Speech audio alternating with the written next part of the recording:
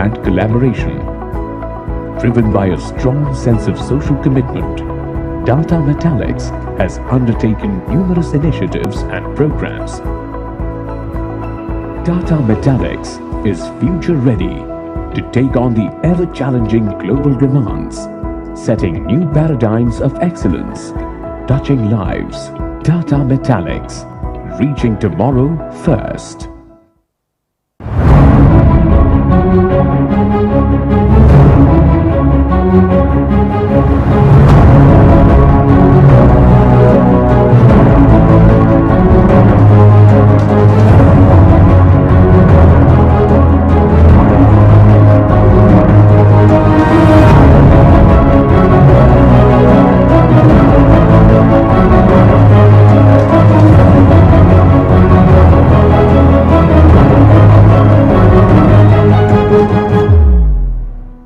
Tata Metaliks is a leading manufacturer of world-class pig iron and ductile iron pipes.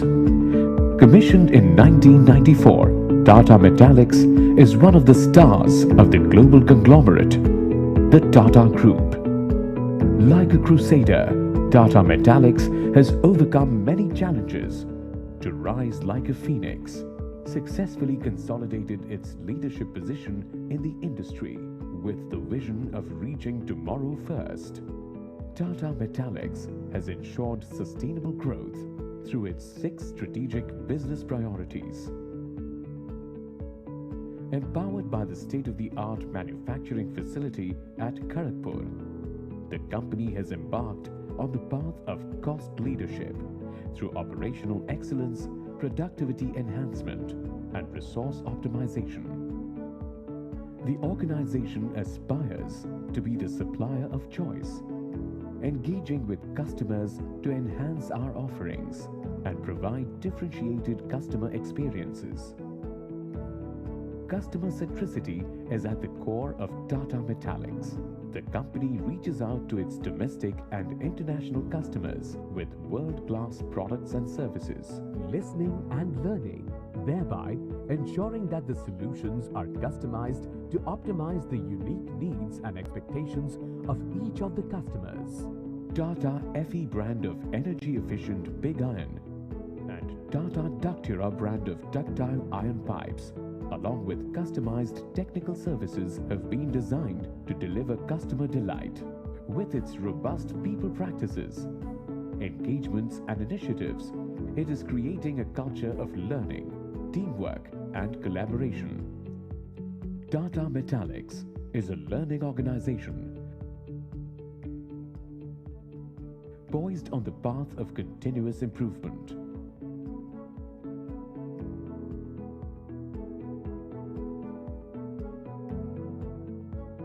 Automation and digitization.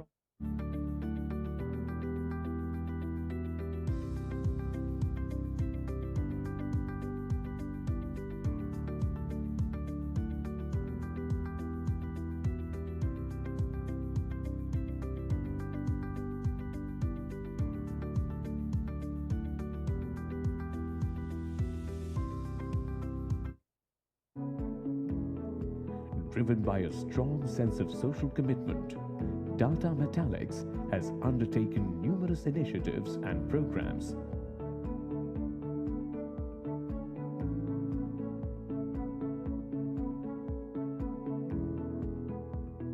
designed to enhance and improve the quality of life of the communities around Kharagpur and Kolkata.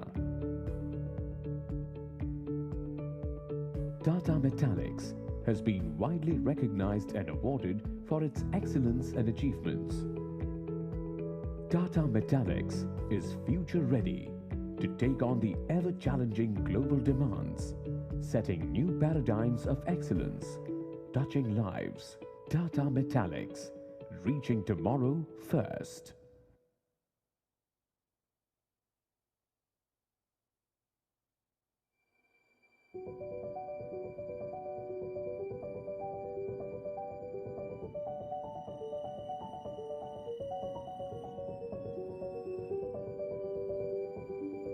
We have engineered the thinnest light-powered watch ever made.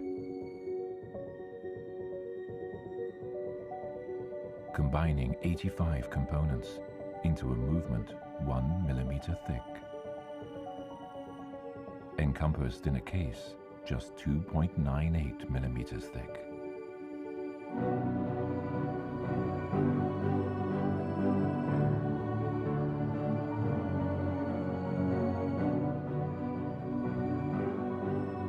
Introducing the Citizen EcoDrive 1.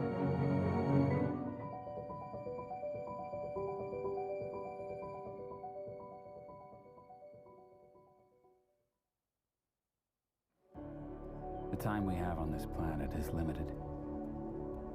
But what we choose to do with our time is boundless. To embrace moments of solitude.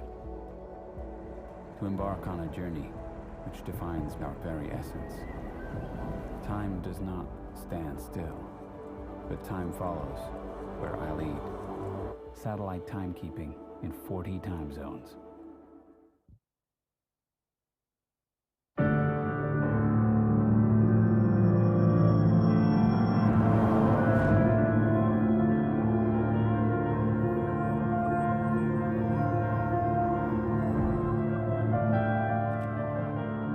What is time? For 100 years, Citizen has made watches that seek to answer that question.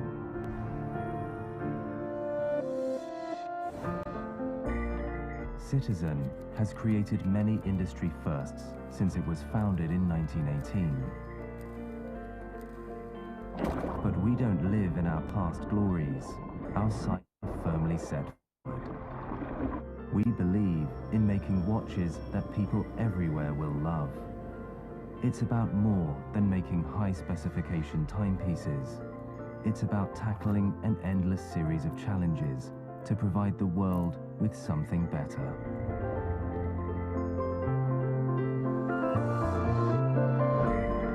We are the citizens, the people who believe that time is not measured in seconds, but in steps forward. We see the world as a work in progress, a place to be improved. If time never stops, why should we? We're heading for better.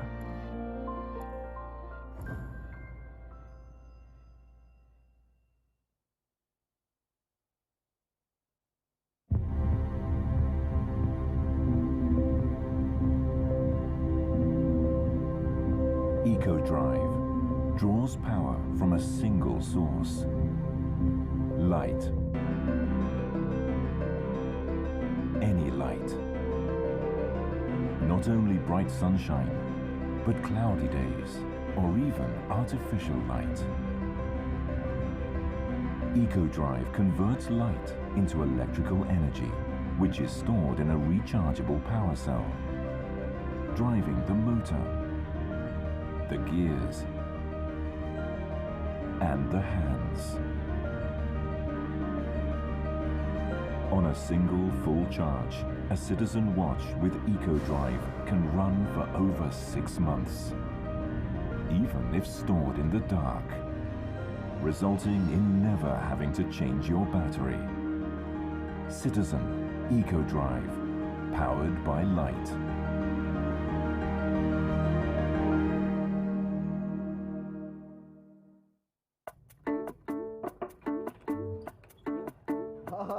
ये आजकल के businessman भी ना छोटे सपने तो देखते ही नहीं।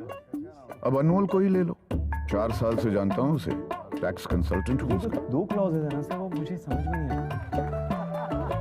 उसने गारमेंट शॉप खोल ली, केबल फैक्ट्री डाल दी, प्रॉपर्टीज भी छोड़ दी, पर मजाल है कि बिजनेस का पैशन थोड़ा भी कम हुआ। 10,000 मीटर। आई एम सॉरी, मैंने टाइम देखा ही नहीं सर। न चैन से रहता है न रहने देता है, दिन रात सुबह शाम बस कॉल कॉल और कॉल। राकेश, ये रिटर्न्स फाइल कब करोगे? ईवे बिल कैसे बनाओ? यहाँ तक कि गाड़ी कौन सी लूं सर भी पूछता है। सर गाड़ी ले ली सर। लेकिन फिर जब आपसे नहीं पूछूंगा तो किससे पूछूंगा कहता है ना, तो पता चल ही जाता है कि कितना भरोसा करता है वो मुझ पर। इसलिए सोच रहा हूं कुछ दूं उसे, जो न सिर्फ उसके बड़े बड़े सपनों के काम आए, बल्कि मेरे काम को भी थोड़ा आसान बनाए। पेश है टैली प्राइम, टेक्नोलॉजी में एक नया नाम जो बढ़ाए आपके बिजनेस की शान। आजमा के देखिए आज ही।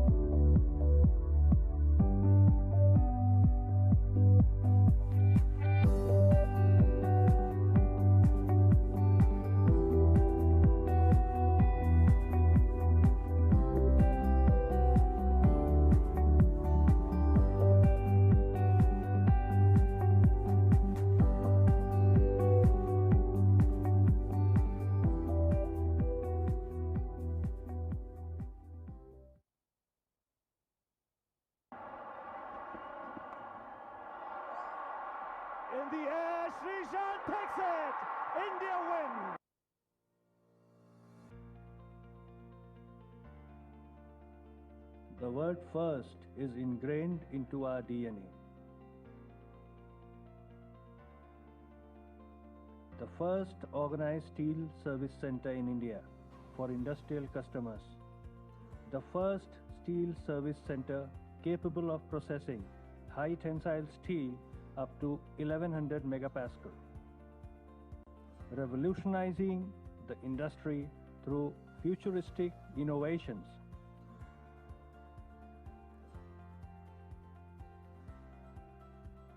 Equipped with cutting-edge technology to deliver innovative products and services to customers.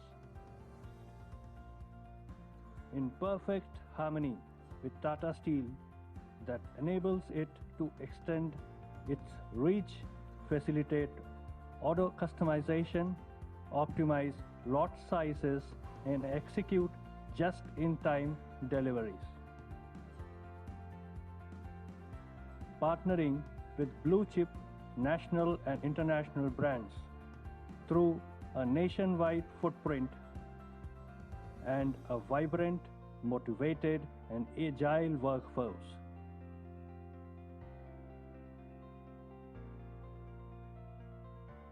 In tune with current market dynamics, yet future ready. 100% subsidiary of Tata Steel, we are Tata Steel Downstream Products Limited.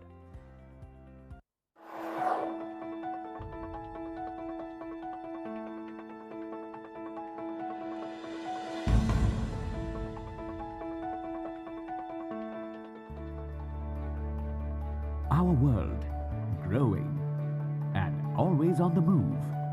What makes it so efficient, effective, and convenient? The answer is data, the core of every modern enterprise, big or small. With increasing number of devices connected over cloud, there also arises corresponding need for a near 100% optimization of IT hardware. Presenting Tata Trinox, the most sophisticated data management racks that enhance data availability, offer superior security and system performance. But what makes Trinox so unique? Made from Tata Steelium CRCA sheets, its slim and elegant exterior fits in conveniently, utilizing minimum space. Quick, easily deployable and compact installation. No raised floors or false ceilings required. Multi-fold fabricated frame to endure heavy loads. Available in single and double glass door options and honeycomb door options with 3-point locking system.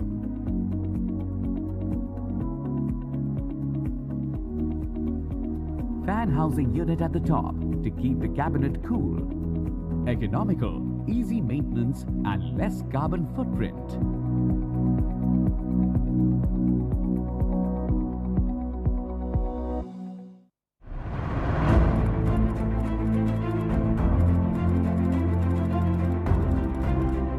SMEs constitute the heartbeat of the world's most powerful economies. The Mittelstand, as SMEs are called in Germany, comprise 3.6 million world-class specialists in specific categories and segments. Japanese SMEs form part of an elaborate framework for world-class automobile, electronics, and machine enterprises. Nearly 30.2 million SMEs form the backbone of the US economy. The private sector in China, mainly composed of SMEs, accounts for 90% of all businesses and makes a contribution to over 60% of GDP. Today in India, SMEs account for 45% of industrial output and 40% of the country's total exports, generating employment for 60 million. By year 2025, 50 million enterprises could be the growth drivers for a 5 trillion economy. What would it take? Indian SMEs need to embrace new technologies and processes to develop and sustain a global competitive advantage. Automation, cloud computing, data analytics, Industry 4.0, 3D printing, with the thrust on transport infrastructure, railways, power and renewable energy, opportunities abound. The electric vehicle market is largely untapped. India is expected to command leadership in EV space with a projected share of 30% of new vehicles sold by 2030. Defense and aviation sectors are throwing open requirements for indigenization of spares and components. In food, in agri-businesses, SMEs hold the key to inclusive growth and play a critical role in India's future. With Make in India as the buzzword, the future of manufacturing is exciting and full of potential. Let's own it together.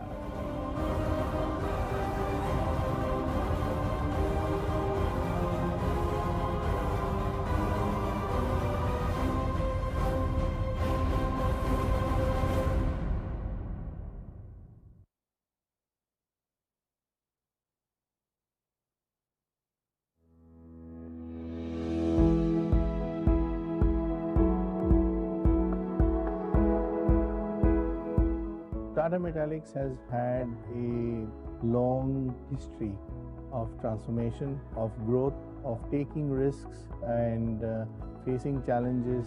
Tata FE brand of energy efficient pig iron and Tata Datre brand of ductile iron pipes, along with customized technical services, have been designed to deliver customer delight. With its robust people practices, engagements and initiatives, it is creating a culture of learning, teamwork and collaboration. Driven by a strong sense of social commitment, Tata Metaliks has undertaken numerous initiatives and programs. Tata Metaliks is future ready to take on the ever-challenging global demands, setting new paradigms of excellence, touching lives. Tata Metaliks, reaching tomorrow first.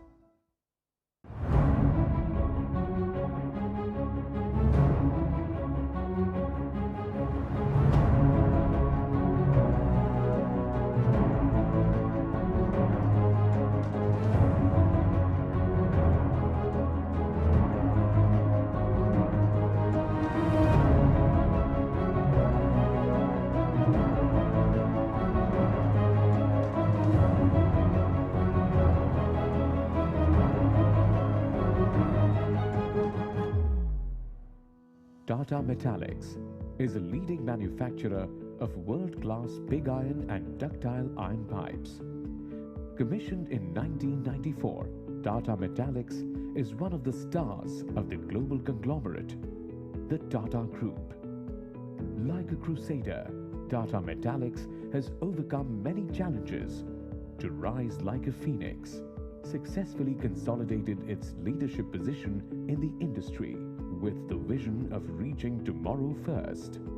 Tata Metaliks has ensured sustainable growth through its 6 strategic business priorities. Empowered by the state-of-the-art manufacturing facility at Kharagpur, the company has embarked on the path of cost leadership through operational excellence, productivity enhancement, and resource optimization. The organization aspires to be the supplier of choice, engaging with customers to enhance our offerings and provide differentiated customer experiences. Customer centricity is at the core of Tata Metaliks. The company reaches out to its domestic and international customers with world-class products and services, Listening and learning, thereby ensuring that the solutions are customized to optimize the unique needs and expectations of each of the customers. Tata FE brand of energy efficient pig iron and Tata Datre brand of ductile iron pipes, along with customized technical services, have been designed to deliver customer delight. With its robust people practices, engagements and initiatives, it is creating a culture of learning, teamwork and collaboration. Tata Metaliks is a learning organization poised on the path of continuous improvement.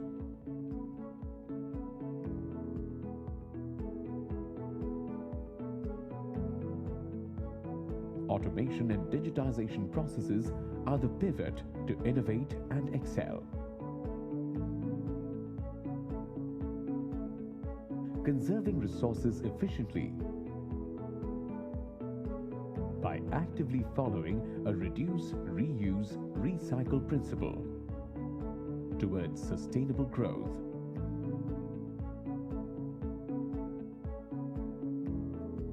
Driven by a strong sense of social commitment, Tata Metaliks has undertaken numerous initiatives and programs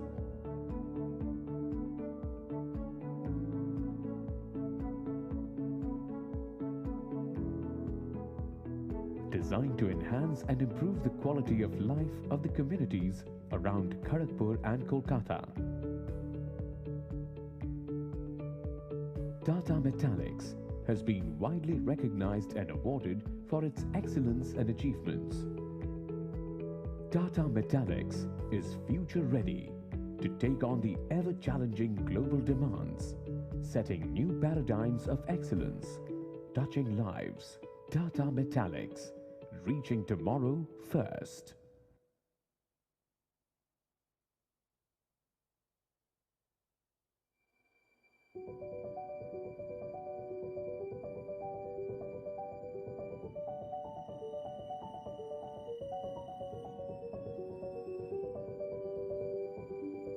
We have engineered the thinnest light-powered watch ever made.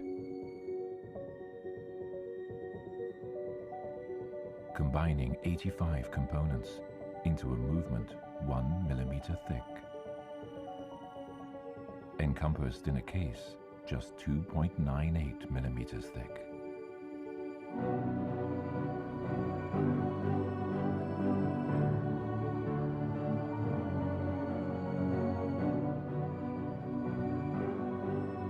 Introducing the Citizen EcoDrive 1.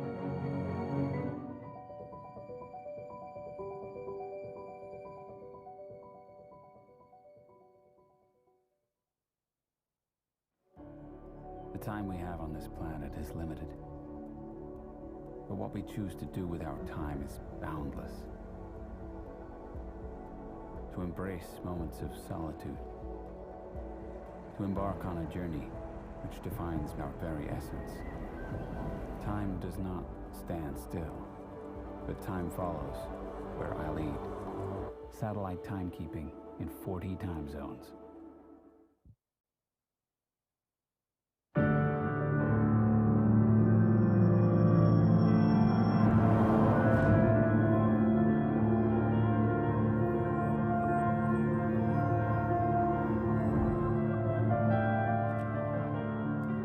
Is time.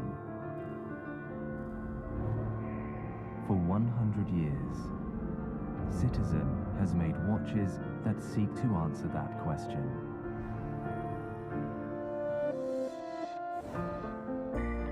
Citizen has created many industry firsts since it was founded in 1918. But we don't live in our past glories. Our sights are firmly set forward. We believe in making watches that people everywhere will love. It's about more than making high-specification timepieces. It's about tackling an endless series of challenges to provide the world with something better.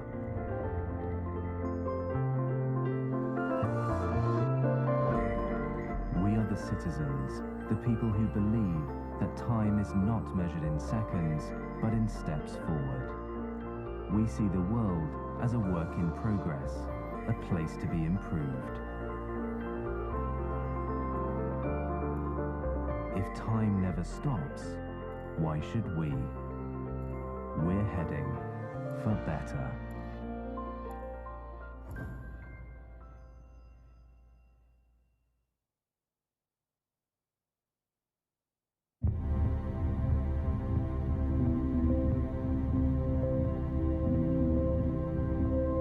Drive draws power from a single source: light. Any light. Not only bright sunshine, but cloudy days, or even artificial light. EcoDrive converts light into electrical energy, which is stored in a rechargeable power cell, driving the motor, the gears, and the hands. On a single full charge, a citizen watch with EcoDrive can run for over 6 months, even if stored in the dark, resulting in never having to change your battery. Citizen EcoDrive, powered by light.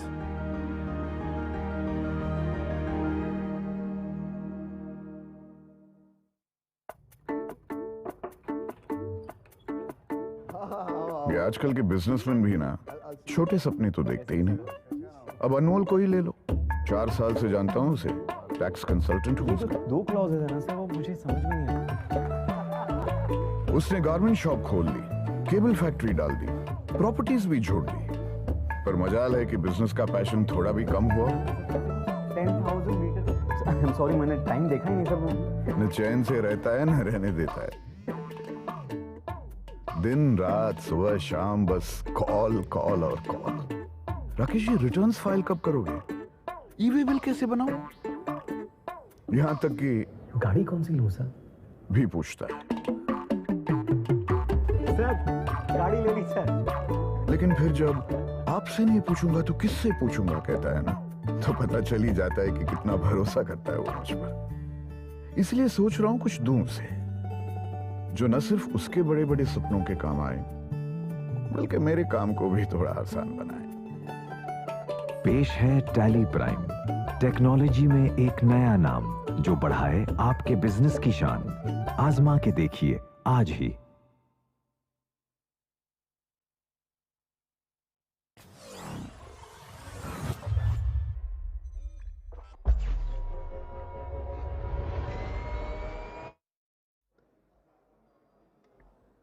Good morning everyone. We request all of you to kindly take your seat. We are going to commence the program within another 2-3 minutes. So kindly take your seat please.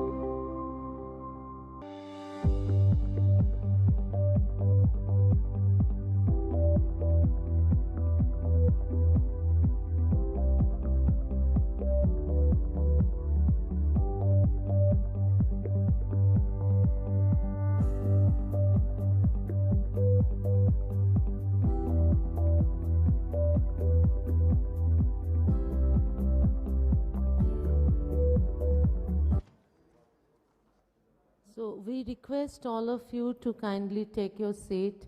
We are going to start the program right now, so please take your seat and so that we can start our program.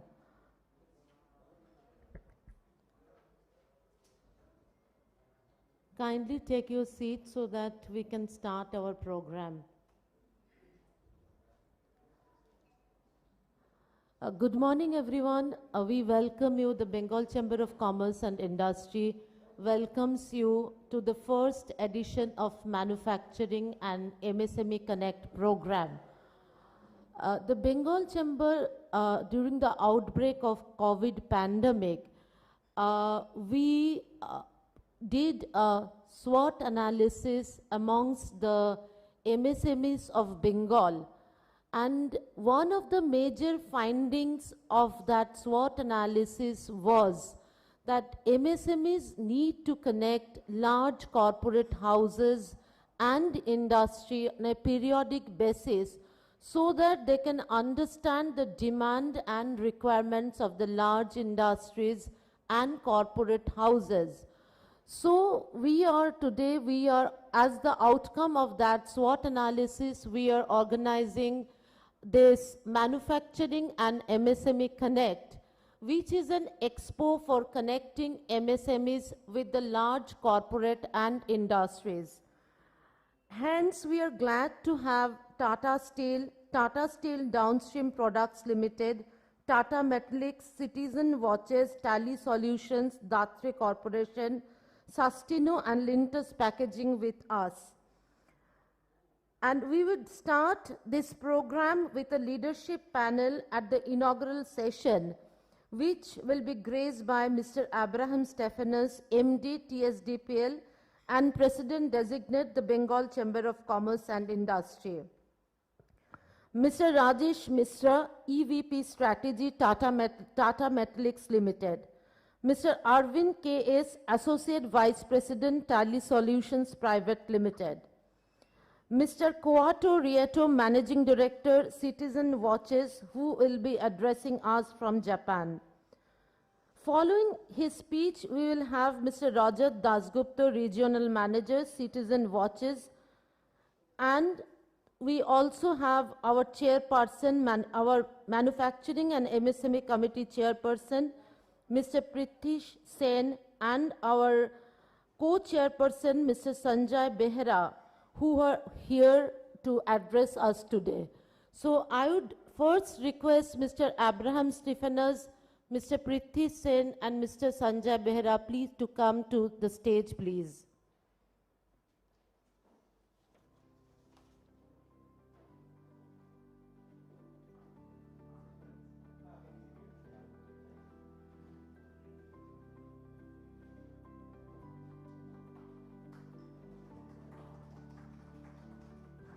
Thank you, sir.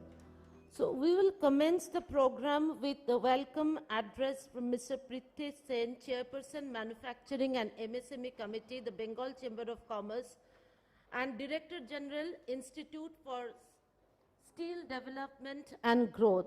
Sir, please.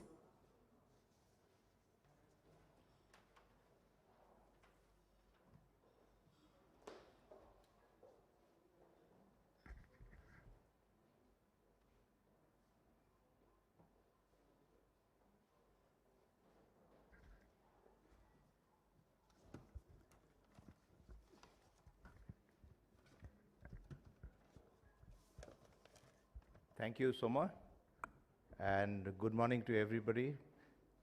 Dignitaries on the dais, Mr.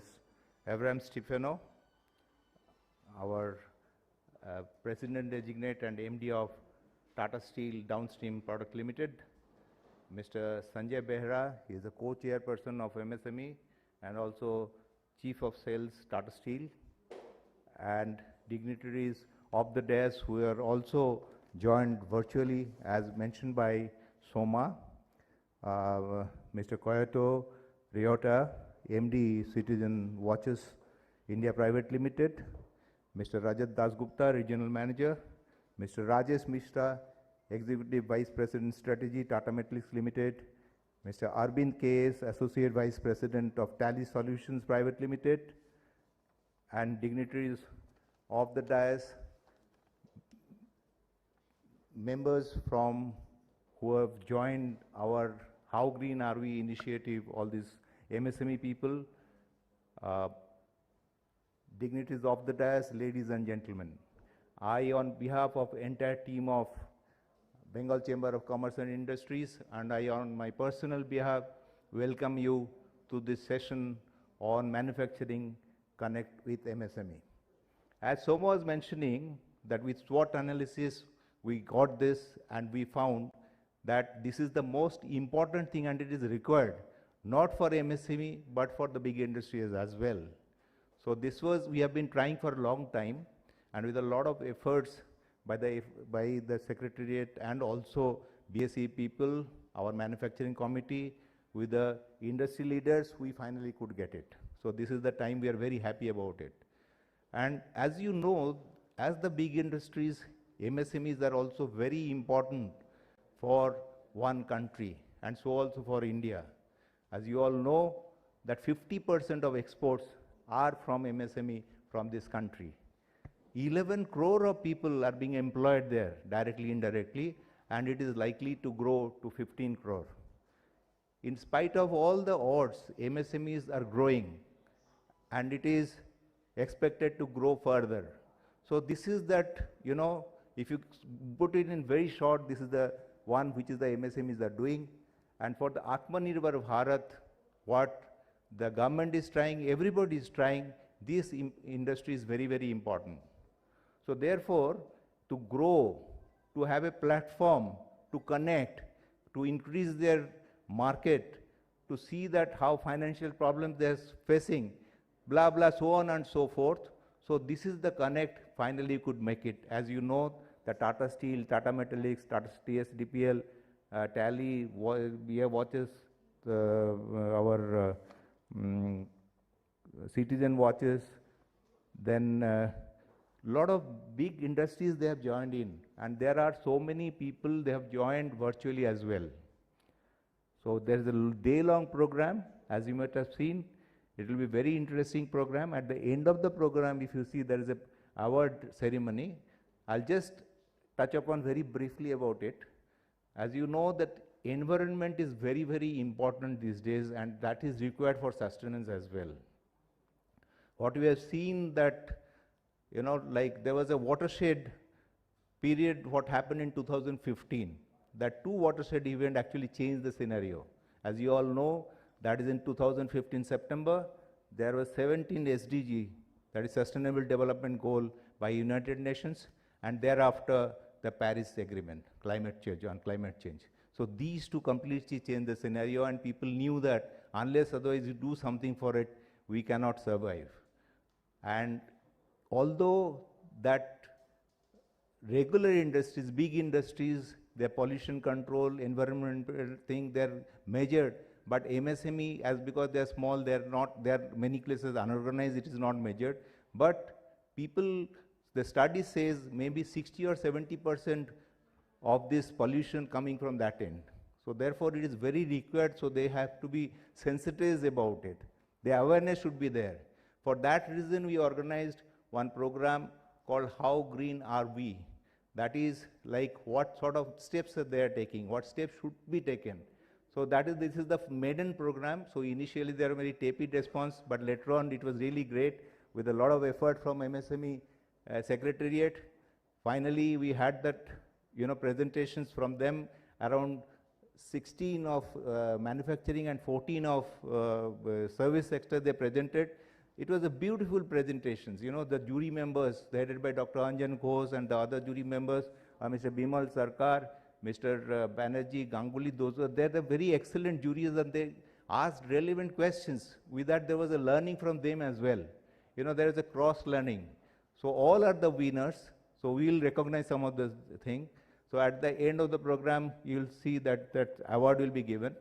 So here I may say you enjoy the program, take the best out of it, and I wish you all the best. Thank you very much.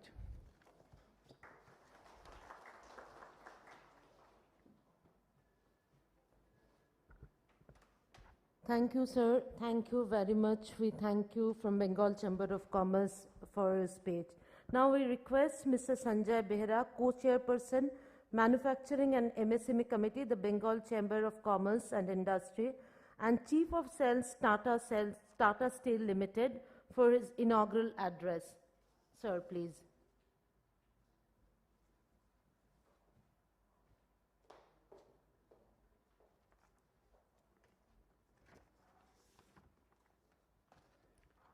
Ladies and gentlemen, a very good morning on behalf of Bengal Chamber of Commerce. I hope everybody is taking necessary precautions because the COVID pandemic has disrupted the entire life.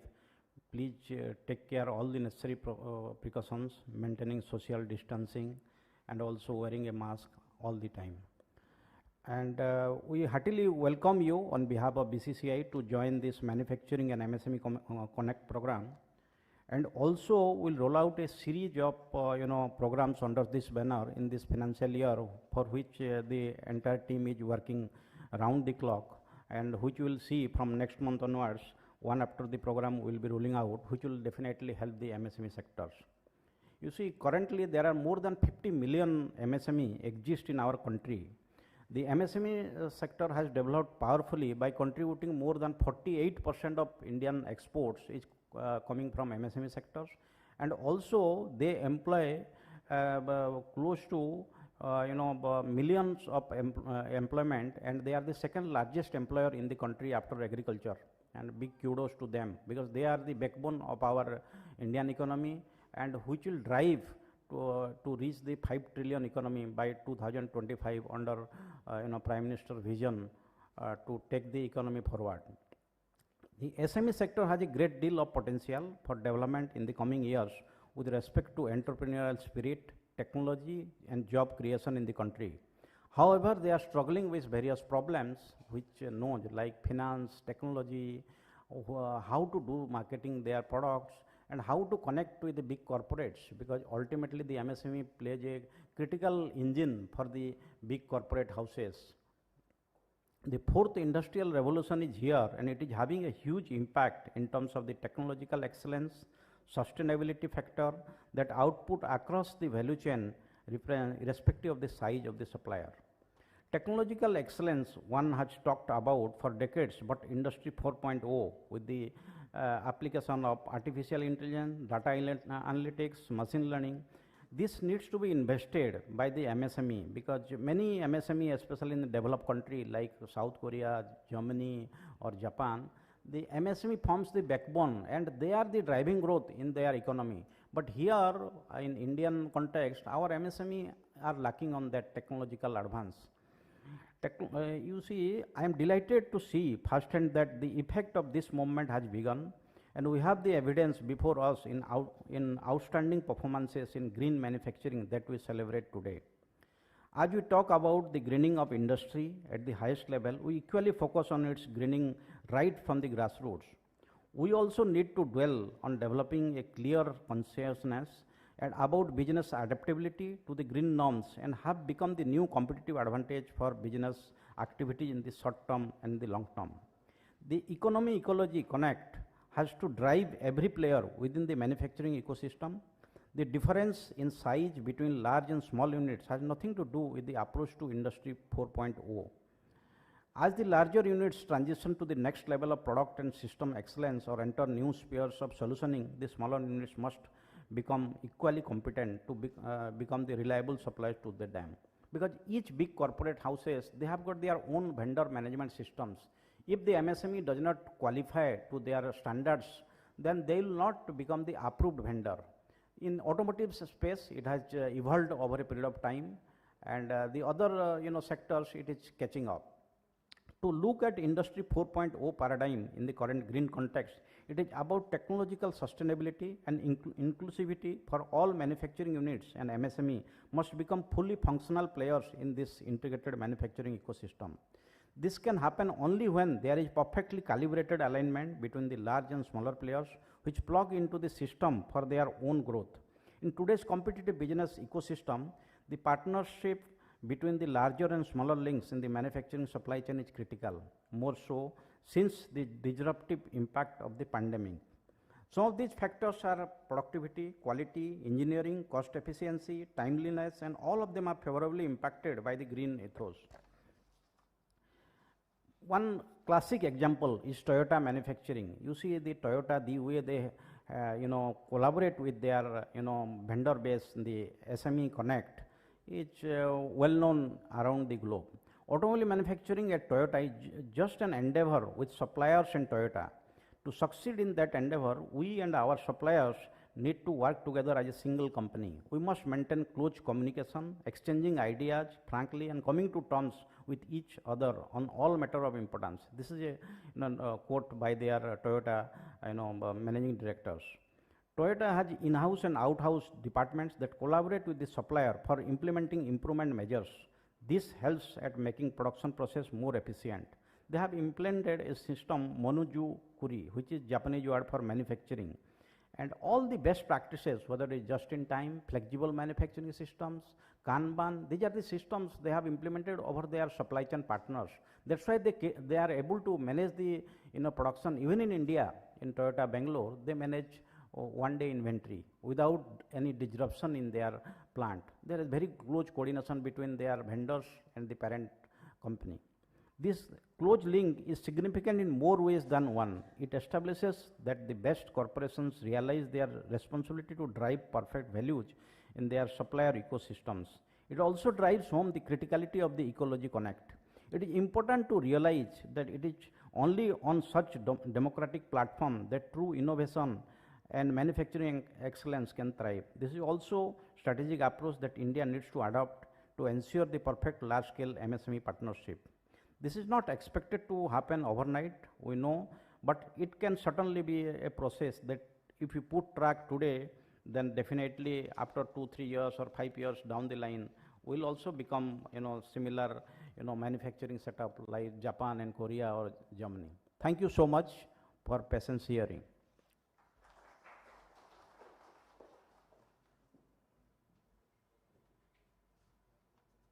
Thank you, sir. Thank you for your enriching speech. Now we welcome Mr. Abraham Stephanus, President Designate, the Bengal Chamber of Commerce and Industry, and Managing Director, Tata Steel Downstream Product Limited, for his keynote address. Please, sir.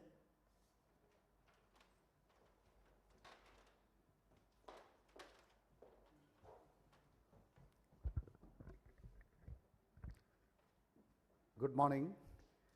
May I also add my personal welcome to all of you and also from the Bengal Chamber for being here and attending this Manufacturing and MSME Connect conclave. As you know, the health of MSMEs is vitally linked, or the health of the state is vitally linked to the health of MSMEs. In a discussion about 6 months back in the Tata Group, the senior leadership of the Tata Group, including the group chairman, we were discussing what are the key changes that are happening after this COVID pandemic has happened. And 4 major trends were identified. One was that the digital transformation that was already on the way, that has got accelerated. It is happening much faster today than it was earlier. Second is, there is a complete rethinking and reconfiguration of global supply chains, because the first wave of the pandemic really disrupted many supply chains globally, and some of which have still not recovered.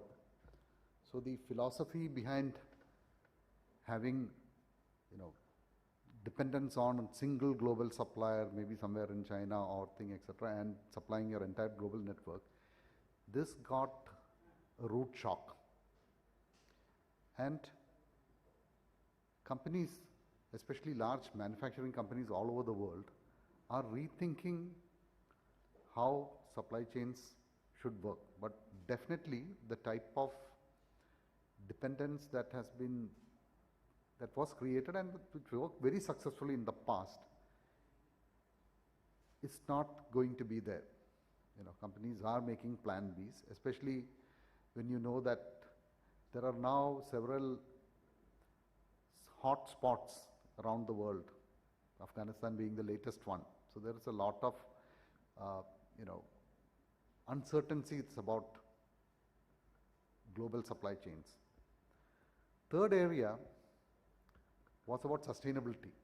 And of course, my predecessor speaker, Sanjay Behra and Pratish talked about it. Sustainability is increasingly become, if you want to be in the global marketplace, then sustainability is a given. You have to have sustainable manufacturing practices, and these are costed into the products, they are costed into the marketing expenditures, and in many times one cannot qualify to be a vendor to any major supplier, any major buyer in the world if you don't have sustainable manufacturing practices and if you are not certified. The fourth big trend is that what the Tata Group chairman called a global talent cloud. What is the global talent cloud? Today itself we will see an example of that, because the speaker who is addressing you after me, Mr. Toyota, he is addressing us from Japan. Okay, he is not here physically. Today, you don't have to have engineers work, if you are an industry in Kolkata, you don't have to have engineers sitting here and working with you. You can hire engineers from any part of the world.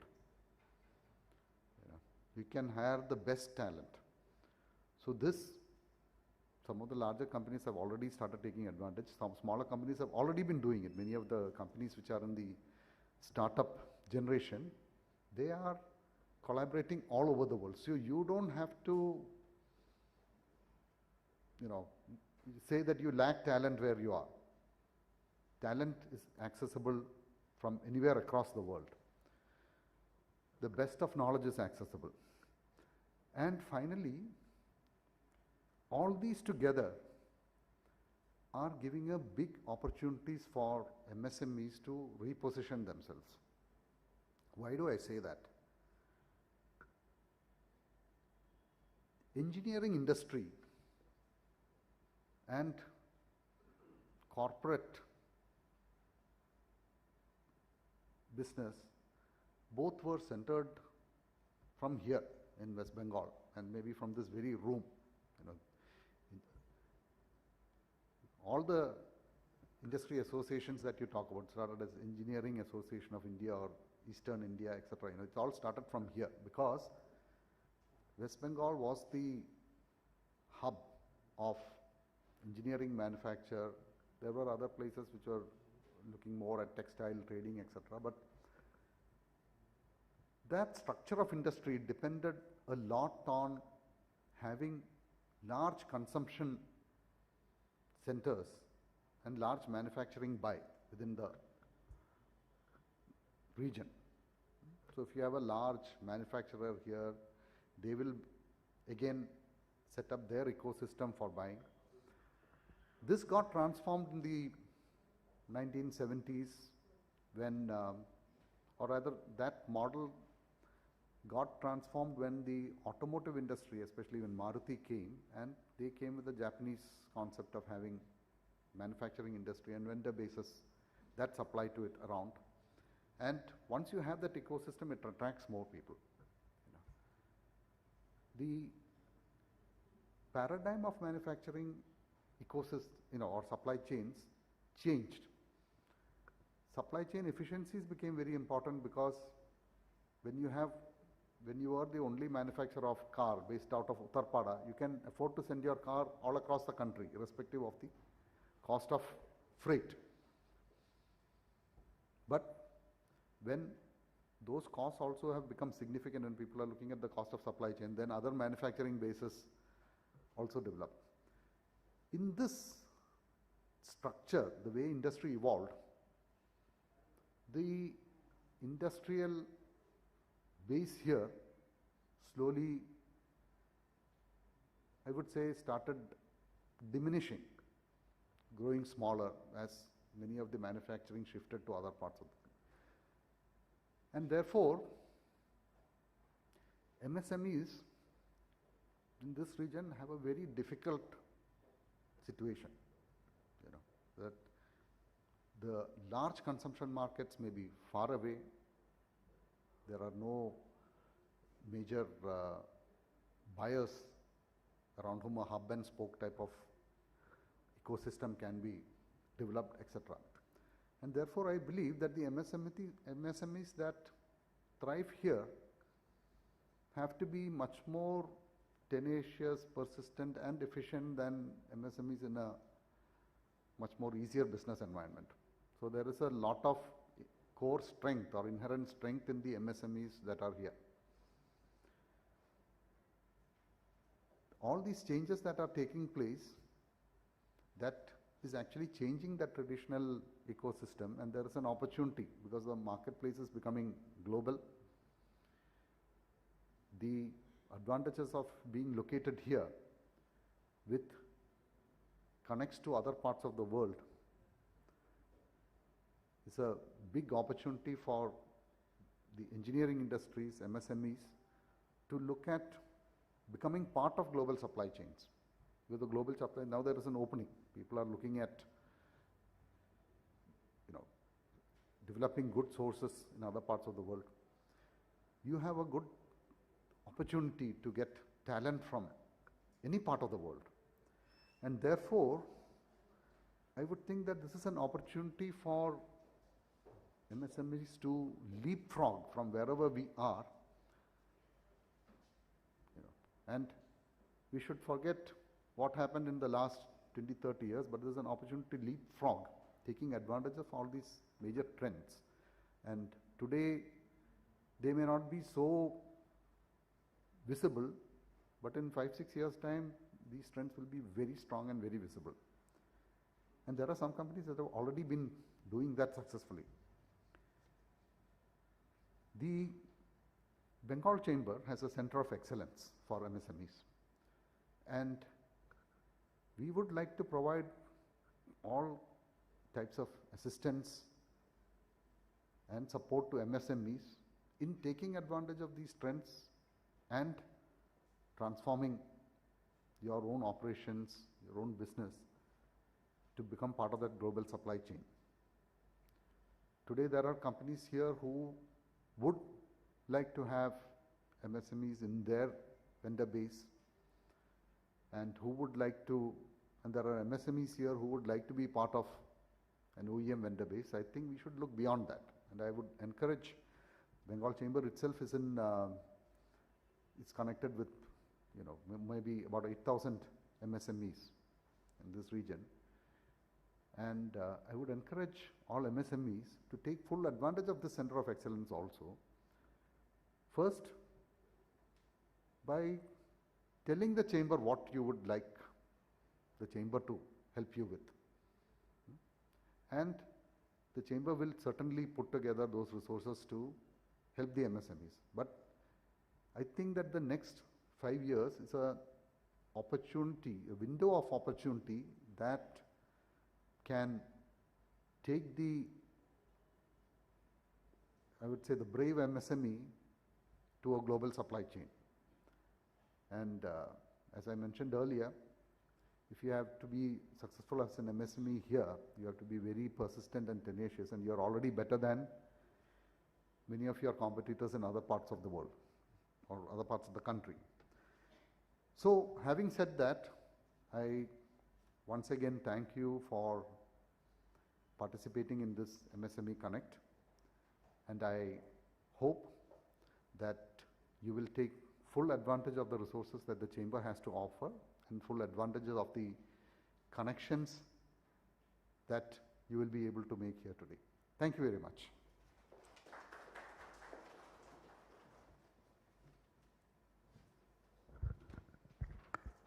Thank you, sir. Thank you for pointing out so many significant areas. The Bengal Chamber will definitely try to address those areas and, will take further initiatives so that the points made by you can be addressed.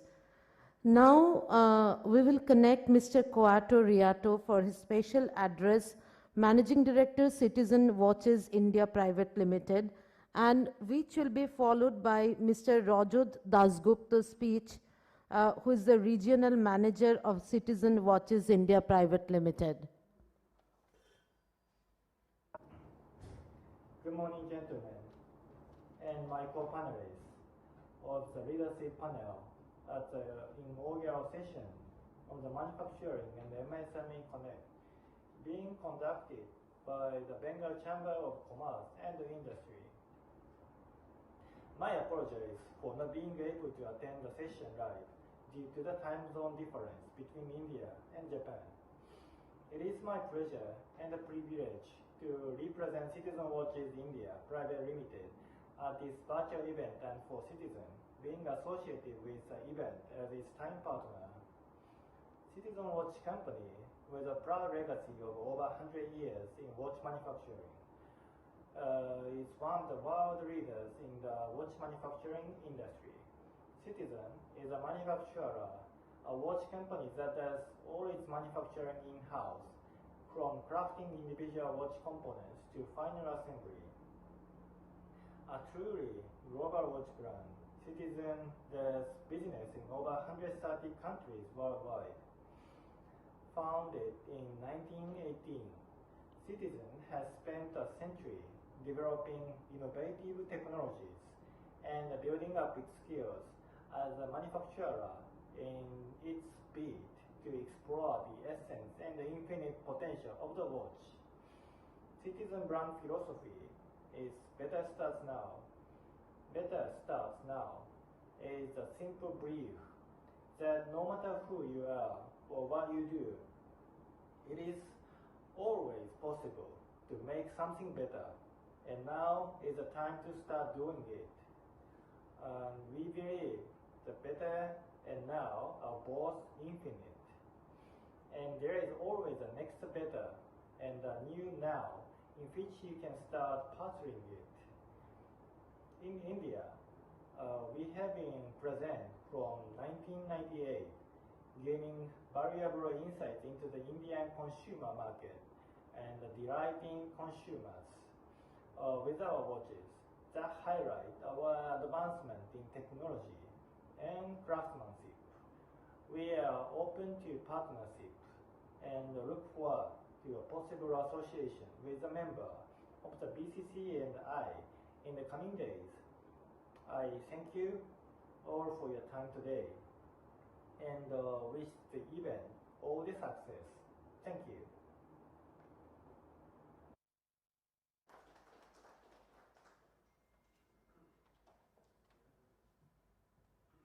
Mr. Rajat Dasgupta, you can turn on your video and can make your comment now.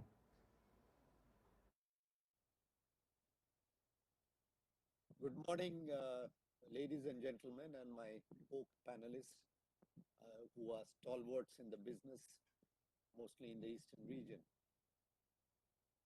I would like to thank BCCI for inviting Citizen Watches to be a panelist and also partner as a time partner in this important conclave, which is impacting our Mother Earth. As already highlighted, MSME plays an important part in our country, and their participation is essential to go forward in this direction. In this program where how green are we is one of the very important factors which is impacting our Earth. What I can delve upon is what Citizen is doing right now and what they are trying to do in the future to see that this aspect is growing further. Somewhere I have read that every 2 minutes, the energy reaching the earth from the sun is equivalent to the whole annual usage of humanity. All the energy, all the cars, everything moving, all the lighting, all the air conditioning of the world in 1 year is equivalent to 2 minutes of the sun.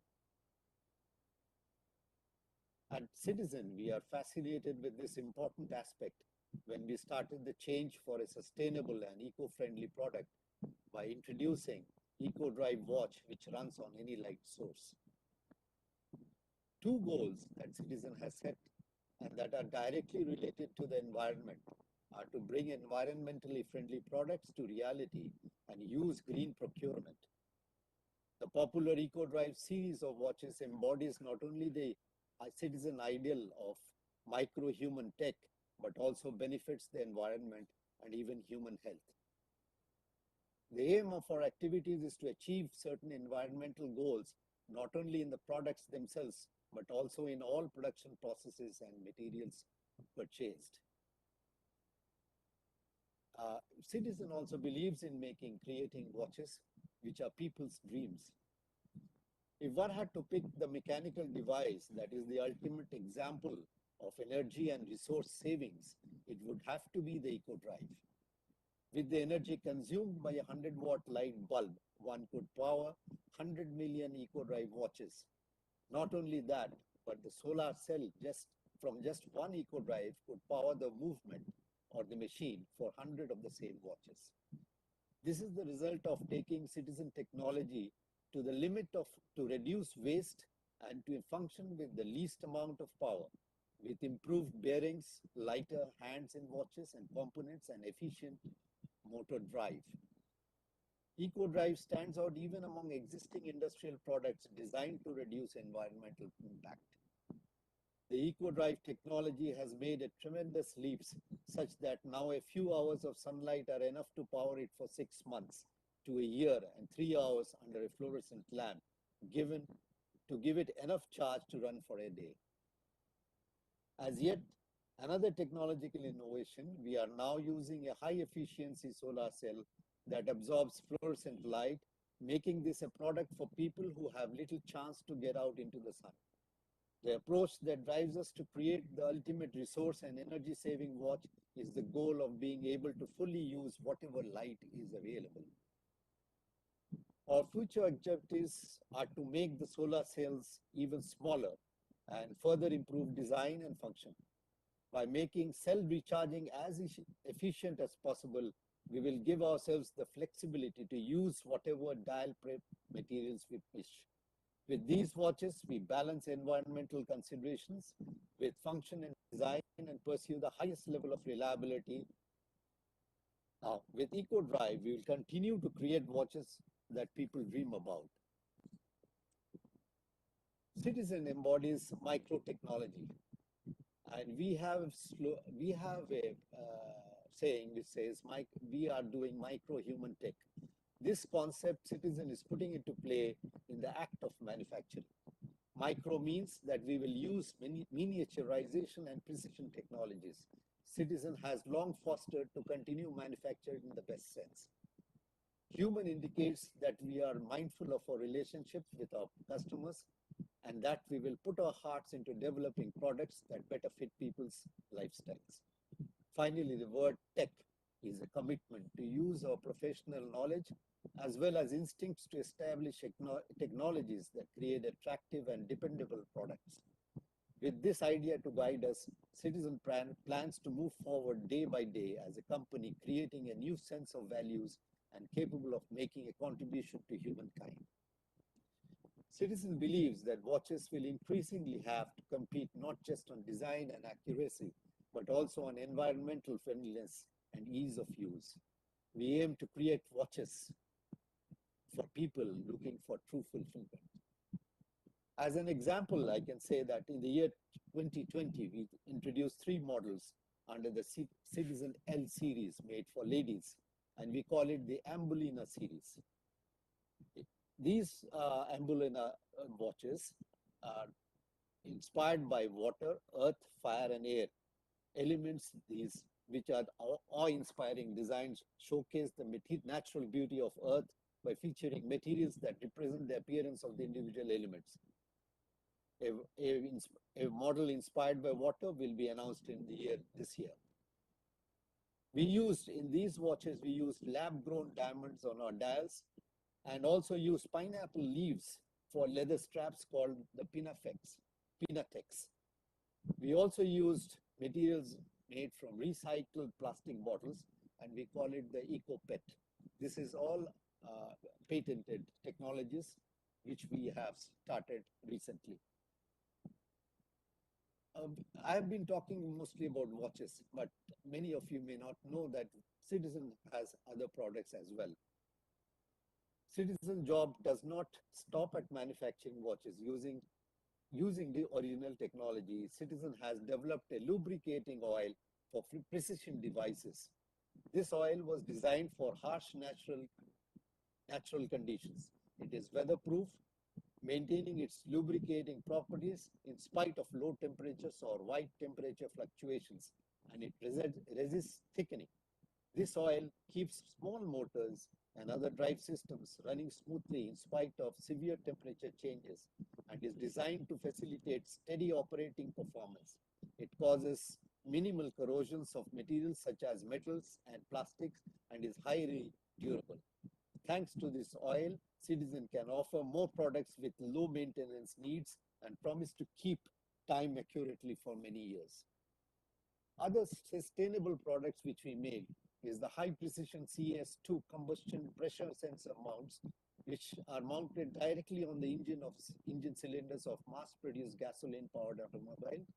It enables very accurate control over engine operation and could ultimately provide environmental benefits, including reduction of exhaust gases and improved fuel efficiency. Test data show that engines equipped with the sensor are 5 to 20% more fuel efficient. Attaching this sensor to 10 million automobiles each year, which is about 20% of the annual production worldwide, could therefore cut the usage of crude oil by 1 million kiloliters per year. We also make IC sensor chips for automatic measuring systems, which are used in marathons and other activities in sports. We are also manufacturing white LEDs developed as a light for camera-equipped cell phones. The City Light CL590 is a white light emitting diode. It provides 60% more brightness than conventional LEDs while saving energy, and can capture motion and still images in places once too dark for shooting. In the industrial equipment, the L327 compact automatic lathe reduces energy consumption by 35% compared to earlier models. The center is particularly advantageous for machining automotive, medical equipment, and IT components. We realized energy saving and quiet operation to reduce environmental impact greatly, by replacing all of hydraulic and pneumatic actuators and servo control motors. This system machines metal with diameters of up to 32 mm and is also capable of simultaneous front and back machining. The dramatically high level of productivity offered by this system has won praise from many customers. The list of products enhancing sustainability and energy saving is numerous in Citizens, from our low frequency vibrating cutting technology to join materials using frictional heat, reducing the amount of material wastage. It has been my privilege to join this effort made by BCC and I, and we hope this movement to grow in stature, to change quickly the way we think so that mankind may survive. The time as projected by United Nations recently is running out for us. Thank you, gentlemen, once again, and wishing all the participants success. Thank you.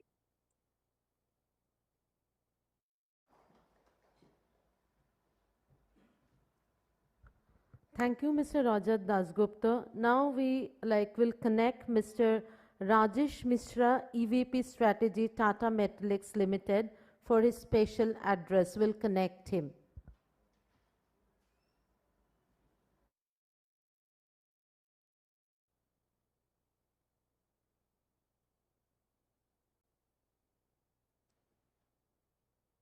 Good morning, ladies and gentlemen. I hope I am audible.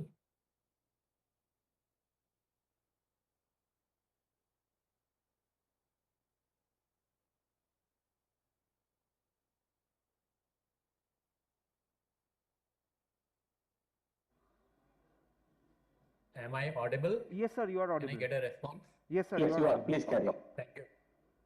Thank you so much. So good morning, ladies and gentlemen, once again.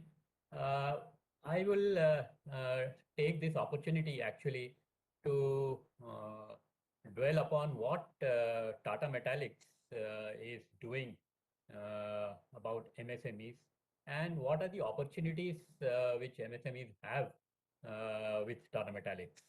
So just for an idea or for introduction about the organization, Tata Metaliks has a plant in Kharagpur. Many of you might be knowing. It manufactures ductile iron pipes and pig iron. These are the two products. So we actually manufacture about 550,000 tons of hot metal, from which per year, from which about 225,000 tons of ductile iron pipes are produced, and balance is cast into pig iron and sold to mostly foundries to manufacture castings. In terms of involvement of MSMEs in the entire value chain of Tata Metaliks, we have MSMEs both on the side as a supplier and service provider, as well as we have a lot of MSMEs as our customers.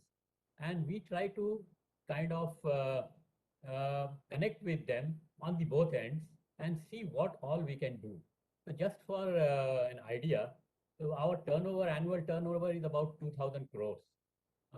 And from that, the business, what comes under the category of MRO, maintenance, repair and operation, is about 350 crores and per annum. And out of this 350 crores, about 100 crores of business is actually given to MSMEs. So which is about 30% of our business is with MSME, which is the general norm. We see MSME's involvement in the GDP is about 30%. So we are also at kind of similar level.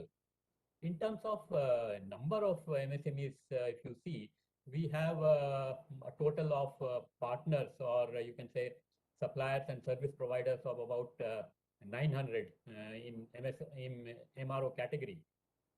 Total, we might be having about 1,400, which includes transporters and then capital equipments and raw material suppliers and other things.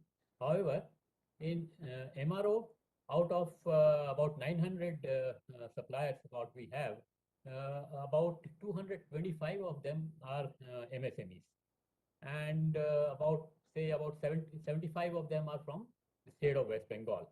In terms of business also, out of about say 100 crores of business what we have with MSME, about 25 crores comes from the MSMEs located in West Bengal. So if you see the current kind of involvement of Tata Metaliks in MSMEs is quite okay. Of course, there are opportunities of increasing this business further. We are actually on expansion mode. We are doubling our capacity of ductile iron pipes. So by end of this financial year, we would be close to 400,000 or 425,000 tons per annum. So which will increase the business of MRO from about 350 crores to about 500 crores. And so MSMEs have an opportunity to increase the business from 100 crores to at least 150 crores. So there is a plenty of opportunities available for MSMEs. Now, I would come to areas where our MSMEs are actually, or what are the opportunities. We actually sourcing in terms of, say, repairs or spares of mechanical electrical items, which is a major area of our business. We also have a lot of other items which are, say, of material or consumable nature. For example, refractories, paints, conveyor belts, then many other similar kind of materials which are required in manufacturing, where the MSME organizations can actually get involved with us. Our say process of registration is not at all complicated. It's a very simple process. We encourage MSMEs because they are generally quite agile. While business, their delivery times are really short, and there are opportunities because of which we can deal with the MSMEs. We have almost entire ductile iron pipe machinery from China. And one of the major areas or problems or challenges rather what we face is after a few years, all these equipment require spares, replacement and things like that. And most of them do not have, most of the components, drawings are not available with us.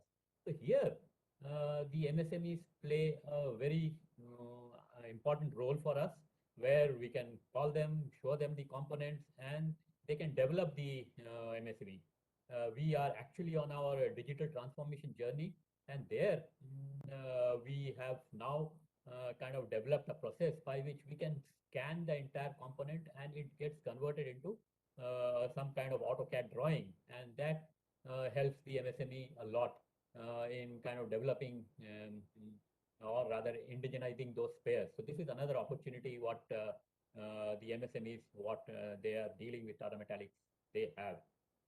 In terms of registration, we actually look at 2-3 aspects because apart from technical capability and competency of manufacturing the product or delivering the service what we are looking for, we also look at few other things. One is the value system. We would like to deal with those MSMEs who actually have value systems which are similar to Tata value system.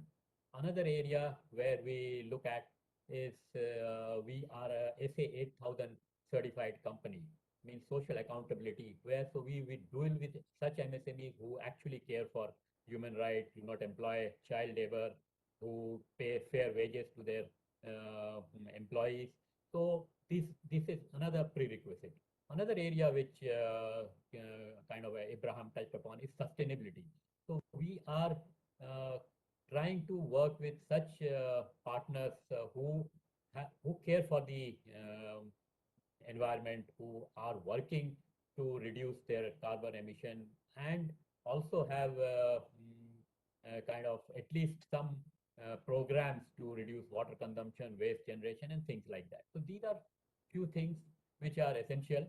And in terms of service MSMEs who are involved in our services at our plant, we look at a very important aspect of safety. We have a star rating of the service providers, a 5-point star rating, where a minimum of 3-star the vendor or service provider should achieve in order to do business with Tata Metaliks. So we are very much concerned with safety, and we help the MSMEs and all our partners in kind of coming up with or improving their safety practices, or even technology front, whatever possible we try to do with them. I'll now just, I'll take a few minutes just to touch upon what we do with our customers who are also MSME. About 50% of our business, say out of 2,000 crores, 1,000 crore is comes out of pig iron. And pig iron is raw material for foundries who manufacture castings.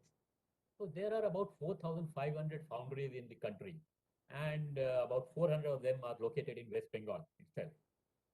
30% of our pig iron is sold to West Bengal. And what we do, out of these 4,500 foundries, almost 90% are small and medium enterprises. So you can imagine the involvement of MSMEs as manufacturers of castings. Here, what we do, apart from supplying the pig iron, which is the basic input for their castings, we work with the customers on various aspects. We improve their operations. We try to work upon reducing their energy consumption or carbon emission. We work up with them for improving their safety practices. We work with them to improve their pollution control facilities and things like that. So we have a kind of seamless arrangement with our customers who are not only just a buyer of our raw material, but also user of our assistance and technical services, what we provide to them. So this is how we try to make the MSME more competitive for whatever business they do with their customers, who could be automobile, could be engineering castings, could be sanitary castings, could be anything else. So these are the areas where we try to work upon with MSMEs. So we will deal with some specific questions which the MSMEs have with Tata Metaliks in the session which we will have. However, for the time being, I would like to say that there are a lot of opportunities, not because we are only expanding, but also we are also on our digital transformation journey. And we have seen that there are a lot of small organizations who provide various kinds of digital solutions, and they have become our partners. And I'm sure that many of you who are actually in the digital field, they can come up with us and provide solutions and be part of our digital transformation journey. So I would like to work with BCCI in whatever form possible to support the MSMEs, and would like to take this opportunity to increase the business share of 30% to at least say 40%, if not 50% in our total business volume. Thank you. Thank you all.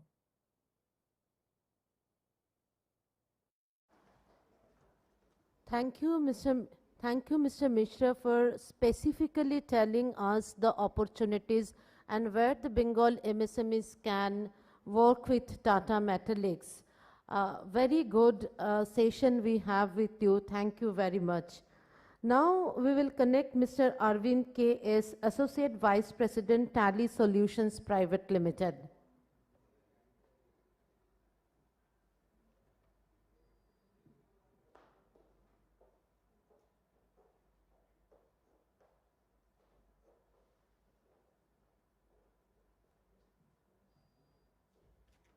Mr. Arvind, if we can have your video turned on, please.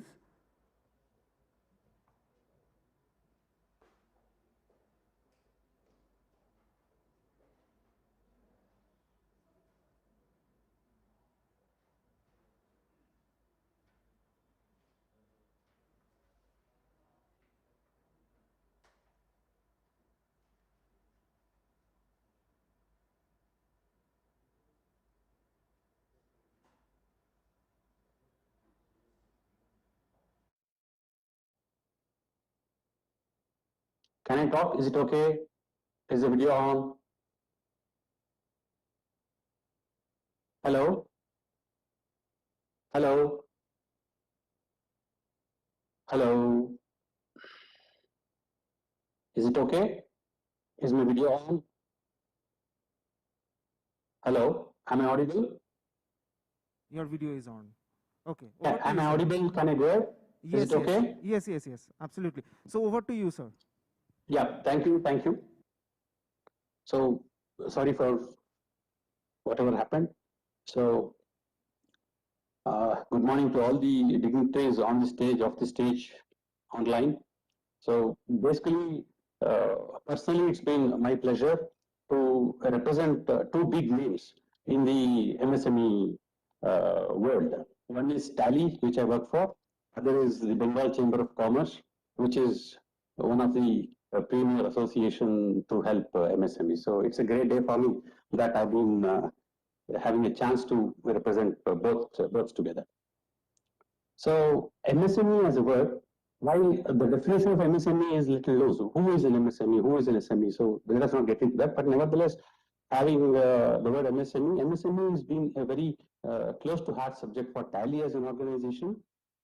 We've been serving MSME for the last 3 decades, and we have got great plans to serve them going forward as well.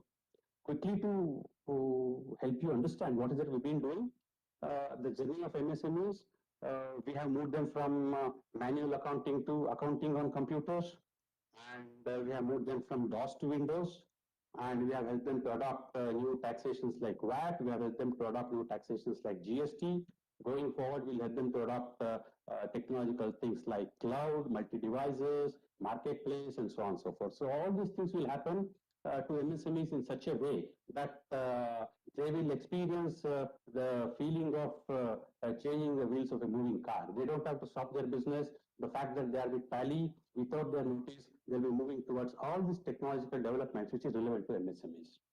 So that way, this is the journey which by and large Tally has been doing with MSMEs. To tell the size of the impact of what we've been doing, we have over 2 million official licenses of Tally in India, and the licenses can have multiple companies to it. So we estimate over 4 million businesses using Tally in India. So that is the impact which we create for all this journey what we've been doing. So to quickly tell you what is that we have done in the recent past, especially the post-COVID or the new normal way of working happening, is that we have started a new initiative called Recognizing the MSMEs. So we have a series of awards. We've been doing it for the last 2 years. Now that we have got a chance to connect with Bengal Chamber of Commerce, I will ensure that we work with you in advance and see these awards become more and more meaningful and apt. So this is one request I have. I will definitely connect with you on this. But the fact that we've been recognizing a lot of MSMEs across the country and their services, their hard work that have been doing to the nation and its goodness. So this is one what we've been doing as Tally. Then the most important thing is, especially during the pandemic, we have offered all our customers free rental license. So suddenly the need for people to work from anywhere got into place. So while our software is an in-premise software, the need for people to work from anywhere, be it their house, be it their villages or whatever it is. So we offer them free packages, rental packages, so they can manage that time to work from wherever they are. So this was done for our customers, and we do have a whole lot of partners who do represent a portion of MSME community. We have got more than 10,000-12,000 partners. So we have taken care of their working capital needs. We have taken care of their fixed expenses. We have helped them to sell online. How do they change their system from a very one-to-one connect selling to a digital connect session. So we've been helping them a lot, and we can see the entire partner system is now getting used to the new way of selling because of all the hard work and support that we as Tally have been giving to our partners. So that is one part. So these are some of the things which we've been doing to take things forward.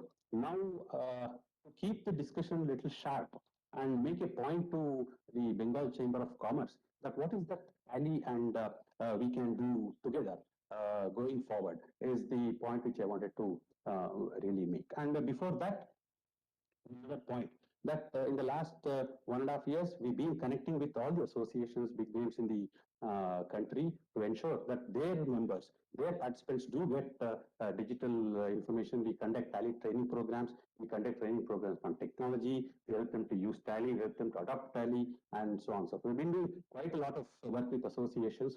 And today I'm very happy that while we are very late, that we at least got a chance to connect with the Bengal Chamber of Commerce, and this is a great starting point for us, and we are going to take this ahead in a big way is the hope and the request I have for the association. Now, coming to what is that we can be doing together is that while MSMEs is a very big, very large name, so I want to put a small condition that what is my definition of MSME here.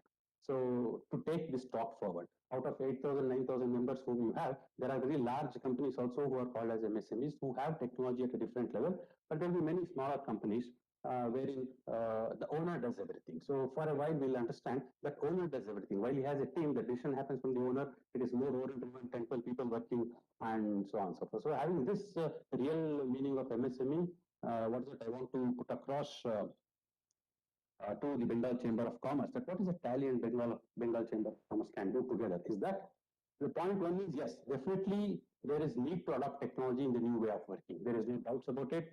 If there are two businesses who are doing same today, one adopts technology today, one doesn't, in the next 1 year, there will be a lot of difference between both of them. The market rejects the one who is not into technology. So that is the point. But the beauty of the word technology is what is technology? So if you talk to a small and medium enterprise person, you have to be technology compliant. He will ask me, what is that all about? So it's just saying you have to be healthy. So what do you mean by healthy? What is that you need to do? So there are some basic things that we have seen working closely with MSMEs that we need to see. What do you mean by transforming industry, transforming a business into a technology platform? To start with, is that we should basically have these 3-4 things in mind. Any business does have these 3-4 components to it. Point number one, they have something called ordering, be it receiving or be it giving of order. There is something called recording of entries, which is normal, irrespective of the size of the business. There is something called payments which you pay and payments which you receive. And there is something called closing of books. And especially now, GST being so important and vibrant in the country, it is filing returns and so on and so forth. So these 3-4 things plays a very important role. And the fact that all these 3-4 things, that is ordering, recording, payments, and closing of books, and statutory compliance are digitized, is the first symptom of a business that yes, they are on the path of digitizing, they are on the path of getting into the path of technology. So my request or my suggestion to Bengal Chamber of Commerce is that we can closely work with all your members and even more in the geographies wherever you have your impact to take it forward.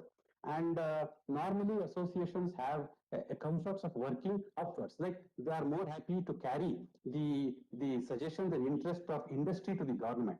But here it will be little different, but we have to carry technology to the members. So it is a downward movement. It will not be that easy, but it will be a great impact that we can create together. We are there to set everything. The point which I want to make here is, yes, we can look into a set of businesses who are small enough to take care of all these things. We can go line by line to check whether their ordering is digitized, whether the recording of entries is digitized, payment is digitized, closing of books are digitized, filing of returns are digitized. In fact, Tally is one of the, I'm not trying to sell Tally here, but I cannot avoid the word Tally here to make my statements as impactful or as aptly it is to be. So we have got the best of the solutions for filing GSTs, and the best part of Tally is it takes care of your accounting, it takes care of your compliance, other things. It gives you time to do your business. The beauty of Tally is it allows you to do your business which you are supposed to do. And hence, what we can do together is with the Bengal Chamber of Commerce, we can get into some small set of businesses who need this help, work and drive together and ensure that they are digitized, they get technology into place so that they are allowed to take care of this business going forward. So with these few words and suggestions, Tally being a 1,000-man company, working day in day out, we got a huge roadmap ahead. We've been having wonderful products, wonderful services that the accountants community, business community has been accepting. So with this, I would like to once again thank for getting this wonderful opportunity to be a part of talking Tally with one other brand called Bengal Association Chamber and Commerce. So I would thank for giving me a chance and see how, with some of the thoughts what I have given, that Tally as a company and Bengal Chamber of Commerce as an association can help their members to catch up the challenges which the new normal, the post-COVID or work from anywhere concepts have given to the industry and the country. Thank you. Thanks for giving me a chance to share whatever little I have understood from the market. Thanks for that.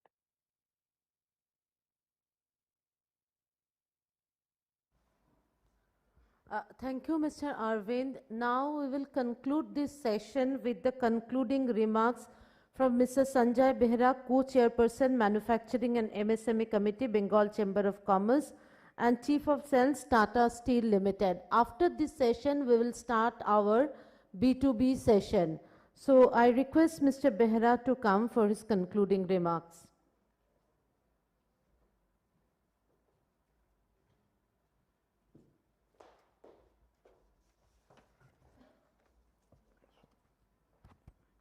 Thank you, ma'am. And thank you to all our esteemed speakers and on providing very valuable inputs for the MSME fraternity. Definitely, MSME are complementary to large industry as ancillary units are indeed the backbone of supply chain resilience, and that is so critical today. The distinguished speakers have emphasized the importance of strengthening their partnership and driving the need to invest the process with sustainability consideration. They have given us valuable pointers on how the larger industry can foster an ecosystem of excellence and combines technology, ecology, and embrace every small player linked to its value chain and even otherwise. But a lot of things needs to be done by the MSME sector, because you see all the speakers, they have emphasized how to improve the product quality, engineering excellence, digital transformation, and also implement go-to-market strategy, because these are the problems, and also one of the important aspects they face, finance. So these are the problems generally the MSME faces, but with the help of big corporates, providing some linkage. In my initial address, I have given how Toyota has developed this ecosystem with their suppliers, so that they both, it is a win-win situation for both the parent company as well as the suppliers. Yet a large segment of MSME players feel that mere compliance with some environmental laws are not enough. What we are thinking on sustainability, because gradually Europe and other western part, they have already implemented. If you are not implementing certain sustainable practices or ecosystem, there will be carbon tax. So some carbon credits also those who are implementing, they will get. It may not be necessary at this moment, it may be optional in India today, but after few years, 5-6 years down the line, it may be mandatory to implement this sustainability and environmental friendly products in all your manufacturing systems and processes. The much quoted example in the automotive sector is the transition from internal combustion engines vehicles to electric vehicles, which will also have profound impact on MSME in the auto industry, because earlier the number of components what used to be there in your IC engines will be reduced when the electric vehicles are being rolled out in a large numbers. So continuously the MSME sector, they should look forward in future how the changing needs of their customer in terms of product and services is going to affect their production systems. That is key to have on agile ecosystems, so that they will thrive in the changing needs from their customers. The speakers of the day will also made abundantly very much clear that alignment between the two partners in industry is imperative and entirely beneficial for both and also in equal measure. A symbiotic relationship between the two must be consciously developed, and that will promote greater production efficiency, carbon efficiency, ensure lower time to market, as well as higher service satisfaction from the customers and their stakeholders. As India embarks on a multifaceted journey and manufacturing excellence, there are several tracks that demand attention, alignment between the partners. This includes like automation of track, digital track, remote working tracks, smart manufacturing systems, and smart financing track, and the smart marketing track, of course the green track, apart from many others. Thank you so much for the sessions, and herewith we are concluding the opening sessions of this Business Connect with MSME with corporate sector. Thank you so much.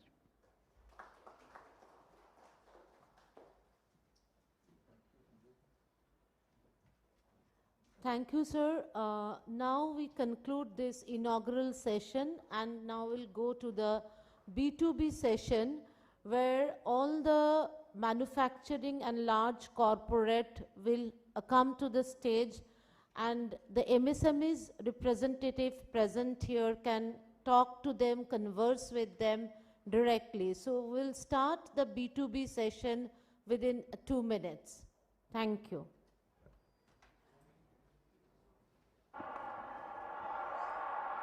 In the air, Srishan takes it. India win.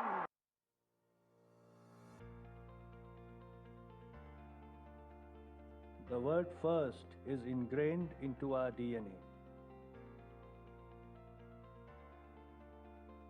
The first organized steel service center in India for industrial customers. The first steel service center capable of processing high tensile steel up to 1100 megapascal. Revolutionizing the industry through futuristic innovations.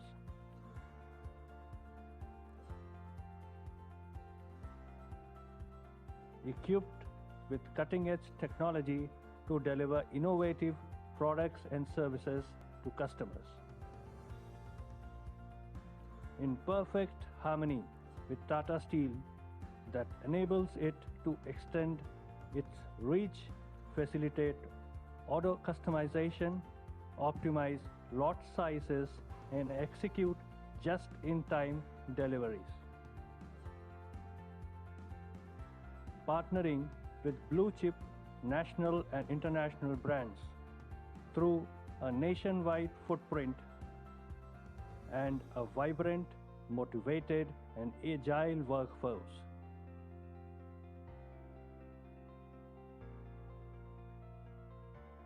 In tune with current market dynamics, yet future ready. 100% subsidiary of Tata Steel, we are Tata Steel Downstream Products Limited.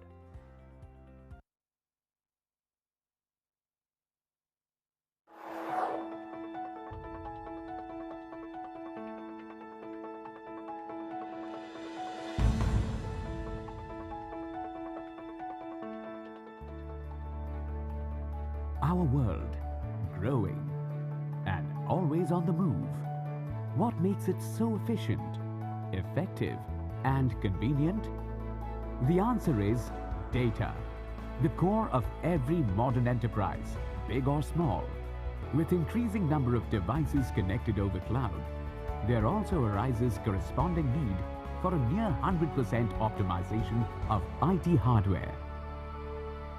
Presenting Tata Trinox, the most sophisticated data management racks that enhance data availability, offer superior security and system performance. But what makes Trinox so unique?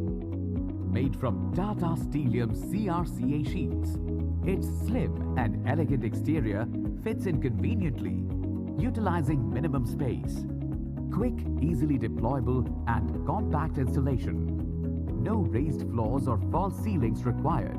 Multi-fold fabricated frame to endure heavy loads. Available in single and double glass door options and honeycomb door options with 3-point locking system.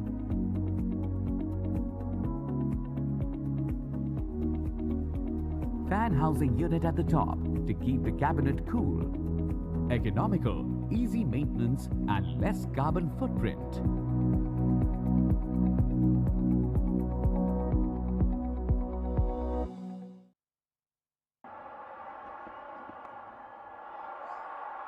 In the air, Srishan takes it!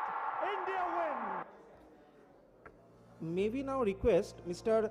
Shailesh Kumar Chaube, Chief Marketing and Sales Administration, Tata Steel Downstream Products Limited, and Mr. Devabroto Somadar, Senior General Manager Business Development, Tata Steel Downstream Products Limited, to kindly be on the dais, please. We have now our B2B session of Tata Steel Downstream Products Limited, and we request all our participants to kindly be seated. We will start our session in another 2 minutes. Thank you.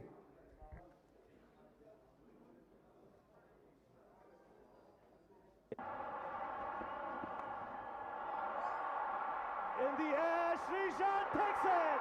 India win!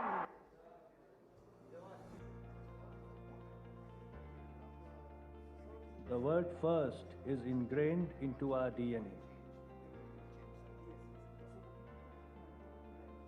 The first organized steel service center in India for industrial customers. The first steel service center capable of processing high tensile steel up to 1100 megapascal.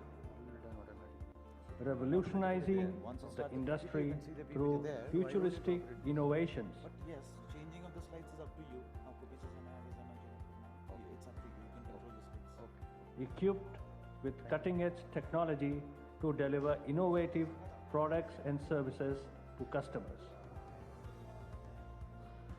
In perfect harmony with Tata Steel that enables it to extend its reach, facilitate order customization, optimize lot sizes, and execute just-in-time deliveries. Partnering with blue-chip national and international brands through a nationwide footprint and a vibrant, motivated, and agile workforce.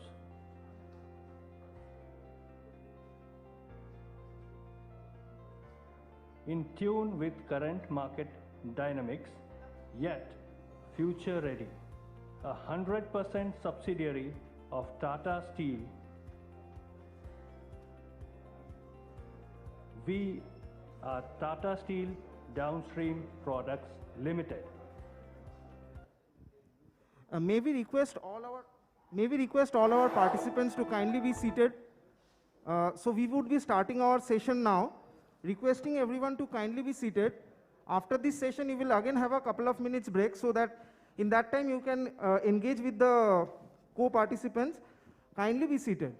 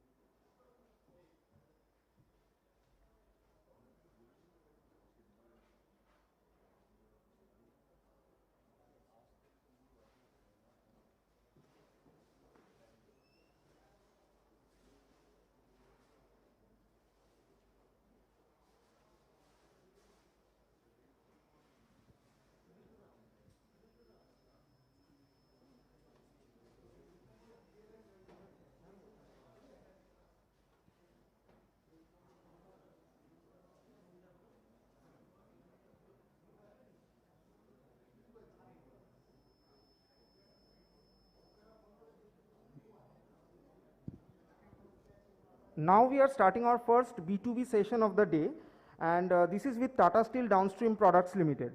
May we request Mr. Shailesh Kumar Chaube, Chief Marketing and Sales Administration, Tata Steel Downstream Products Limited, to kindly make his presentation, please. Sir, over to you.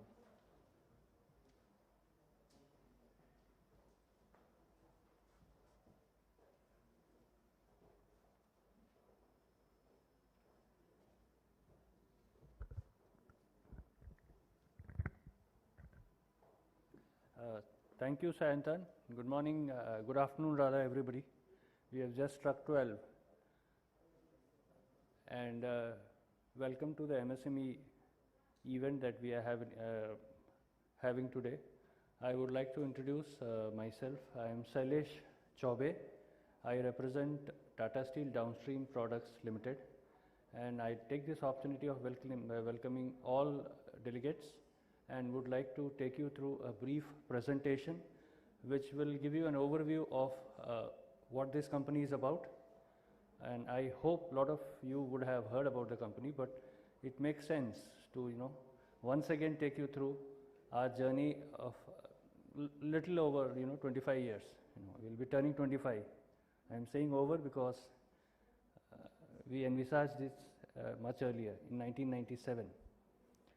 So welcome to all of you. As you know, the Tata Group was founded in the year 1868, and we have got a rich legacy. Now, what is Tata Steel Downstream Products? Actually, we are the largest steel service center organization in the country. We have got 10 processing units spread across the consumption centers and 14 distribution units, sales and distribution units.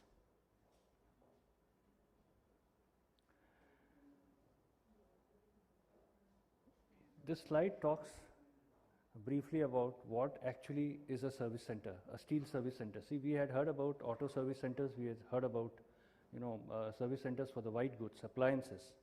But what does a steel service center do? Now, the steel service center is the last mile connect from the steel mill to the consumer, and we customize the steel in various shapes, sizes. We do value additions, and then we supply to the customer in just-in-time kind of deliveries. One interesting fact that I would like to bring to your notice is Since we are predominantly a flat steel player, because we are in synergy with our principal, that's Tata Steel. The flat steel consumption market speaks a different story, while the manufacturing capabilities speaks another story. So if you see from this map, the manufacturing capacities are concentrated on the eastern part of India, while the main consumption centers are in the north and west, and therein lies the challenge. And that's why our footprint is across the country. It's not only the eastern part, we are present all over. What is the importance of a steel service center in the steel value chain? On the left side, if you see, for me it's the left side, I hope it's the left side for you also. The steel mills, how do we add value? So there are various attributes that we bring into by adding value. On the extreme right side is the customer and what are his requirements and how do we add value to that. Now the steel mill produces the coil, since we are talking about the flat steel requirement, and the customer needs the coil in customized form. It can be sheets, it can be slit coils, it can be blanks, it can be trap. The other thing is that they might require it in smaller bundles, they might require staggered supplies, they might require just in time, they might require credit, they might require a lot of other things, specific packaging. We do all of this and we take care that the customer's needs are served and the steel mills, what they produce, reaches the actual market.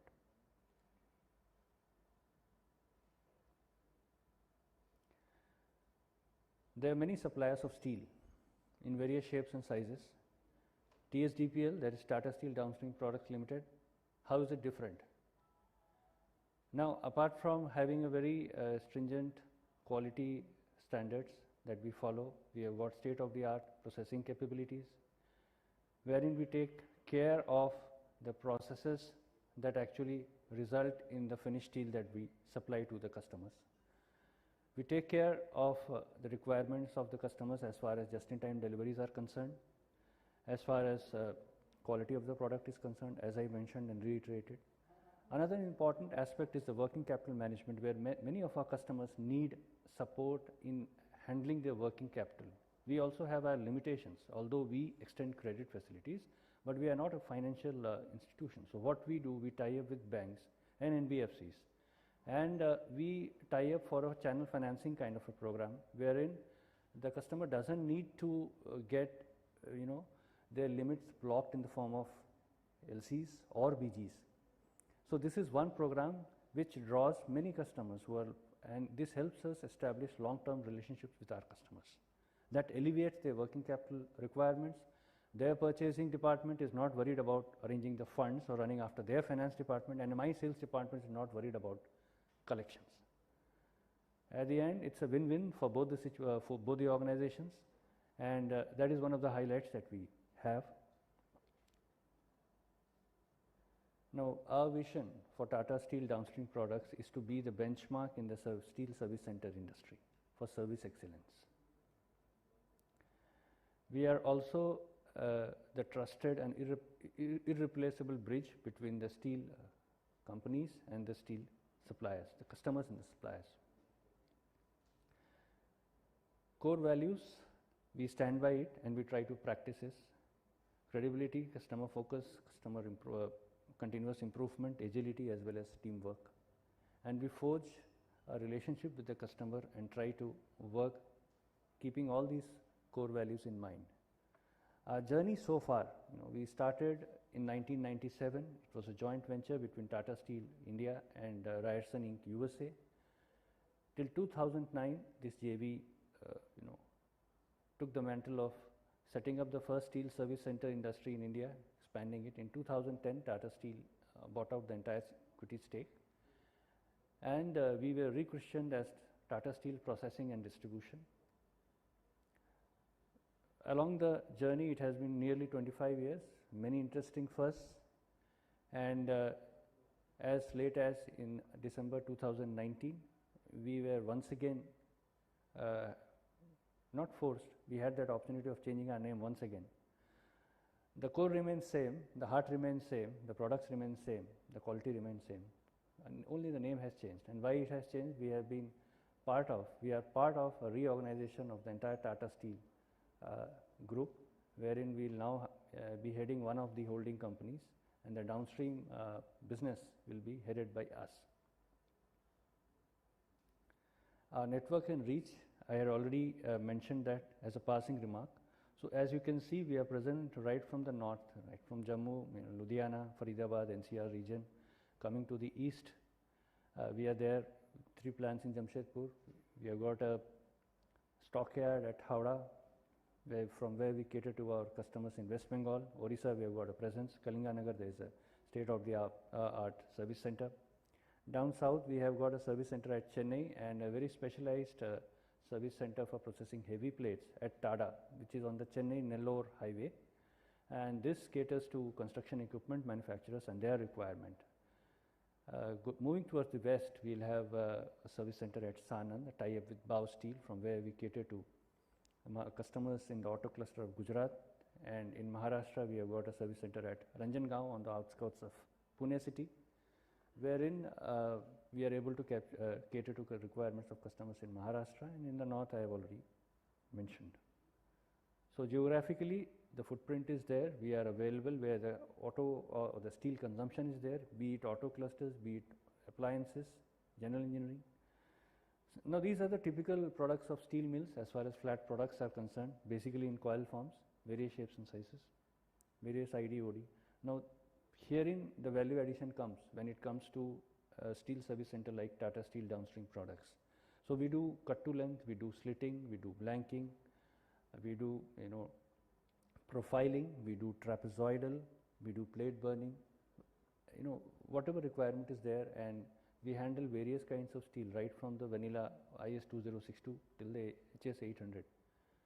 And in between we also have developed, we have been trying to keep abreast of the developments in the industry and the changing needs of the customer towards more and more HSLA requirements in auto, heavy plate requirement in construction equipment, or we have also been able to customize our offerings to customers in the appliance sector, general engineering sector. We will come to the segment slide later. Now these are the brands of Tata Steel that we actually are distributors for. So you must be aware, Tata, Astrum, Steelium, they are household names. Galvano, Galvaros, they are relatively new. Astrum Super is offering a tabletop flatness of HR sheets. Steelium, Neo, Color Nova and Galvanova. Broadly 6 application segments wherein our customers belong to. We have not been able to cover all, but general engineering is a very, very broad category. So we are there in lifting and excavation, we are there in construction, in infrastructure, we are there in automobile, we are there in appliances, we are there in panels, we are there in general engineering. A brief sneak peek into the facilities that we have. So this is our Kalinganagar facility, the latest addition to the family of steel service centers, TSDPL, part of the integrated plant Tata Steel at Kalinganagar. And some of the line specs are also mentioned for ready reference. I would not like to repeat that. Moving to Jamshedpur, we have got 3 facilities there. There is one facility inside the Tata Steel Works, that's the CR plant. We have got a HR facility, processing facility at Bara, and there is another plant inside Tubes Works that's known as the DMAP plant. Chennai, this is the service center at Chennai, that's at Avadi, and we have got HR processing facilities there. Cut to length, slitting. Moving towards the north, Faridabad, we have got a high-end processing center for CR and cut to length. We also do slit coils from Faridabad. Pantnagar is in the state of Uttarakhand near Haridwar, and there we have got a large service center from where we cater to customers in the auto sector, Tata Motors, Bajaj Auto, and appliances from Faridabad and Pantnagar, because most of the appliance manufacturers are concentrated, the air conditioners, the water heaters, et al. In Pune, I mentioned, so this is the Pune facility, and the line specs are also mentioned. What is unique about Pune is we have also got a pickling facility there for HR products, apart from the cut to length, the HR WCTL or the NCTL or the CR processing lines and the slitting lines. Tata. Now this is a specialized facility for heavy plates for construction equipment manufacturers. Customers like Caterpillar, customers like Terex Vectra, customers like Vertigan, they are all served from this facility, wherein we also have plasma cutting technology there. We have got a paint booth, we have got shot blasting, so complete everything in house. A customer, we are also capable of supplying components which we do for Caterpillar, for Terex, and in fact you will be pleased to know that we have been also selected to become a worldwide supplier for Vertigan. Vertigan is a big name, and we are trying to expand our footprints there also. These are some of the certifications for your reference. All our plants are certified, IATF quality certification, and we have also got certification in OSHA's. Now safety has become very, very important. Sustainability is also a very important part. It's basically built into the fabric of the company. ISO 45001. Sneak peek into some of our esteemed customers. This slide talks about customers in the automobile and construction equipment segment. So you have all the big auto companies there. Apart from that, you will see some construction equipment manufacturers also. So all the household names like Hamara Bajaj, Maruti, everything is there, And then you have got Tata Motors, Toyota, all the others, Ashok Leyland. So passenger vehicles, two-wheelers, three-wheelers, as well as commercial vehicles in the auto segment, and their vendor partners. So ultimately, this is a very, very challenging business for us, because we have to manage the entire supply chain of the vendor partners of all these OEMs. That takes some emulation. Some more customers, these are across various other segments, other application segments. So you will see Venus, you will see Godrej, you will see Schneider, you will see Philips, Samsung, Voltas, LG.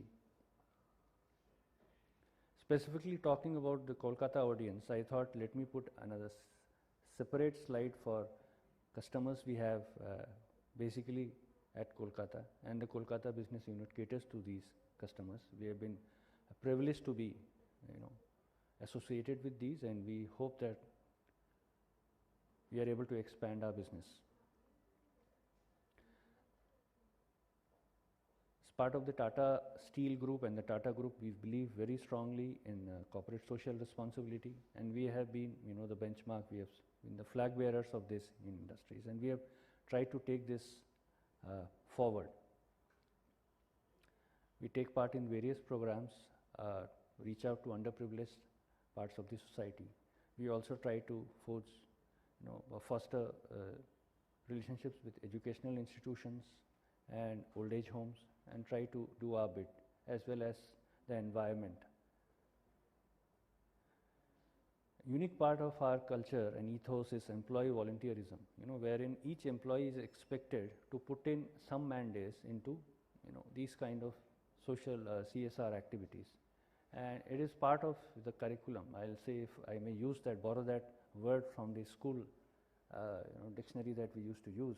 So it's part of our work culture that we try to take part in this, because this builds, apart from being very empathetic towards some of the underprivileged parts of the society, it also helps build foster team culture, and sensitivity. These are our contact details. You can reach out. We have a stall there at the back. I request you can have a look at some of the videos that will be playing out. Even this presentation will be scrolling at the back. Whenever you have time, you can please visit our stall. Leave your contact details, share your cards. We'll get back to you for any inquiries. We have got our brochures there. Invite you to do that. And thanking you once again for your participation.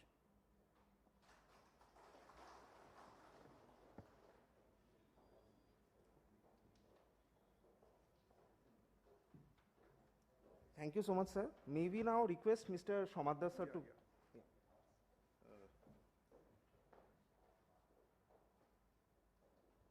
Very good afternoon, all of you, the BCCI team and the esteemed delegates. We are also part of the same company. So you may be wondering that why actually two presentations from there. I'll make the matter simple with some example. We have heard about Maniktala fish market, Bagajotin fish market.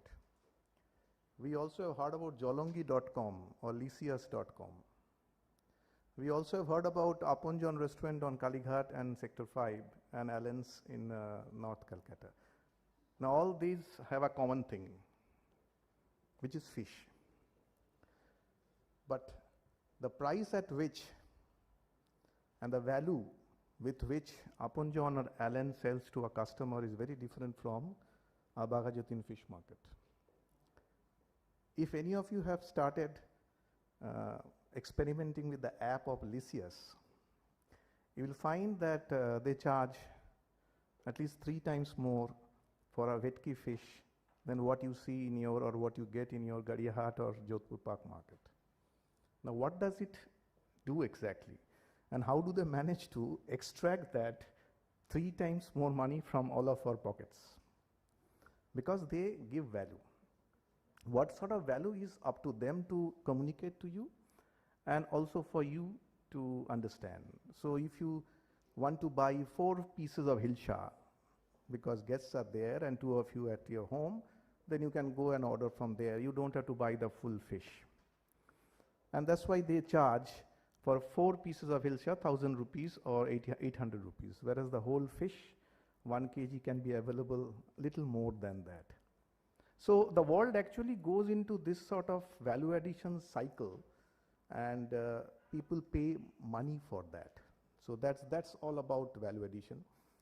Now if you see what we do, Tata Steel, our good friend Sanjay is here. Tata Steel is that Maniktala fish market or Bagajotin fish market where they sell large fishes. That means 25-ton coil, 30-ton coil, special cut, all this. But the MSMEs, those who are present here and outside in the entire country, they don't have the wherewithals to buy that huge tonnage. 25 ton is more than 15 lakhs. So who is going to take it to the small size and give it to them? So these are the service center jobs which we do. That is, Sailesh has given the presentation. Globally also this is a phenomenon. Service center does this sizing and give it to the customers in the usable form. But then finally the product is not made. It is also an intermediate. If I give a sheet which is an A4 size sheet, you will actually, or the MSME friends who are here, they will make some product out of it. So that's the product. Finally, the customer gets that product. So what we have done is that we have gone into the final product domain. So steel, intermediate steel, and then the final product. So if you see, there are 2 parts. One is, there are 2 pictures there. So you can see that this is made of steel only. And there is a name called Tata Trinox. So Tata Trinox is nothing but a brand. So you can say that we are from Tatas, but like Tata, Galvano and all these sponsors which you have seen. So Tata Trinox makes different type of products now, and one of them is the data storage solutions, and one of them is the physical storage solution. So to make it simple, we are in the storage solution space. One is the invisible storage, which is the data. We don't see the data, but data centers are very important. And one is the physical storage, which is safes, lockers, where all your physical assets can be stored. Now, I skip this slide because it is already has been told by Shailesh, but one important thing is that we started way back in 1997 with a US company. And this company still exists in the world, and they are the largest service center in US called Ryerson. So at that time our name was Tata Ryerson, has changed several times, and now we are a new avatar, Tata Steel Downstream Products Limited. Now, if you see that storage and safety solutions, I have put a lot of pictures for easier for you to understand that. So one is the data storage solutions where you can see those special pictures. Then another one is basically also a surveillance where the poles are there. The poles are there, and the poles basically have a lot of surveillance gadgets. And very soon we will have poles with drone landing facility, which has already happened in many of the cities, but we will have it. Unfortunately, a lot of smart cities are coming up around the country. 101 smart city mission, Atal Bharat mission of urban rejuvenation, but West Bengal is not a signatory to that. So BCCI also can take it up. So there is no smart city so far has been designated in West Bengal, but we are supplying to many around the country. So this is also this Jolongi, Lysias and Bagajotin fish market. On the left hand side is that fish market where you buy the fish. And then you have those choppers and scalpels and whatever are there. So the central or the middle column is basically the value adding column. So you require machines. And I'm sure many of our MSME friends in Kolkata have this sort of machines. They are sheet processing machines. And finally, the bottom part is the powder coating. So with this sort of value adding equipment, we make these final products. So that's what we do. Now, if you see this brand Tata Trinox, now it has several the types. One is the outdoor racks. These outdoor racks are used for outdoor applications. And in outdoor applications, one important thing is dust and rainwater. So these are foolproof in the sense that dust and rainwater cannot enter there. So all of us who drive cars can understand that the cars, when you drive and there are incessant rain, not a single drop of water gets into the car. So that's the beauty of the car design. When you up the shutter and then the rain is there, so not a single water comes in. If it comes in, there is a bad design or something, manufacturing defect. So that also is, this is called ingress protection, IP. And there are different nomenclatures like 55, 65, 75. There are certain products which you can put it inside the water at 30 meters depth and nothing will happen. So those are high level of sophistications. In the central part, after this outdoor racks, we have smart racks. Smart racks are basically, in a data center, you have the whole system and infrastructure of air conditioning, then you have access control, then you have fire management system. So you have to put a lot of money to build up a data center, anybody who is familiar with that. But this is a mini data center. So what it means is that it has an AC inside, it has a fire management system inside, it has a alarm inside, it has a access control inside. Everything can be also monitored from a remote who has gone and opened that one. So this is very common now. HDFC Bank across the country has used this for all their banks, because there are banks at different locations. They cannot have a centralized data center, which is very costly. One data center is extremely costly.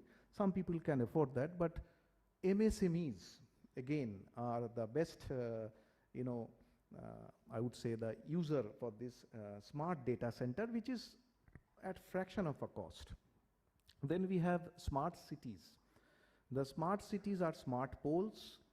If you go to Bhubaneswar, if you go to Agartala, if you go to Muzaffarpur, and if you go to even Bihar Sharif, very near to Rajgir, I am talking of eastern region, and Varanasi, you'll find that there are completely, you are under surveillance. What it means is, for good reasons, at the locations, at the crossings, 3-point crossings, everything, there are cameras there, and there is a central command center which is run by the city police or administration, so they can see exactly how the things are. We are in no match compared to the world smart cities. I give an example what actually is in store for us in coming years. Barcelona is one of the most sophisticated smart cities across the world. Now, if you go to Barcelona and if you see, apart from seeing Barcelona football team, everything is digitized there. And if husband and wife is having a tough fight inside the house, and if it is beyond a decibel, then their central command center can also pick up. So if there is a gunshot at any place in Barcelona, then the central command center can pick up the gunshot that it has come from that area, and the police can go there, because gunshot means some assault or something can happen. So the smart cities have gone to that level. So we are quite far from there. So this is basically the type which is there for our opportunity to grow. Then this is the same thing what we say is the racks. At the top we have different gadgets inside, completely loaded gadgets with a 1.5 ton AC. Means the AC which is there in your room is put inside this with a miniature, model, but that is not made by the so-called our domestic AC companies. The central one, which is very important, is our new launch, which you can see that there is a standee there. These are lockers and safes. So lockers and safes are basically for physical asset storage, and we find that this is very important these days because people are insecure. One thing is that they are feeling insecure because of various reasons, and they are also, there are reasons for getting insecure. I also give an example, very funny example is that many of us who have studied in hostels, the biggest problem is that things get stolen. And you are all friends, or we are all friends, and we never can blame each other. Something gets stolen, you can't keep, now with the mobile phone and on. So we find that this personal belongings, to keep it safe, just like your password, a young boy or a girl actually uses his or her smartphone, and the password is protected, their parents do not know also. So their physical assets also need to be kept in a more private and dignified way. So we have taken up this one. The last one is we are partnering with Tata Steel for toilets. So these are part of the Swachh Bharat, last 2014-19 session of BJP government. Swachh Bharat was a big thrust for open defecation, against open defecation. And there is a center, there is a very nice thing which is called smart toilet. The smart toilet, any of you have gone to Bangalore airport, outside the Bangalore airport you will find 3 smart toilets are there. If you go to Ahmedabad you will find that. So what is smart about it is that it is hygienic. You can drop a coin and enter, and then you are completely secured, and it gets flushed. Before the use of the toilet it gets flushed. After the use also it gets flushed with different types of disinfectant. So you have a pure, I would say, experience, which we don't find anywhere in the entire country, unless until you walk into a 5-star hotel or something. So we don't have this hygienic toilet experience so far yet in India. And for the ladies' toilet, this is another miles to go. The only ladies understand the problem of this, because in the city, in any city, we go there, I mean, as if the ladies don't exist, so the toilets hardly are there. So this is the smart cities where we are there for several areas, which is talking about safety, talking about security, surveillance, and also the data management. So this is where we are. These are our customers. All the names which you see, the big names across, and some of the global names. Foxconn, Foxconn makes Apple iPhone in Chennai. Then we have Bharat Electricals. Then we have Orange. Orange is a global name for data center. Then we have on the right side, on the second left, you have the Delhi Police is there. So Delhi Police has taken our products. And on the right side, you have the 4 smart cities. Each smart city has a logo. So the top one is Varanasi Smart City. which is the constituency of our Prime Minister. And then they have a Devangere smart city in Karnataka. Then we have Agartala smart city, and then we have Bakhtiarpur and Bihar Sharif. So we have quite a lot of footprints across. We have brochures with us. You can contact us. And the most important part of it is we all make all these things with the active support of only MSMEs. We don't have any plant of our own. Unlike what Sailesh said about that we have 9 plants, but we have no plant at all, because we found that MSMEs are more efficient than us, because they can do that at a much faster scale, much better cost competitiveness. So we have decided to go with the MSMEs. We have across India, we have around 7 MSMEs actively working with us. Actually, I would not say MSMEs, they are SMEs. So they are not even medium. And one is there in West Bengal, but we would like to have more. We are struggling to have people in Kolkata or vicinity, because managing people at a distance is always the issue. So I look forward to quite a support from all of you. Thank you very much. We can keep engaged through your inquiries and our reaching out to all of you. Thanks once again.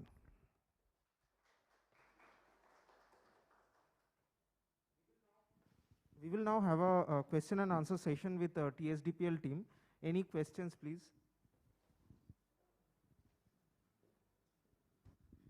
Good afternoon. I'm Dr. B.K. Chaudhary from IISWBM, Kolkata. So I have a query to Mr. Chaube. Yeah, that I am a professor in Energy Management Department, and you mentioned that you have collaboration with educational institutes in your discourse, in your presentation. So we would love to be associated in a way, whatever you like, in a mutually beneficial way for our students. Hello, am I audible? Thank you very much, Doctor. I think you have asked the question. We are intimately engaged with ISWBM in the way that we, till before the COVID, we have been going there for campus recruitment almost regularly. Many of our colleagues in our office are from ISWBM. Shomik Shengupta, our colleague in sales, is from ISWBM. So we have very good, I would say, engagement. I do also go there for guest lecture sometimes, and we would love to have much more engagements in the form of let's say sponsored research or any other form, the way you said you are from energy management. So I think we have our coordinates. I will also take your coordinates. So yes, it is always possible. We love to do that all the time. Thanks.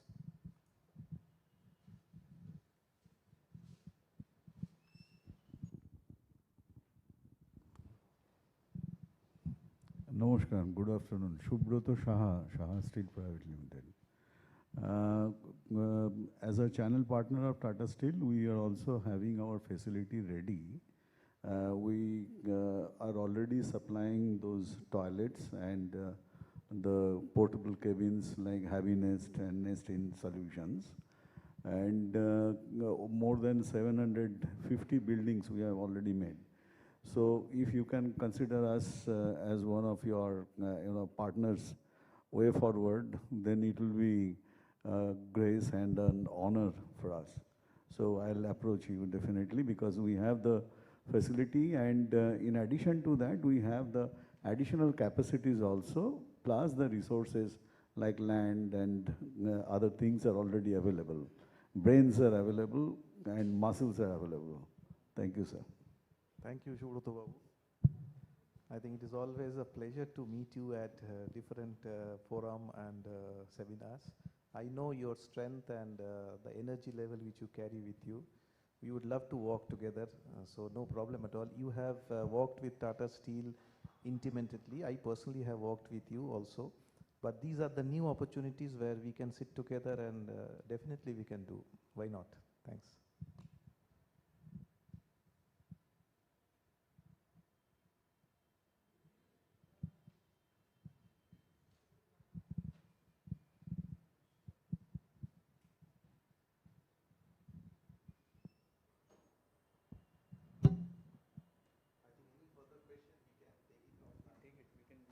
So, if you have any other questions, they are available here. Mr. Somaddar and Mr. Choube are available here, so you can take that offline. Thank you so much, sir. Thank you so much. Now we would take just in a couple of minutes time, we would now move on to our next session, our next B2B session with Tata Steel. So we will take another couple of minutes, please.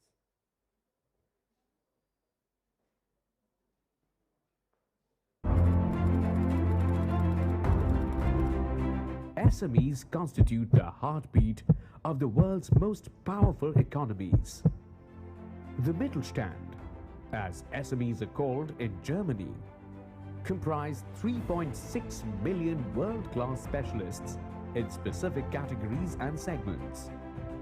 Japanese SMEs form part of an elaborate framework for world-class automobile, electronics, and machine enterprises. Nearly 30.2 million SMEs form the backbone of the US economy.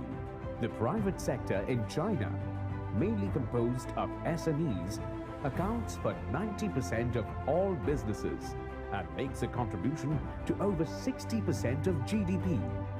Today in India, SMEs account for 45% of industrial output and 40% of the country's total exports, generating employment for 16 million. By year 2025, 50 million enterprises could be the growth drivers for a 5 trillion economy. What would it take? Indian SMEs need to embrace new technologies and processes to develop and sustain a global competitive advantage. Automation, cloud computing, data analytics, Industry 4.0, 3D printing, with the thrust on transport infrastructure, railways, power and renewable energy, opportunities abound. The electric vehicle market is largely untapped. India is expected to command leadership in EV space, with a projected share of 30% of new vehicles sold by 2030. Defense and aviation sectors are throwing open requirements for indigenization of spares and components. In food, in agri-businesses, SMEs hold the key to inclusive growth and play a critical role in India's future. With Make in India as the buzzword, the future of manufacturing is exciting and full of potential. Let's own it together.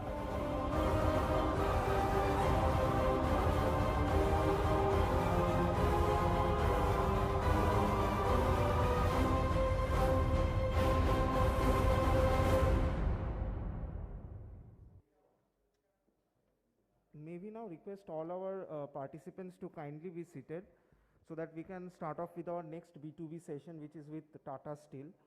From Tata Steel, we have the Chief of Sales, Mr. Sanjay Behera, who is also the co-chairperson of our Manufacturing and MSME Committee. And he would love to take questions from your end. So, sir, may we kindly request you to please be on stage.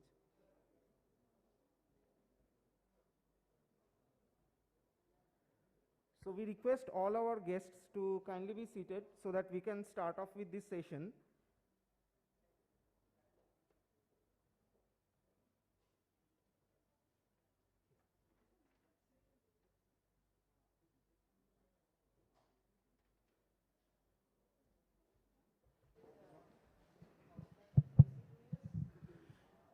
Once again, very good afternoon to all the attendees here. And myself, Sanjay Behera, I work as Chief Sales Manager at Tata Steel. Prior to that, I will give a brief background about Tata Steel. Tata Steel is the 12th largest steel manufacturer in the world with a capacity of close to 28 million ton, spread manufacturing, facilities spread across India, Singapore, Thailand, and Europe. So we export our product close to more than 80 countries, and we are one of the largest exporter of steel products last year. And in India also, we are the largest steel manufacturer, having a capacity of close to 19 million ton, with manufacturing facility spread across Jamshedpur, Kalinganagar in Odisha, and Angul in Odisha, as well as plants in near Mumbai. So we cater to more than 10,000 MSME customers, and we generate a revenue of close to 10,000 crores from MSME sector itself. And also we source almost products for our own consumption from more than 4,000 MSME, having a sourcing revenue close to 3,500 crores. So we have got a close connect with the MSME. Myself itself was involved in starting the MSME business at Tata Steel, and also I am closely associated with the BCCI. We sell products like already most of the products have been shown by our group company TSDPL. We are into flat products like HR coil, cold roll coil, galvanized and coated products, and also long product like wire rod and TMT. These are the major products, both almost all sphere of steel except the structural steel. With the acquisition of Usha Martin, we are also into high quality alloy steels. So I'll happy to take any questions from you, because we do a lot of things for MSME, whether nurturing MSME in various parts of the country, in engaging them how to improve their operational efficiency or technology. We have got state-of-the-art facility at Jamshedpur. We organize a lot of programs every month, at least 15 to 20 programs across all industrial clusters across Pan-India, to have a close relationships with the MSME, what problems they face. Even our internal target is that 30% of the procurement should be from MSME sectors. So under the Make in India Atmanirbhar programs, we are one of the key partner how to improve the MSME sectors, whether it is sales and marketing side or sourcing material from them. So I'll happy to take any questions if you have got anything. Yeah, if you want to know more about Tata Steel on this opportunity, definitely I will happy to take questions. Yes, sir. I'm Dr. B.K. Chaudhary from IISW Energy Management Department. Yeah. I wish to know that you have certain technologies developed in Tata Steel Europe, Hisarna technology, which will improve the efficiency and reduce the carbon emission. And also you have some technology transfer, waste heat recovery from the slag.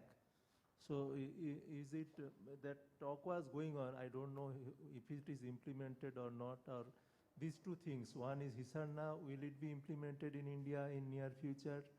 And secondly, the waste heat recovery from slag. That technology is already in place or not? Yeah, in Jamshedpur itself, we have got a department called Sustainable, Environment.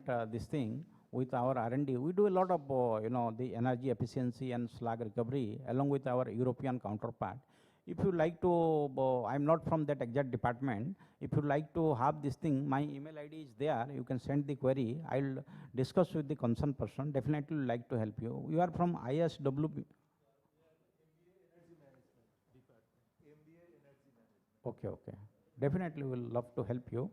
And we do a lot of emphasis on how to reduce the carbon footprint and carbon credit. And Europe operation, especially our Aimuddin plant, is very developed in that. India has a long way to go, but we have got a full-fledged vice president level who takes care of sustainability on the energy management and other things. And we implement a lot of initiative in our Jamshedpur, Kalinganagar plant and Angul plant also, in European operation also. You send me the query, definitely I'll connect to the persons. A lot of people are there in energy is a very, close to heart, how to reduce the energy requirement, improving the efficiency of energy consumption. So definitely we will like to help you. My email ID is appearing there. Then you can take from Sayantan, so you can send. Definitely we'll be keen to do that. Thank you.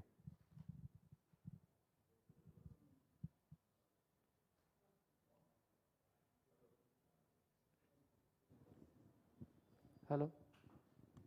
Hello. Yes. Sir, Yes, Subrata. good afternoon, sir. Good afternoon. As you know that, I mean, there is, some gap between what the organization is thinking or Tata Steel as a whole is thinking or the nation is thinking and the grassroots level reality. The grassroots level reality is that number one, what we could find is that along with the current technical advancement, speed, the grassroots level MSMEs are not getting matched. So a kind of incubation center is required to be instituted with Tata Steel for a hand-holding of a kind of scenario. Just for example, to give you some example, say for example, someone likes to make a small hydro generator turbines. Now these will have a blade, and there will be a central shaft, and then there will be blades, which can be built with Tata Steel, and those things. Now the technology transfer and that technical, knowledge sharing, that hand-holding is required from Tata Steel in order to build them, so that gradually, the consumption grows more and more in those segments. Simultaneously, as we saw that in Tata Trinox, they're looking for, they're making storage solutions.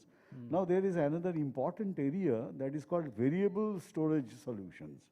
Now that is very important. So these emerging technologies are not available to the grassroots level MSME, because I am a part of you and part of Tata Steel as well. What I felt is that there is a gap. There is a gap of technology transfer. There is a gap of incubation. If you can, we together can really look into it and, get the upgradation, the task of upgrading the existing small and micro entrepreneurs into that level, current level, then it will be a fantastic. Suppose we saw the presentation of Mr. Shamadar. So the smart city and gradually the kind of advancement of science and technology is happening in the smart cities and all. In order to bridge the gap, you need a lot of people like us. But for them, this is the barrier. Apart from funding is okay. I mean, if you have the technology, if you have the business, people will be there to fund. So that is there. This is one. Next is that you can also look into your, final product distribution system. Just for example, I'm taking the example of profile sheet distribution. What is happening currently in West Bengal, the people who have the, the roll formers, around 15, 20 roll formers are here in West Bengal. Now what is happening, because of missing length of certain sheets, roofing sheets, we lose about 30 to 40% orders across for years. So if MSME is here, if you can have an incubation or if you can have a handholding to make them your partner with the kind of facility you have done with Tata Tiscon. For example, you made them straightening and cutting lines and then, star up making lines. The similar line can be installed with the distributor of flat products. That is what my humble submissions are. Then, Sahababu, very good, because you are very closely, you are our authorized distributor also, very closely associated, because since we have not dealt that product, we do actually. And since Bengal Chamber of Commerce is already having a center of excellence, so I'll try to collaborate with our R&D and our technology team, and also IIT Kharagpur, Professor Das is also there, in case, because with IIT already we do, Tata Steel, Jamshedpur, through our SNTI, this thing, we have got a collaboration with IIT Kharagpur in this area, because especially for our vendors, the MSME vendors, we do that. So definitely I will explore that in discussing with our concerned person, especially R&D, technology and our SNTI which is there. So in case with the Center of Excellence of this BCCI, we can do a collaborative approach, because at our CEO MD level, there is a focus under the, because he is also president of CII. So everywhere there is a focus in Tata Steel that how we can uplift this manufacturing capability of our MSME, because MSME is a key contributor to our GDP, almost 40%, 35 to 40% GDP is dependent on that. And we have got a very close link, because almost we deal on every month more than 12,000 MSME as a customer and 4,000 MSME as a vendor.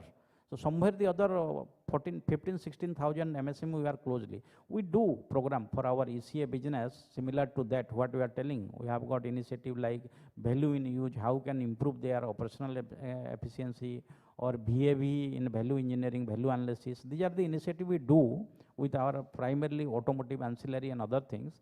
And we will discuss with our internal team in case we can set up and help the MSME as a, because we do a lot of corporate social responsibility, this thing. So definitely I'll be quite keen to do that. And thanks for, good suggestion. And it was in my radar also in similar way in case we can do, because we know what are the key problems they face. And over a period of times, because earlier MSME as a vertical was not there in Tata Steel. For the last, it was started in 2015. I was also one of the founding member of that MSME vertical. Almost last 6 years, we have done a good, headway in this. So, but definitely we are quite keen to do this thing. And thanks for a good suggestion. We'll do that and update you. Thank you. Yeah. Mr. Vera, good afternoon. Good afternoon. I have a specific question which my company faces practically. See, you have 3 steel plants by now. I'm Indranil Datta in Datre Corporation. Okay. Thank you. You have 3 steel plants now. One is Tata Steel Jamshedpur, one is the Kalinganagar, which is now operating, and the third is which you got through NCLT, that new Bhushan Steel. Okay. Now, before Tata, before the takeover of Bhushan, we actually developed certain critical products for the crushing plant, okay? And we took a lot of time to develop. Actually, it was an imported item, and we were asked to develop, and we are given a free hand, as you know how the SME struggles to develop. Basically, we all, the small companies actually develop, but we doesn't get that sort of recognition once we does it, okay? But we developed, and then we started getting business. But when Tata Steel took over, okay, our business got blocked, okay? And we were asked, who are we, what are we trying to do, and all those stuffs. And they tried with a lot of, because it's a big brand now, so they had their own thinking and process, and they tried again to try to import and develop, but they failed. And again, the business came back this year to us, okay, after a gap of 3 years. So this is how it goes. Now parallelly, what I'm saying is that when we started, when Tata took over Bhushan Steel, then we went to Tata Steel, and for the last 3 years, we are trying to get our vendor registration, okay? So to make it simple on your part, because you have such big, you are such a big conglomerate, so can't you have a common vendor system? Now suppose if I supply to Bhushan, okay, and I'm supplying, I'm a registered vendor, I'm getting all the papers, the orders are there, then why I don't get an automatic choice of vendor registration from Tata Steel, Kalinganagar and Jamshedpur? This is my point. Thank you. A very good point. You see, I agree to your point, because Tata Steel is an independent entity. We have taken over Bhushan Steel through NCLT.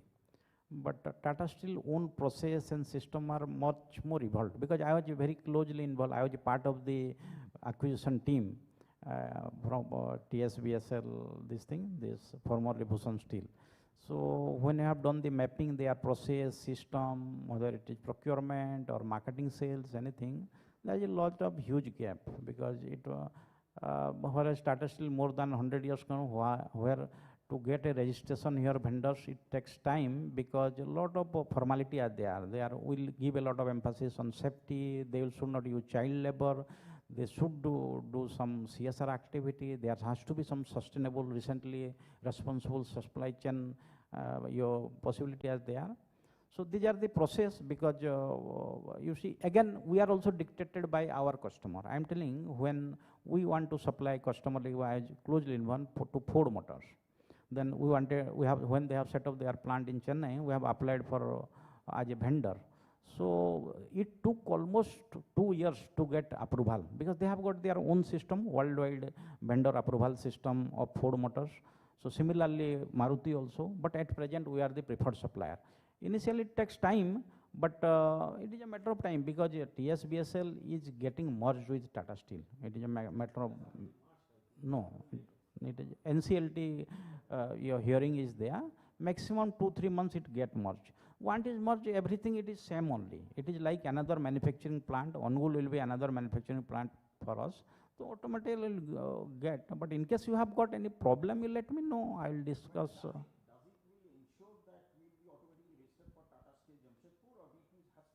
It has to be through Jamshedpur, because ultimately the control will be Jamshedpur. No, you see,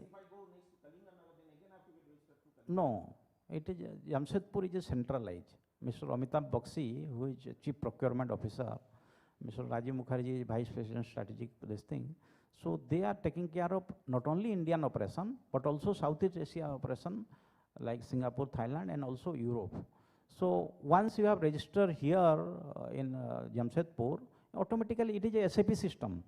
Once the vendor is registered, they have got a vendor code. So any inquiry comes, he is eligible to supply. Not only here 3 plants, we have got plant in Khopoli, Pune, plant in Sahabad also, and one plant in Hosur also. So it is a pan-India this thing. Once vendor is registered, it is there. Because similarly in customer also, we have got customer who are located in multi-locationals across pan-India, we are supplying.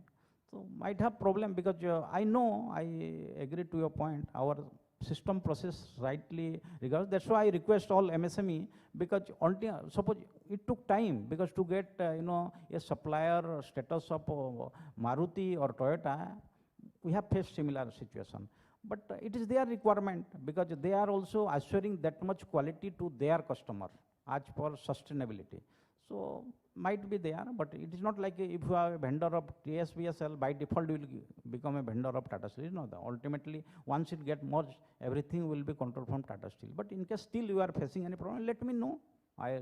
Because they are our colleagues, I'll have a word with them in case any help we can provide it. Because definitely we are quite keen to develop more vendors in MSME sector. But what exactly your product is? We are steel casting. Cast. Okay. For the crushers, basically it was an imported item, and the conventional type was the life was not getting by the maintenance team. Okay.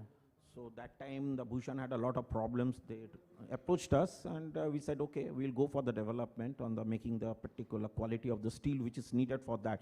Because this type of equipments are not much there in India. So that was the problem. The vendors were not developed. They used to import. They used to import, yes. They tried from China. Actually, it is an imported item from USA. Okay. So now they tried from China, but the Indian vendors were not able to develop, because see, a normal commercial house doesn't spend so much of time on development, okay? And for these things, you need to spend some time, you need to build up the system, process, and also the team also. And it doesn't get any immediate revenue. So everybody is reluctant to proceed that, to do that exercise. Agreed. So that is the problem. So once we do that, and then suddenly the Tata Steel took over, they said, we have so many crushers all across the world, what big thing is that? So we were blocked from business. So we were not getting inquiries even. The maintenance guys of the old maintenance guys, they started crying that it's not working for us. Please do this. And before that, we spent almost 3 years to develop that product. So we waited patiently. They tried everything, and ultimately this year they are back to us. So that is what I'm saying. This approach, the mindset has to change. See, a lot of things can be talked about on the stage and everything, but once somebody down the line, once he goes into the field, the whole thing changes. Even the mindset has to change down the line. That is what I'm saying. Yeah, fair point. Because I tell you, because my team tried to approach the communication head, I think Tata Steel Communication, who looks after the vendor cell, in getting to the right person, it is a tedious job. Because he will say there, he will then point out to certain other person. So the whole exercise goes on, and then after 3 months of tiring this thing, then somebody gets bored and said, okay, don't spend time. So there, both sides are missing. Probably you are missing something from me, and I'm also missing something from you. So that sort of interaction also doesn't happen properly. Maybe they can be called, they can be, if we approach, at least somebody should have the patience to listen or to reply to a mail even. That also doesn't happen. No, fair point, because last manufacturing excellence, we have invited our chief manager who takes care of the vendor development. I don't know whether you have attended or not. Not really, may not be knowing that, In some more session we can organize. What are the procedure and this thing. You see, I have asked also Sayantan in the MSME meet also, in the chambers meet also. I said, these sort of discussions we have on. Done. Actually, last seminar that it was, I think, organized in Taj just prior to pre-COVID, I think. So they are, it was done. We have invited in this thing. So definitely, in most of session we'll invite. But in big corporates, what happens? There are certain process. System and process. I'm telling my example. I take care of sales. I sell product to L&T. The indent is given by the purchase manager. The supply is taken care of by the store manager. Ideally, when the payment is due, I should go to the purchase manager or the store manager, but it is not the case. I supply material in Delhi. They will tell you go to Chennai. Their headquarters is there. Then Chennai person will tell you go to Powai, Mumbai. So it is a struggle. L&T is such a big organization, and if Tata Steel is facing the problem, in spite of having good relationship with them, they are one of our largest customer. So it happens actually. For payment, when you go to the purchase department, they will tell you get it signed from the your store, the site manager. If until he is not authorizing, then we will not do. But we sell close to 20,000-30,000 ton per month, and TMT and steel plate. Big player, you cannot say this thing. But the circular loop, I see Tata Steel is facing this thing, what the MSME might be facing. It is actually, they have got their internal process, because when this, some purchase manager role is to get the quotation and release the PO, whereas the store manager, he has to give the, based on the requirement, he has to give the delivery schedule, but somebody else has to make GRN, and the site manager has to give a confirmation on the receipt of the material, and somebody else quality is there. If everything loop is not closed, the final payment will be not signed. So they have got, it is we also face, that's why we are implementing a new initiative, agility, how we can improve, crash this thing. This actually, I myself is facing the problem also. So it is a fact actually. That, however, in future we will organize some session, how to simplify the process, because we are quite, Tata Steel has decided that almost 30% of the procurement has to be from MSME sector. It is an internal this thing, just like many PSU are being done. They are doing this thing because of the diktat from Prime Minister office. But this is our internal thing. Definitely we will try to resolve. I don't think that is a big problem. And the second question is, is regarding what do you think about the steel prices? Because that's a basic raw material for us, for the foundry industry. Because of the steel prices going out of the roof, and we are not able to manage business. So what is your perspective of the steel prices going down the line? Is it going to cool down? No, it is $1 million question. I will not give comment because MSME will be wiped out from the market. And issue is that it is a function of demand and supply. You see, and also most of the things is determined by how the price movement happens in China. Because this prices rally, everything is happening because China, what happened, they want to reduce their carbon footprint. The carbon emission norm, there is a target. So they have closed down a lot of mills.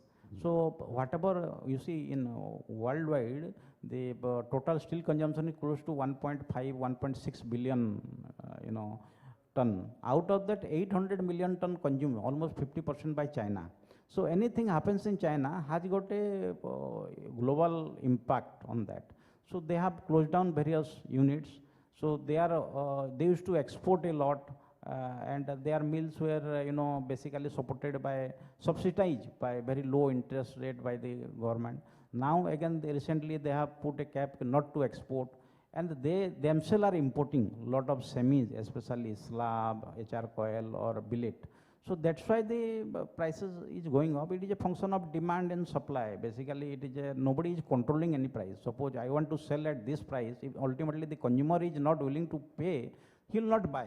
So it is we feel that the prices are determined by the market itself, the consumer. Ultimately, the customer who is willing to pay that much price, that is the price only. Because it is not the supplier choice, it is the customer. And it is determined by the raw material price movement, how the prices of iron ore, met coke, other things are going on, and what are the international global scenario, especially China, because they contribute 50% of steel consumption. Can you imagine? Anything happens there has a impact, direct impact on any part of the globe.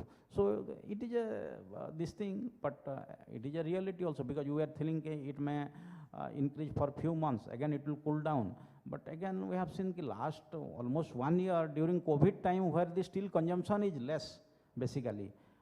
At that time, the prices has gone up. Very unusual scene, which we have also never forecasted this thing to our internal thing. So it is a function of demand and supply, and on your own this thing, judgmental view you have to buy, and this thing, how you have to do. Because we are also, you see, many steel component also we buy. We have to also pay that price. But you are making huge profit, no? But we are dying. That is, I don't have to. It's the reverse. I don't have to give a comment on that. It is a market-driven this thing. No, that's a practical situation, sir. No, I fully agree, because every day we interact with the MSME, because I also take care of sales of MSME also.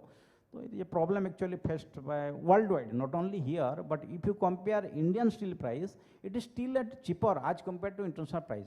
That's why imported are not coming. At present, you see the HR coil, I am giving the benchmark HR coil. In US, it is $1,700. In China, it is almost $990,000. But in India, it is less. It is average 63, 64 rupees. If you see, in Indian steel prices is still cheapest as compared to your worldwide prices. That's why many engineering exporters, they are becoming lucrative now. If you make a lot of exports orders are coming to India, because if somebody is making engineering goods in either Europe also it is $1,200 HR coil. So if somebody, some European manufacturer, he want to outsource from India or third world countries, because here the raw material prices are cheaper. So it is a fact of life actually. If many orders from USA are coming to India, earlier it was not there, because their prices is $1,600, $1,700, whereas in India prices, if you convert, it might be $850, $800. But I have nothing to say, because I am not a pandit on that. This is a market driven and just this thing. just an interaction. Yeah. Okay. Thank you. Okay. Thank you, sir. Hello. Hello, Sanjay sir. Yeah. Hello, everyone. Good afternoon. Very good afternoon. I am Pushpak Ghosh, and I have come from EWX Earthworks Limited, and I am an energy management consultant, and also work in the research and development wing of my company. And I have already developed 2 models for energy process optimization, a CRIPT model and a CSR model, that I can discuss with you afterwards when we will be meeting. So my question is that whenever we Why don't you sit down? So I'm okay with it. So let me ask the question by Yeah. standing. So whenever we visit a company, large industries for our service, the trend that I have found is that the large industries always prefer those who are a big player in the market. Okay. And so this is one of the major thing that we face, a problem that we face. So can you please share your expertise on this, how to deal with this? Very good questions. I also face day in, day out like that. I'm telling, in India, Tata Steel is a leading name. So any customer I visit, still we get at least they will allow you have a cup of tea. They will discuss you, give some time. When I was, most part of my career, I was in exports. So when we used to do, I'm telling 10 years ago, when we used to visit Europe or Japan or Korea or Dubai, they don't know Tata Steel. Because they buy from big players like JFE, Nippon Steel, and all these things, and they have a better quality product. And also, I'm just sharing one experience in Japan. I was supplying to some customer there. So I was trying to get an appointment for 3 months. Ultimately, I got an appointment, but I could able to reach there 10 minutes behind the schedule. So he refused to meet me. Like, you are not able to maintain the time. You are a small company and all these things. So it all happens when you are not an established player. You have to compete with a established this thing. Just like you can see in construction industry, L&T has got a brand. Even customers will pay a premium to that also. Whereas small construction company, he might be able to give a better product also than them. But still, initially, till the time the customer is not having a confidence on the product quality, service, and other things, they will not entertain you. But once you have done, many MSME have done, you see, most of the big corporates, they were MSME once upon a time.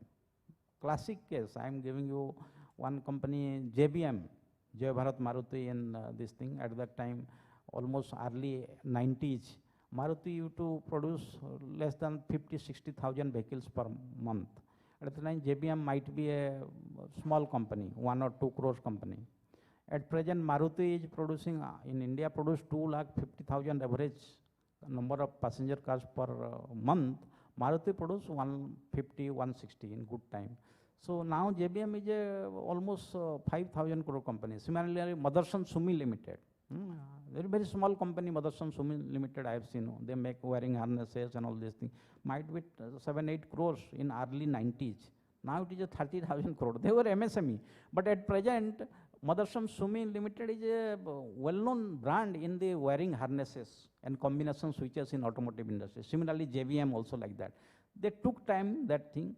So I request you focus on your product quality, service, keep on trying. Once you establish with the customer is having a trust with you. Definitely, he will, even if you will charge a premium also. Why you will sell at a discount? Because when you sell at a discount also, consumer has got a different psyche. From our experience, we are telling. They feel that the product might be inferior, service might be inferior. That's why he is, providing a discount. So once you provide a better quality, but initially when in any accounting firm, the top 3 are there, PwC, Ernst & Young or Arthur Anderson, like that only. So suppose a small company, some chartered accountant, he has started a company. He's going to some corporate, big corporate, pitching against these top 3 accounting firms. He has to face problem. So once his product quality, service, relationship you have established, then over a period of time, you may be the preferred supplier. That's why in automotive, the term is preferred supplier. Means they want to give maximum share of business to their preferred supplier. That is the thing. This is a part of life. You have to face initial stages. Once you have established with your customer, they will be with you. That is my advice. Thank you, sir. Thank you. Okay. Thank you.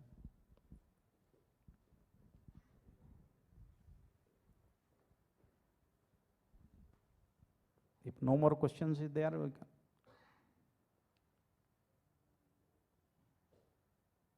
You can close.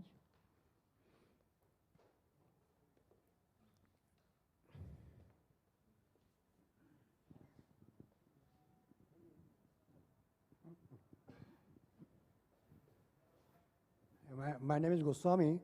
Yeah. We are manufacturing, we have a rolling mill. So actually now I just wanted to ask you one question, that how you are combating the container problem for exports, container and freight.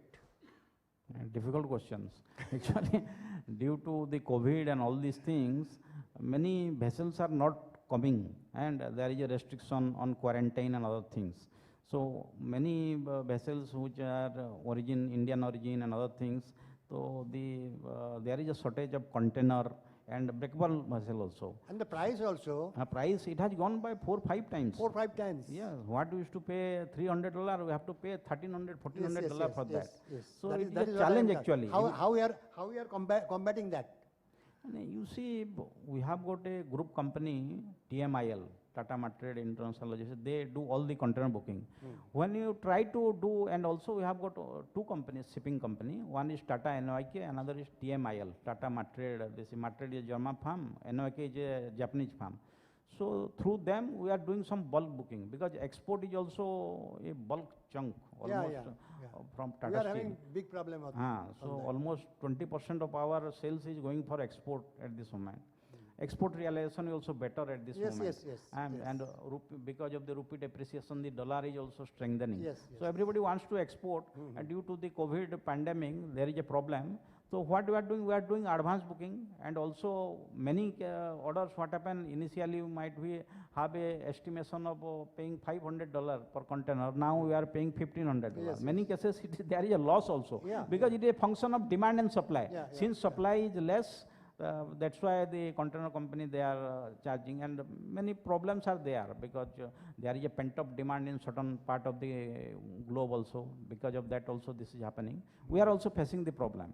But the only thing that we are trying to do bulk booking. Calcutta port, they have that problem also for your draft problem also. Yes, we do from Haldia also, Paradip also. But and mostly from Haldia, if I send from Calcutta to Haldia, local transportation cost is doubled again. Yes, but majority of our export we are doing through break bulk. Container is less, but still problem is there. The freight cost has gone up, and also you see the petrol fuel prices has gone up. The bunkering index has gone up. Because of that, there is a challenge. Many cases we are incurring loss also in that. But once we have taken the order, the export order takes 3 to 4 months, the order execution time.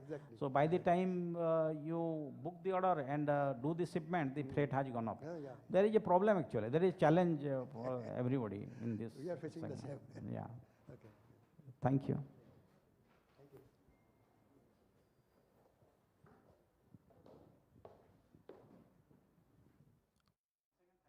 Everybody.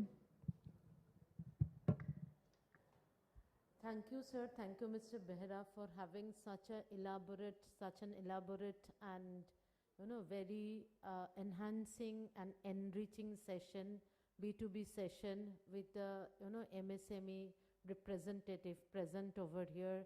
Thank you, sir. Now we move to Mr. Rajesh Mishra, Executive Vice President from Tata Metaliks. We have seen that during his speech in inaugural session, he has categorically mentioned about opportunities and how to attend those opportunities in Tata Metaliks. So he will be present online with us. I would like to request you, if you have any question related to those opportunities which he has already mentioned and how to grab those opportunities, so you can have your questions, your interaction with Mr. Rajesh Mishra, Tata Metaliks. Thank you.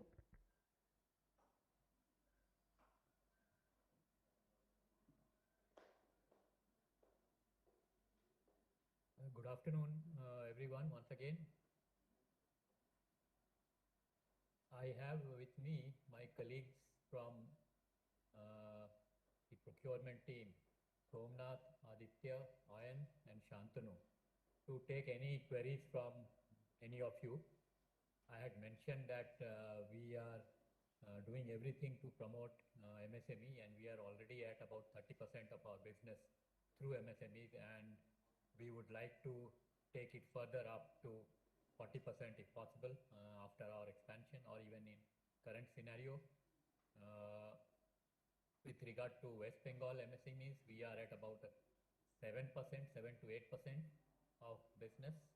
That also there is opportunity to take it to say about 10 to 12%, I'm sure. So any questions, we will be glad to take.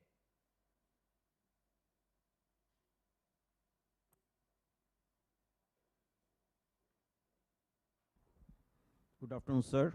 I'm Indranil Datta representing Datre Corporation Limited. Mr. Shantanu Sen probably is there with you. He might be knowing us very well. We have supplied peak molds for your for the peak casting machines, and there was always, it's a type of a consumable product. We are doing some R&D on that to improve, because we are trying to go beyond the conventional way of looking at it. We are trying to build some solutions into that. So we are looking for a certain opportunity with Tata Metaliks. The basic discussions had been done. So I look forward to certain meeting, okay, where we can present ourselves. This may not be the right forum to discuss all the details. So I look forward to an opportunity where we can meet you and your team and our team, and to present ourselves, what we are thinking, what we want to do. We want to be innovative, and for that reason, this is my request, which is being put to you, sir. Thank you. Yeah, sure. In fact, we promote this kind of work where we want development by our partners, and we are looking for opportunities to increase the mold life, which is a major cost to us as a consumable. So most welcome. You must be knowing our team members, so with whom you are in touch. So we will organize, no issue at all. Absolutely, most welcome.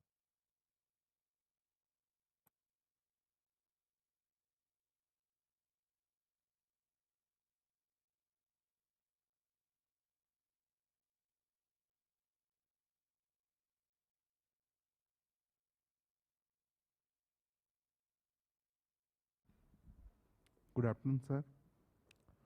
I'm S. Sina from Control Blue Automation and Software India Private Limited. We are a subsidiary from Blue Automation GmbH. It's a German automation company. We are in industrial automation. So we are a registered vendor for Tata projects. So is there any single platform to get registered vendor in Tata Metaliks as well, or we are in electrical and automation projects? You will have to get registered with us. Of course, if anybody is registered with our parent Tata Steel, it certainly helps, and the registration process becomes easier for us. Otherwise, no, Tata Projects is also a Tata Group company, not our parent company. So, but anyway, registration is not at all difficult. Some due diligence is required to be done, and we are absolutely open, as I mentioned in earlier address also. We are absolutely open to new vendors, and we are doing a lot on automation, digitization, and mechanization. So we would like to welcome you on our board. No issue. Please get in touch with us. Yeah, we are. What kind of solutions you provide, we have to see whether it makes it is relevant for us, our business or not. Yeah, we are in industrial automation and digitization, plant digitization, Industry 4.0.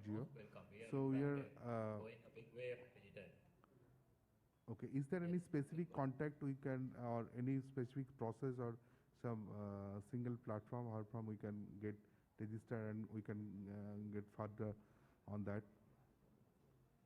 Not yet. We are actually developing a process where online registration will happen. Right now it is kind of physical through mails only. So you can contact us, and we will direct it to the right person. Here, my colleague is there, Ayan Chaudhary is the person who looks after automation, digitization and mechanization area. So he will organize the registration. Thank you very much, sir.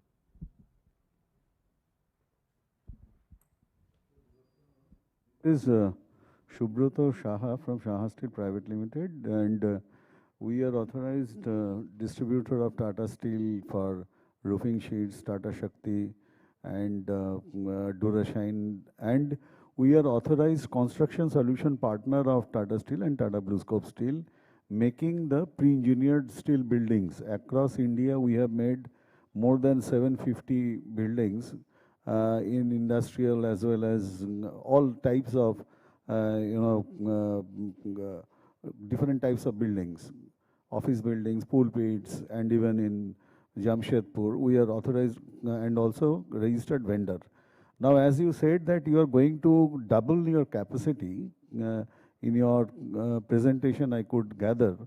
So definitely you will be looking into inside the plant, small rooms and metal buildings and big metal buildings also. So with whom should I connect for the future expansion that will take place and we be a part of that? You can connect with my colleagues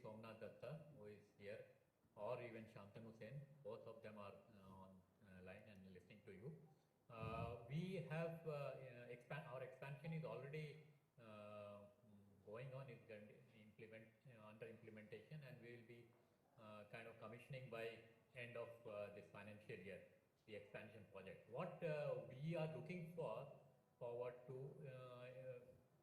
we are, because of this pandemic, we are planning to kind of build some housing kind of facility inside our plant for critical workers and others.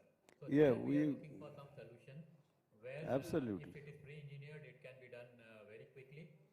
I do not know whether it can be multi-storied or it will be a single-storied. Ideally, if it is multi-storied, it helps because we do not have enough land. We would like to use the vertical space as much as possible. So if you have a solution for that, we would be willing to discuss that, and in fact we are going to take a final call very soon. We are discussing with Tata Steel also on their nesting option. Exactly, sir. We are authorized vendor of Tata Steel.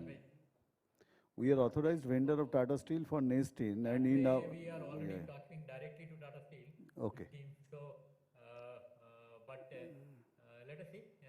And G+2, G+3 buildings also we make immediately, and our factory is nearby, and we make the Mobby Nest also. I mean, pick and place all the container offices and container houses in our own factory, as well as the toilets.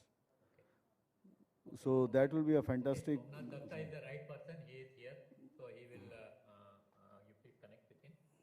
Okay. Or any issue, you please can write to somebody in Scienson or anybody in BCCI. They would Sure. send it to me and we'll take it. Sure, sir. Without any issue. Sure, sir. Thank you.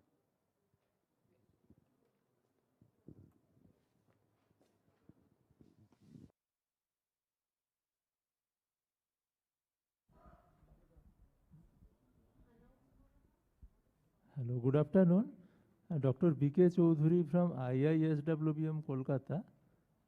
We used to visit your factory, thankful to your team from Energy Management and Environment Management Department every year before the pandemic. But because of the pandemic, we are not able to visit last 2 years. When again we can, our students actually, Energy MBA, Energy Management and MBA Environment Management students and myself also, we used to go and visit for a day to see the facilities of energy and environment. You have been practicing the state-of-the-art facilities, and we are very much thankful to you for that because it has been happening for many years. I have been going for at least 7-8 years. But now, because of pandemic, we are not able to go. When it may be possible to go again? Any idea, sir? It's very difficult to give an exact date. We have opened for, say, critical consultants and others who are required to visit. But these kind of study visits or any kind of visit which can be postponed, we have still not opened. So hopefully after Puja, when things improve, we will again allow these kind of visits. You have to have a little bit of patience for a while. We are still not permitting the study visits as of now. Okay. And it's very difficult to kind of commit a date for obvious reasons. Okay, thank you, sir. But we would be most we are welcoming people and students. We know we had people from your organizations. Last year, in fact, we had visited your campus virtually only for HR people. Yes, sir. So we will look into it and open it as possible. Okay, thank you very much, sir.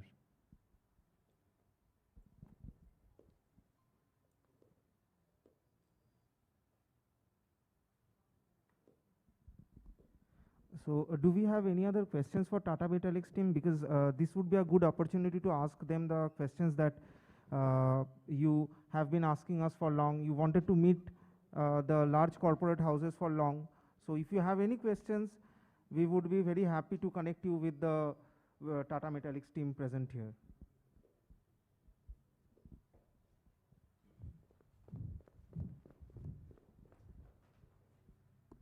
Hello, sir. I'm Lalit Lakhani, Director of ASL Plastic. I'm also Director of Pradeep Plastic Molders Private Limited. It's in Pune. And we are making automotive components for Tata Motors as well in Pune plant. Here in Kolkata, is there any opportunity for plastic molded blow molding or injection molding components which can be served at your Tata Metaliks? I don't think we have opportunities, but I would just leave it to my colleagues. Anybody, Somnath or Shantanu, do we have any requirement? I don't think so. Like plastic edges?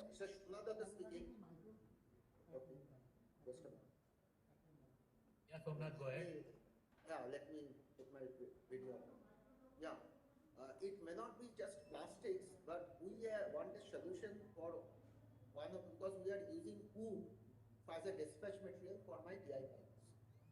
So we are also seeking for a solutions from the the plastic manufacturers, whether they can give any kind of solution to us where we can replace wood by the plastic components. So if you are interested, you can make a visit to our plant, or we can have a virtual meeting where I can explain you our requirement. And if you feel that your technology permits that, then we can have a more detailed discussions and a plant visit can be organized for that. But definitely there is a scope for us, for you, to look into. It's a challenging, I think, thing, and you need to, if you can provide us a solution, it will be a great thing. We will have to have a one-to-one meeting, sir. We'll just discuss it over that, so that I can understand your requirement and we can give such solutions if it is there at our end. Yeah, thank you. I'll get connected to you. Yeah, thank you. Sure.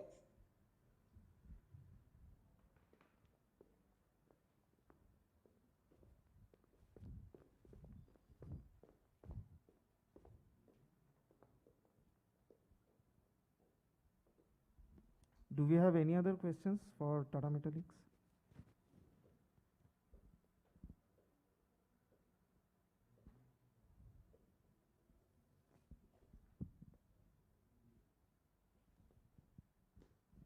So there are no questions for Tata Metaliks team, right? Okay. So now we would be breaking for lunch. Thank you so much, sir. Thanks to the entire Tata Metaliks team for being here and presenting and interacting with the MSME participants who are present here today. So now we would be breaking for lunch. We request all the guests to be seated here. Your lunch would be served here in the Williamson Megar Hall. So kindly give us another couple of minutes and your lunch will be served here. Thank you so much. And after this lunch, we have 4 other B2B sessions. We would convene exactly at 2:15 p.m. and we would start with the B2B session of citizen watches. And after that, we have 3 more sessions to go. So, and it would be followed by a prize distribution ceremony of our How Green Are We Awards competition that we had held last week. So kindly bear with us and be with us till the end of the day. Thank you. And we will reconvene at 2:15 here at the hall.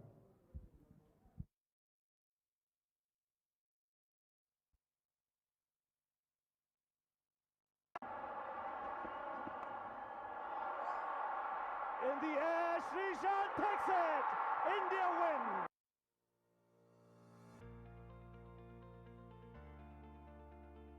The word first is ingrained into our DNA. The first organized steel service center in India for industrial customers. The first steel service center capable of processing high tensile steel up to 1100 megapascal. Revolutionizing the industry through futuristic innovations.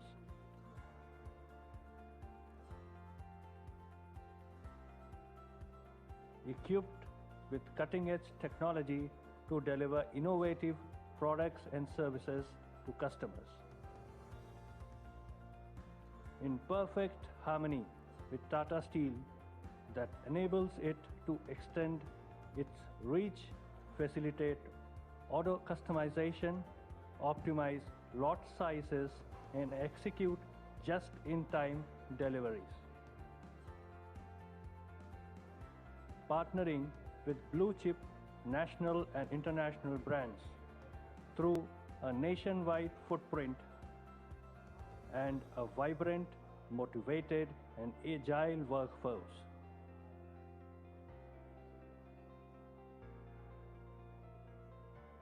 In tune with current market dynamics, yet future ready. 100% subsidiary of Tata Steel, we are Tata Steel Downstream Products Limited.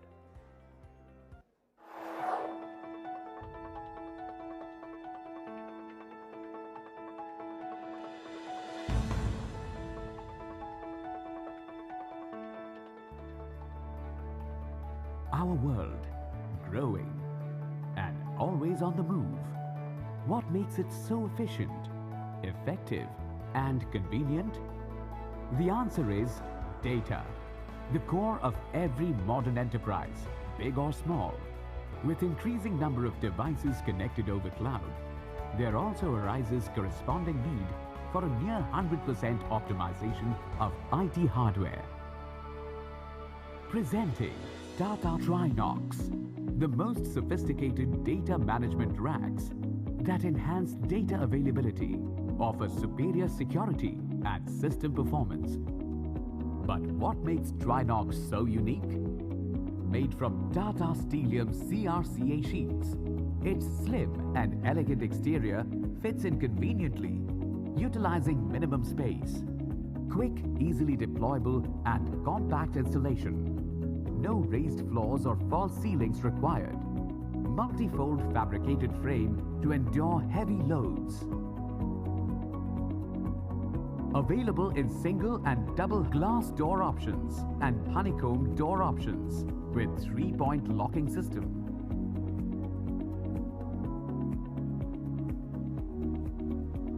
Fan housing unit at the top to keep the cabinet cool. Economical, easy maintenance and less carbon footprint.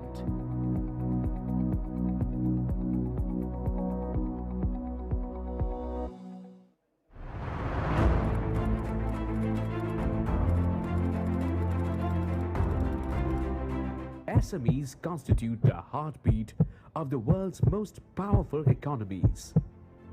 The Mittelstand, as SMEs are called in Germany, comprise 3.6 million world-class specialists in specific categories and segments. Japanese SMEs form part of an elaborate framework for world-class automobile, electronics and machine enterprises.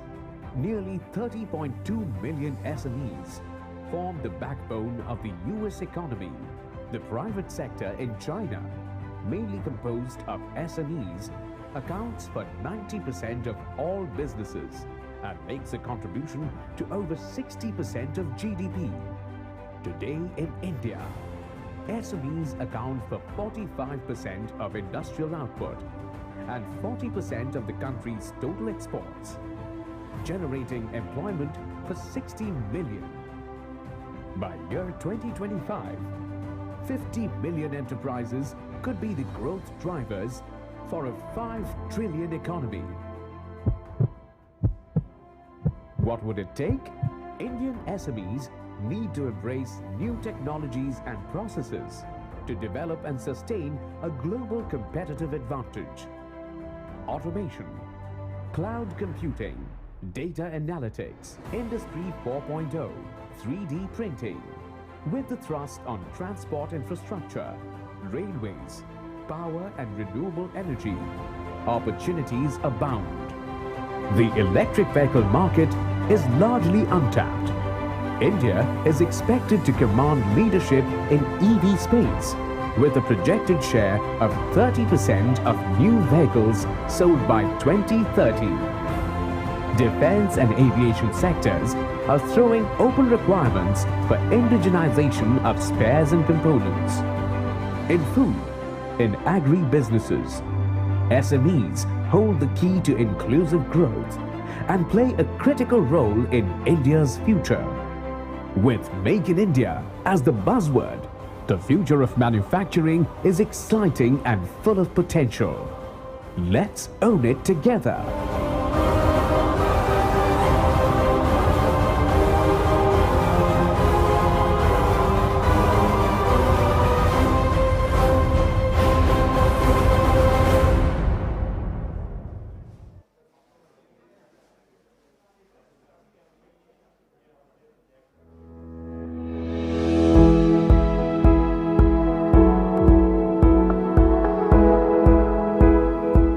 Tata Metaliks has had a long history of transformation, of growth, of taking risks and facing challenges.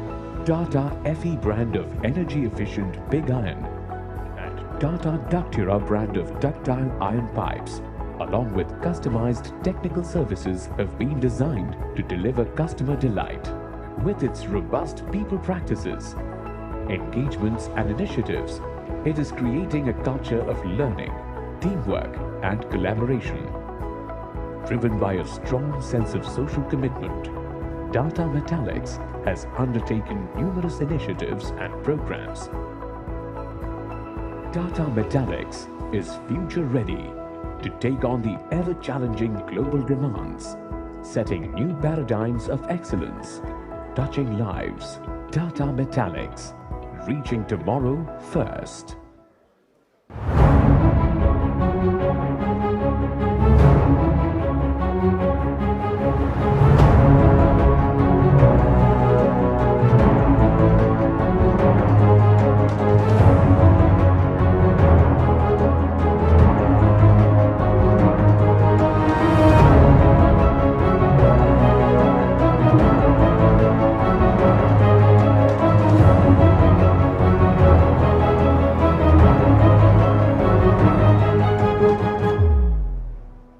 Tata Metaliks is a leading manufacturer of world-class pig iron and ductile iron pipes.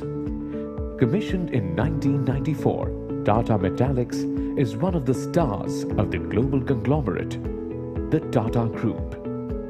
Like a crusader, Tata Metaliks has overcome many challenges to rise like a phoenix, successfully consolidated its leadership position in the industry with the vision of reaching tomorrow first. Tata Metaliks has ensured sustainable growth through its 6 strategic business priorities. Empowered by the state-of-the-art manufacturing facility at Kharagpur, the company has embarked on the path of cost leadership through operational excellence, productivity enhancement, and resource optimization. The organization aspires to be the supplier of choice, engaging with customers to enhance our offerings and provide differentiated customer experiences. Customer centricity is at the core of Tata Metaliks. The company reaches out to its domestic and international customers with world-class products and services. Listening and learning, thereby ensuring that the solutions are customized to optimize the unique needs and expectations of each of the customers. Tata FE brand of energy-efficient pig iron and Tata Datre brand of ductile iron pipes, along with customized technical services, have been designed to deliver customer delight. With its robust people practices, engagements and initiatives, it is creating a culture of learning, teamwork and collaboration. Tata Metaliks is a learning organization poised on the path of continuous improvement.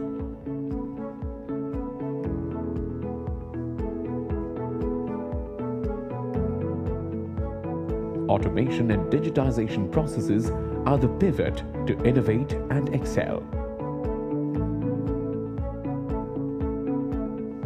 Conserving resources efficiently,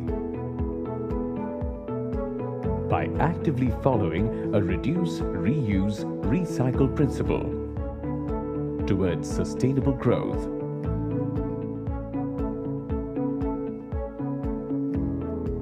Driven by a strong sense of social commitment, Tata Metaliks has undertaken numerous initiatives and programs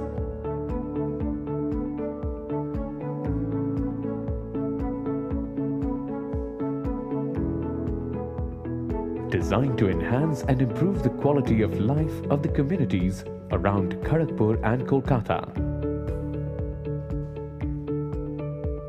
Tata Metaliks has been widely recognized and awarded for its excellence and achievements. Tata Metaliks is future ready to take on the ever-challenging global demands, setting new paradigms of excellence, touching lives. Tata Metaliks, reaching tomorrow first.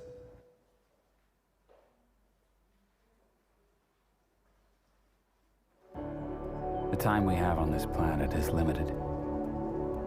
But what we choose to do with our time is boundless. To embrace moments of solitude. To embark on a journey which defines our very essence. Time does not stand still, but time follows where I lead. Satellite timekeeping in 40 time zones.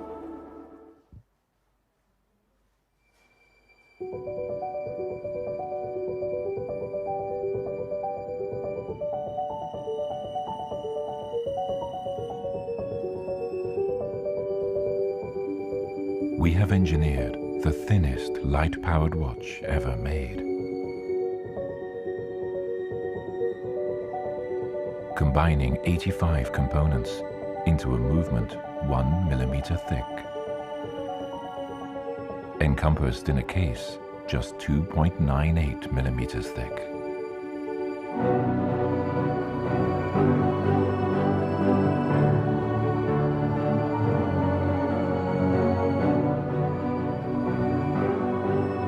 Introducing the Citizen EcoDrive 1.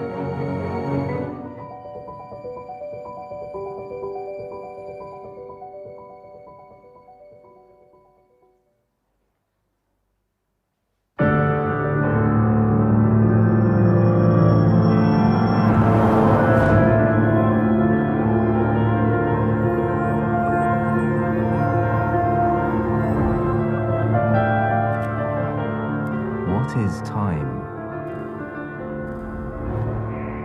For 100 years, Citizen has made watches that seek to answer that question.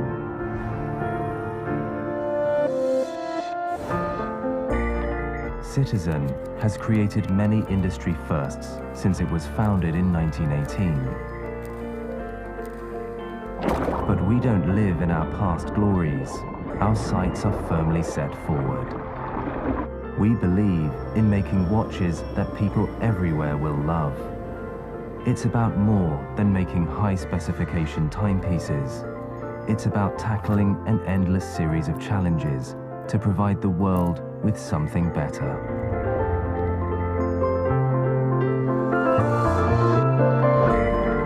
We are the citizens, the people who believe that time is not measured in seconds, but in steps forward. We see the world as a work in progress, a place to be improved. If time never stops, why should we? We're heading for better.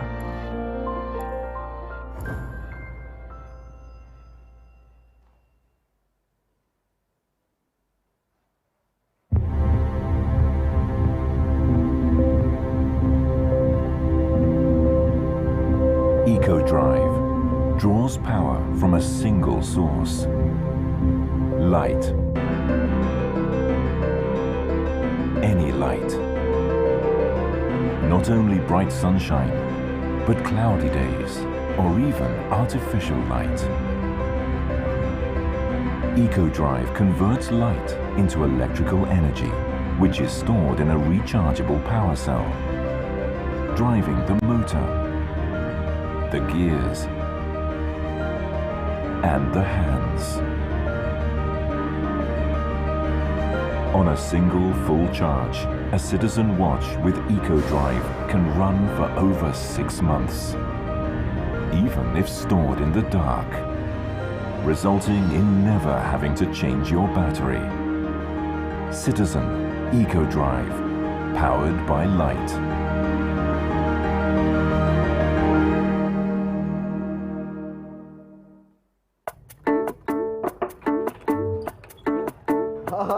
ये आजकल के businessman भी ना छोटे सपने तो देखते ही नहीं। अब अनमोल को ही ले लो, 4 साल से जानता हूँ उसे, टैक्स कंसल्टेंट हूँ उसका। 2 क्लॉज है ना सर, वो मुझे समझ में नहीं आया।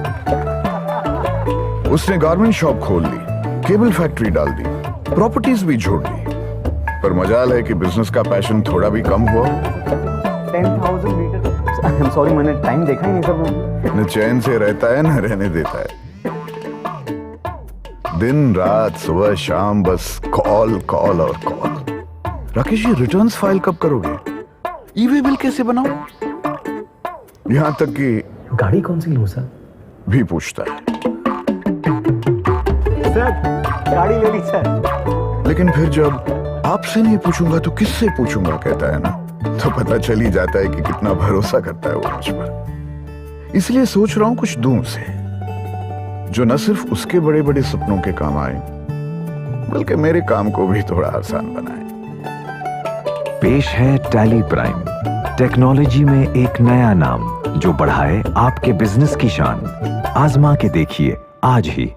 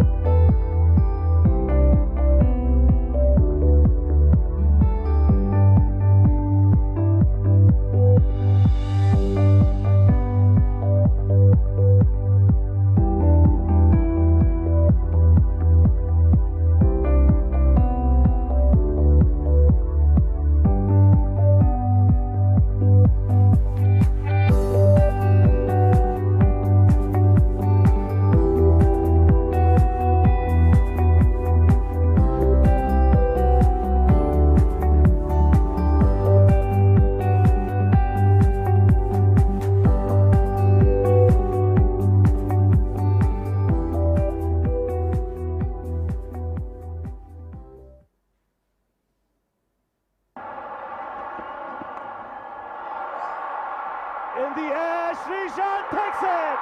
India win.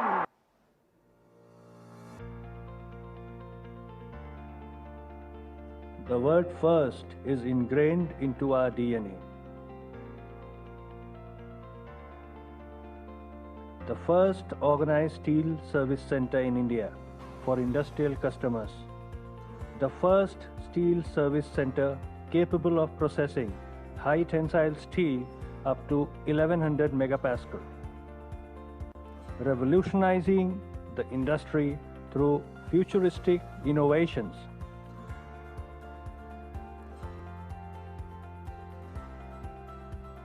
Equipped with cutting-edge technology to deliver innovative products and services to customers.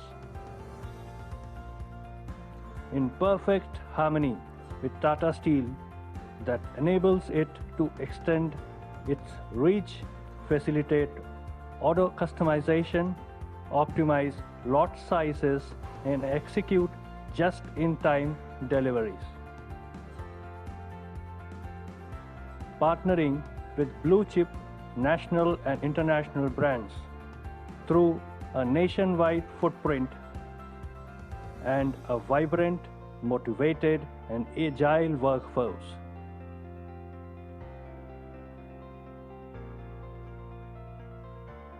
In tune with current market dynamics, yet future-ready. 100% subsidiary of Tata Steel, we are Tata Steel Downstream Products Limited.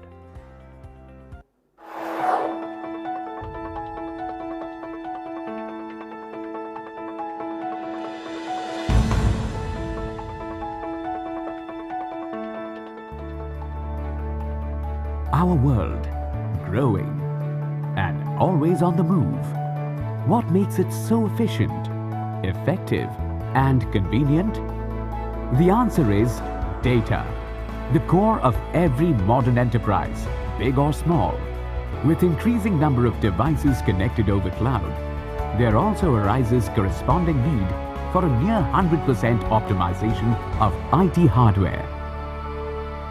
Presenting Tata Trinox, the most sophisticated data management racks that enhance data availability, offer superior security and system performance. But what makes Trinox so unique?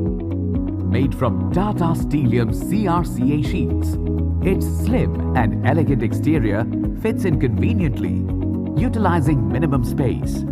Quick, easily deployable and compact installation. No raised floors or false ceilings required. Multi-fold fabricated frame to endure heavy loads. Available in single and double glass door options and honeycomb door options with 3-point locking system.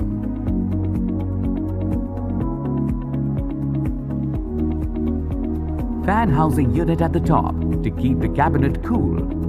Economical, easy maintenance and less carbon footprint.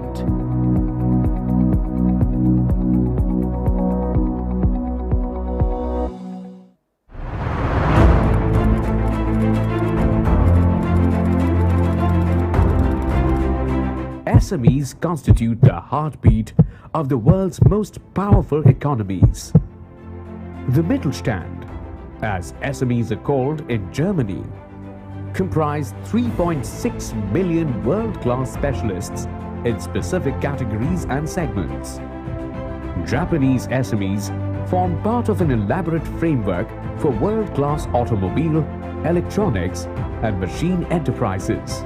Nearly 30.2 million SMEs form the backbone of the US economy. The private sector in China, mainly composed of SMEs, accounts for 90% of all businesses and makes a contribution to over 60% of GDP.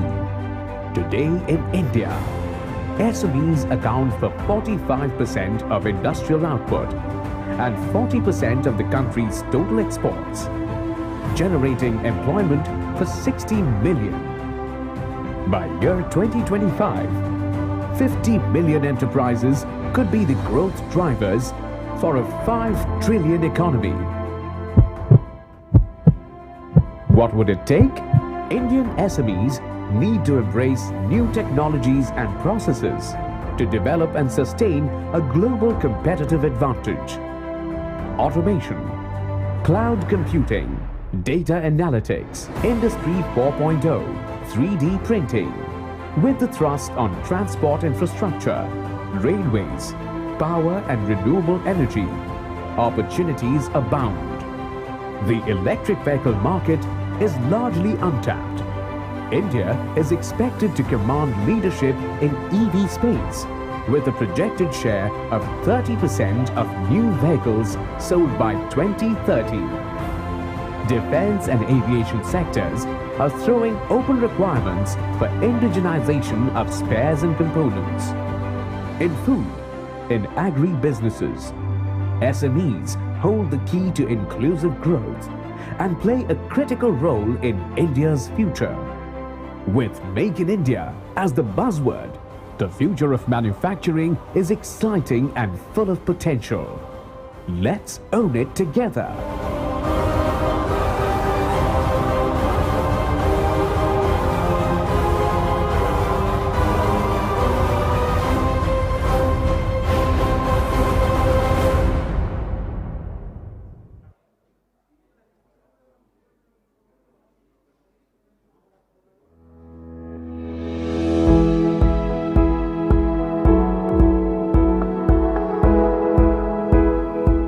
Tata Metaliks has had a long history of transformation, of growth, of taking risks and facing challenges. Tata FE brand of energy efficient pig iron and Tata Datre brand of ductile iron pipes, along with customized technical services, have been designed to deliver customer delight. With its robust people practices, engagements and initiatives, it is creating a culture of learning, teamwork and collaboration. Driven by a strong sense of social commitment, Tata Metaliks has undertaken numerous initiatives and programs. Tata Metaliks is future ready to take on the ever-challenging global demands, setting new paradigms of excellence, touching lives. Tata Metaliks, reaching tomorrow first.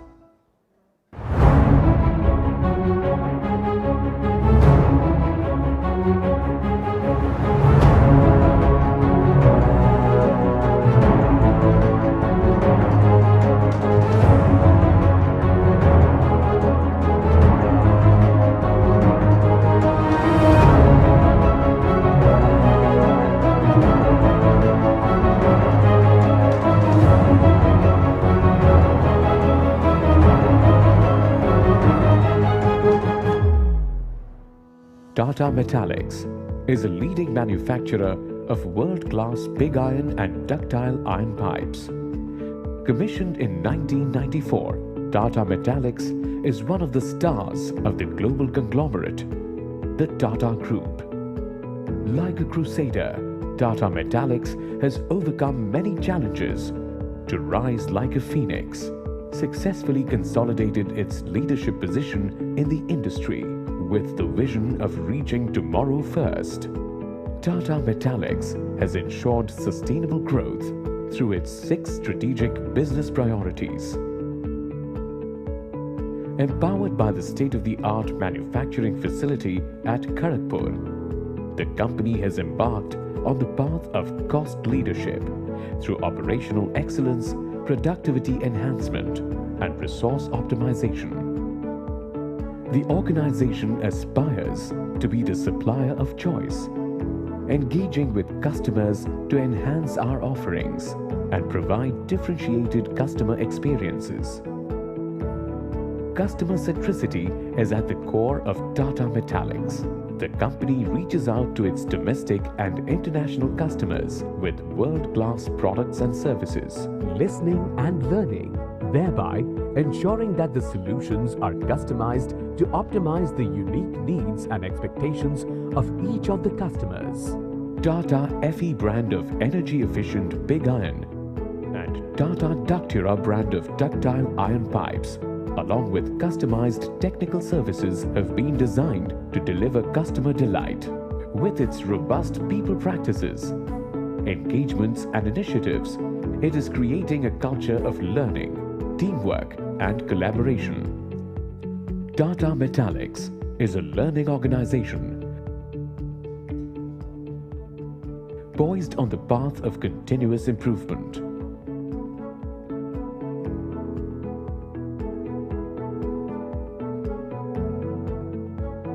Automation and digitization processes are the pivot to innovate and excel. Conserving resources efficiently by actively following a reduce, reuse, recycle principle towards sustainable growth.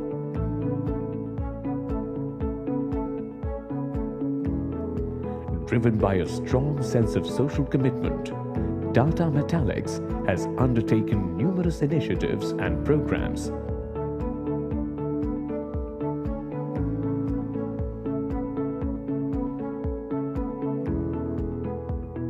designed to enhance and improve the quality of life of the communities around Kharagpur and Kolkata. Tata Metaliks has been widely recognized and awarded for its excellence and achievements. Tata Metaliks is future ready to take on the ever-challenging global demands, setting new paradigms of excellence, touching lives. Tata Metaliks, reaching tomorrow first.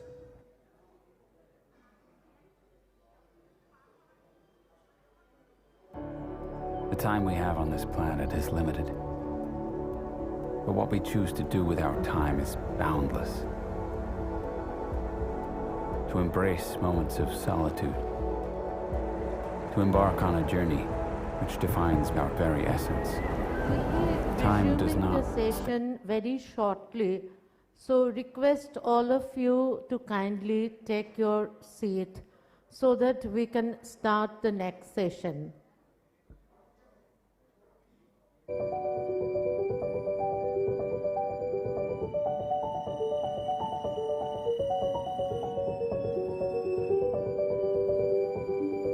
We have engineered the thinnest light-powered watch ever made. Combining 85 components into a movement 1 millimeter thick. Encompassed in a case just 2.98 millimeters thick.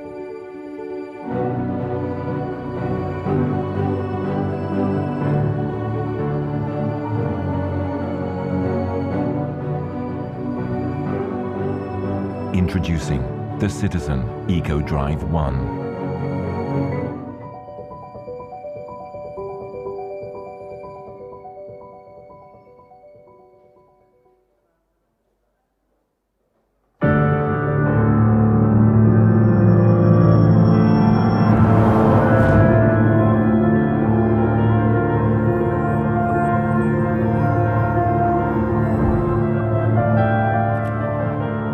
What is time?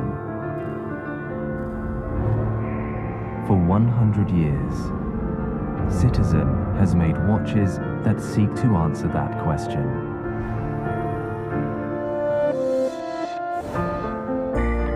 Citizen has created many industry firsts since it was founded in 1918.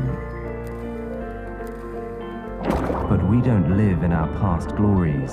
Our sights are firmly set forward.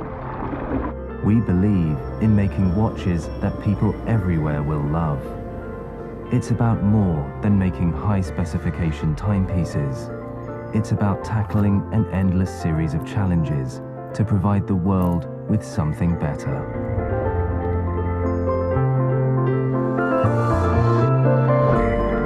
We are the citizens, the people who believe that time is not measured in seconds, but in steps forward. We see the world as a work in progress, a place to be improved. If time never stops, why should we? We're heading for better.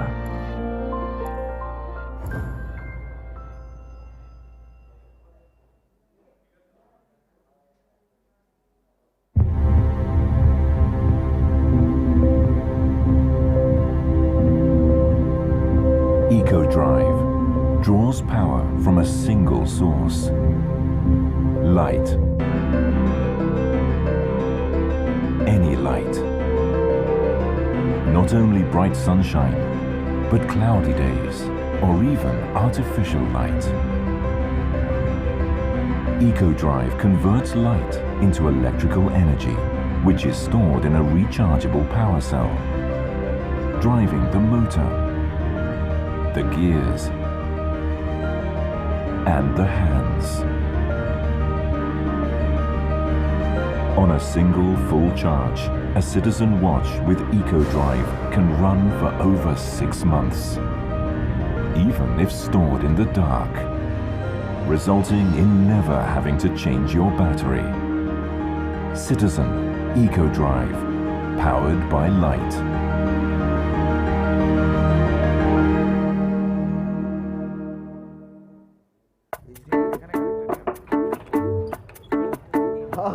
ये आजकल के businessman भी ना छोटे सपने तो देखते ही नहीं।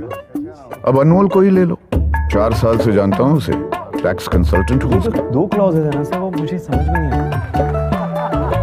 उसने गारमेंट शॉप खोल ली, केबल फैक्ट्री डाल दी, प्रॉपर्टीज भी छोड़ दी, पर मजाल है कि बिजनेस का पैशन थोड़ा भी कम हुआ। 10,000 मीटर। आई एम सॉरी, मैंने टाइम देखा ही नहीं सर। न चैन से रहता है न रहने देता है, दिन रात सुबह शाम बस कॉल कॉल और call. Rakesh ji returns file कब करोगे? ईवी बिल कैसे बनाऊं? यहां तक कि गाड़ी कौन सी लूं सर भी पूछता है। सर गाड़ी ले ली सर। लेकिन फिर जब आपसे नहीं पूछूंगा तो किससे पूछूंगा कहता है ना, तो पता चल ही जाता है कि कितना भरोसा करता है वो मुझ पर। इसलिए सोच रहा हूं कुछ दूं उसे, जो न सिर्फ उसके बड़े बड़े सपनों के काम आए, बल्कि मेरे काम को भी थोड़ा आसान बनाए। पेश है टैली प्राइम, टेक्नोलॉजी में एक नया नाम जो बढ़ाए आपके बिजनेस की शान। आजमा के देखिए आज ही।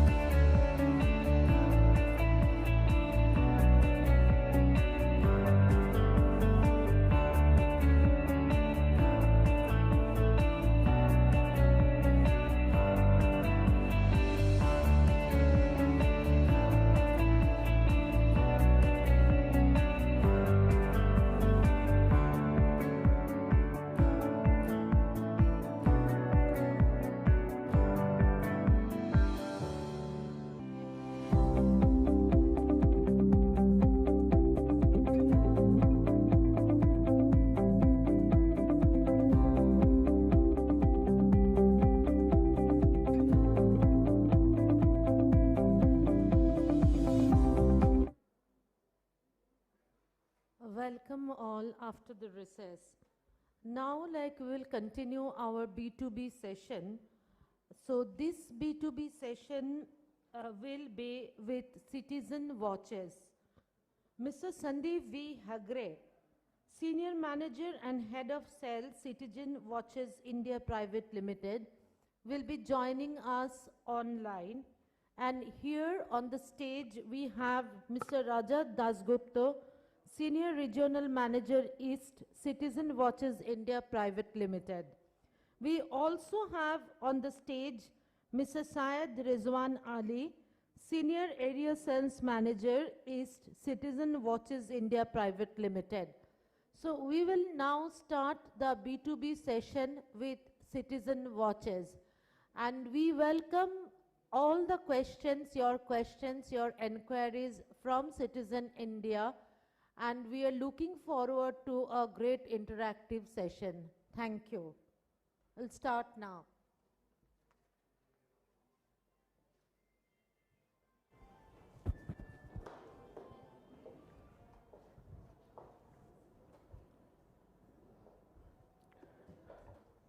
Ladies and gentlemen, good afternoon.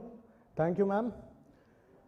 We are glad that we are here, and we thank Bengal Chambers for giving us an opportunity to be on this platform today. So we have with us, joining from Bangalore, we have our National Sales Manager. He is Mr. Sandeep Hegde. He's joining live from Bangalore office. We have Mr. Rajat Dasgupta. He is a Senior Manager and Regional Manager for East. And I am Syed Rizwan Ali. I represent Citizen India. So, as we all know that since the birth of civilization, we have been looking on time. We used to calculate time, we still calculate time. So, all of you must be knowing that Citizen is a Japanese brand. It is a 103 years young Japanese brand, and we are one of the pioneers in terms of watch technology. This is our corporate philosophy. We say it is loved by citizens and we are working for citizens. So this is our corporate philosophy. I will take this presentation. I will be giving you a very small brief about the Citizen brand in particular, what we are doing on a global level, and I will also give a brief touch about what we are doing in India. We will discuss briefly about our technology, because today we are discussing a lot about sustainability and eco-friendliness. So I will be giving you a brief on the factors that our RM have already stated in the morning inaugural address. We will showcase few of our products, and then we will discuss about the future of Citizen as a product and as a brand. Better starts now is our tagline, so which means that there is always a chance for creating something new. There is always a motivation for doing something better, and we don't look at our past glory, rather we keep on improving the things that we have done, and we look for the future. The slide, the picture you see over here is the first factory of Citizen. Citizen as a watch brand, it was introduced in such a time when there was a global hegemony of Swiss watch brands. So being a Japanese watch company, our parent company Citizen was established as Shokosa Watch Research Institute in 1918 in Tokyo, and then in 1924 we came up with our first product, which is a pocket watch. The name of the pocket watch was Citizen because it was named so by the mayor of Tokyo. So that is the reason why the name of the brand is Citizen, because we feel that we create products for the citizen, by the citizen, and it's a product which everybody can use. So that's why the name Citizen. The brand Citizen, though we have our birth in watches, which is our major business segment, we are also into machine tools. As you know that when we are talking about advanced watchmaking, we need expertise in robotics as well as in the precision engineering. So here it is. We have a division called machine tools. It is in India also. So the machine tools division is responsible for supplying these machines to many industries, like to automotive industries, to healthcare, and a lot more. We also we are also into devices, like we create, as was shown by our RM in the first half. We also have products like white LEDs. So that is the segment where we are into. Those are mainly industrial products, and then we are into some smaller products like we have printers and health devices. So that comes under the electronics products category. We are a global company. We do have presence in more than 130 countries across the world. Though it's a Japanese company, and as far as watchmaking is concerned, the entire supply chain, the manufacturing is in-house.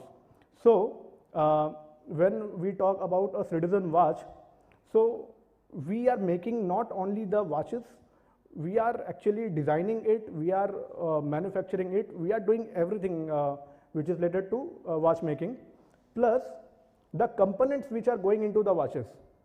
So we are actually the in-house manufacturer of those components also, as well as the tools which are making those components.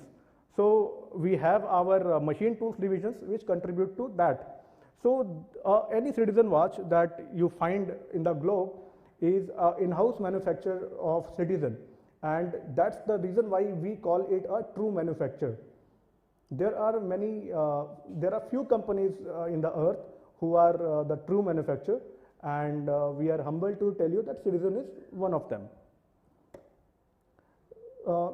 When we come to watchmaking, we have around 12 factories in Japan. We have 5 group companies overall. We manufacture the watch movements also. So we have a company called Miyota. So Miyota is responsible for making movements which we supply to various companies. Any famous company you know, we must have supplied to them our watches, I mean the movement of those watches. And then independently also we are selling those watches to the end customers.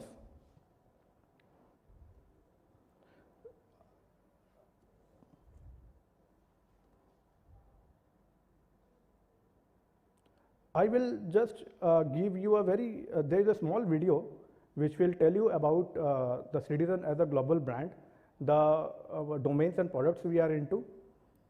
So I will just show you the video.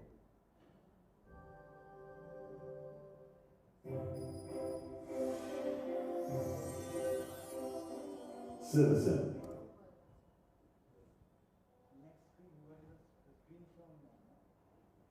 1 minute.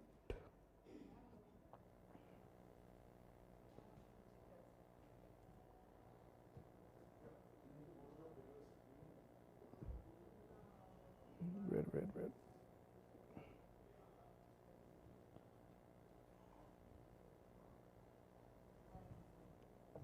No, it's not here. You have to escape this. And this minimize. Yeah. You want to see this? Yeah. You have to end the screenshot now. Where is that? PowerPoint? Yeah. This is the one? No, this is the one. No, No, this is you have to end this. Slideshow. Now I'll have to go here. This. Which one? Edge. Edge. To play this. One of a kind and best in the world technologies and products. The results of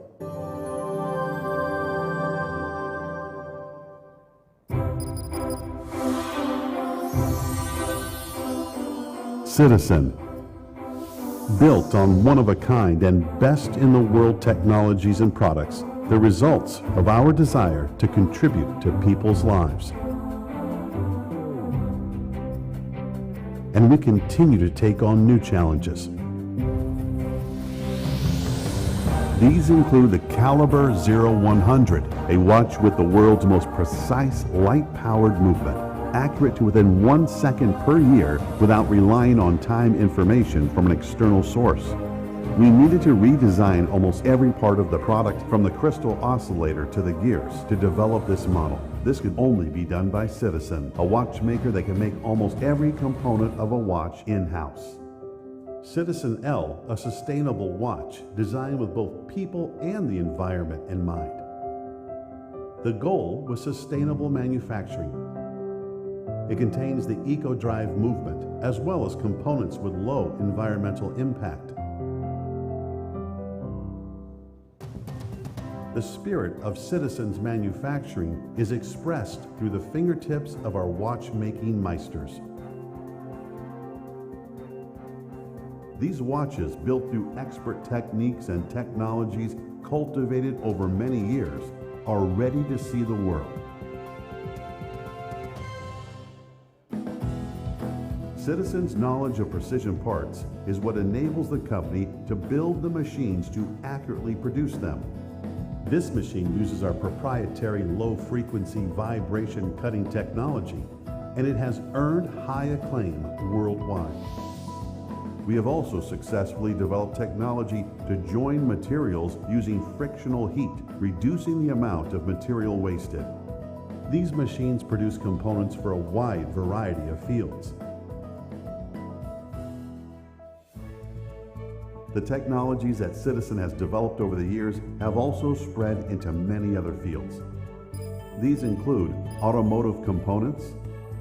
In smartphones, they're found in compact switches and LED floodlights used for large venues, or to light up other scenery at night, and even used in plant cultivation. We also produce electronic components used in many different fields. Photo printers, compact printers, and a range of health management devices are also made by Citizen. Our efforts to contribute to society include the Citizen of the Year events, which supports individuals who work to inspire and contribute to society. And table tennis events help us connect with the community. In addition, our staff members visit various places in Japan and overseas to engage in social activities with locals.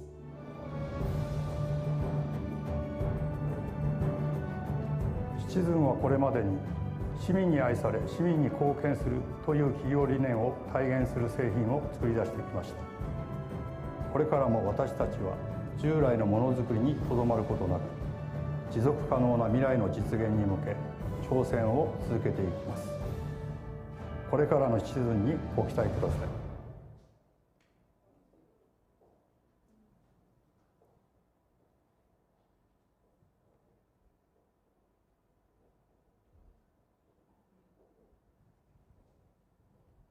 Well, that was the brief about Citizen as a group.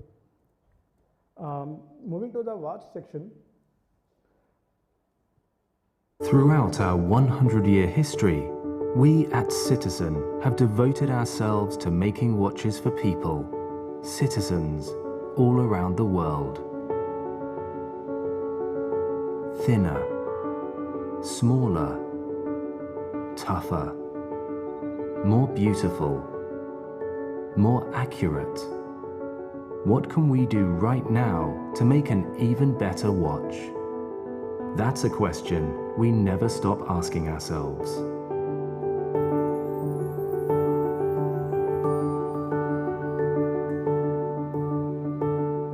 How can we create the ideal watch?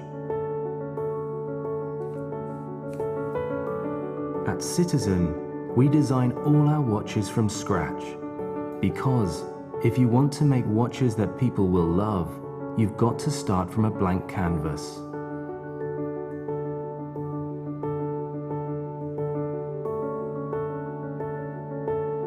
How can we make a more accurate watch?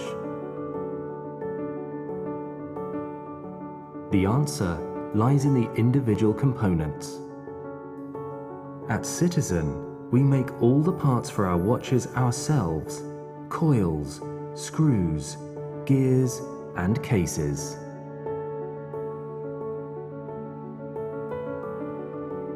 More than that, we even make the machines that make the parts. It's all so that we can make better watches for people all around the world. That is why Citizen is a true manufacturer.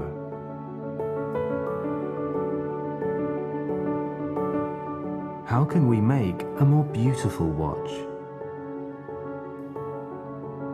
Citizen watches are created by people and machines working in concert.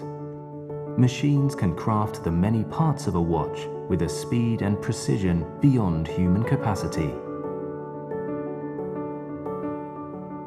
At the same time, there are also things that only people can do.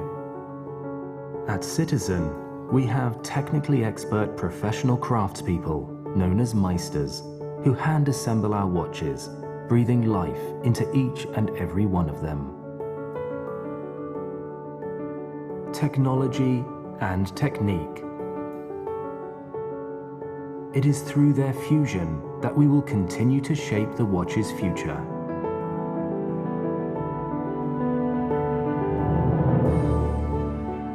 What can we achieve right now through process improvement?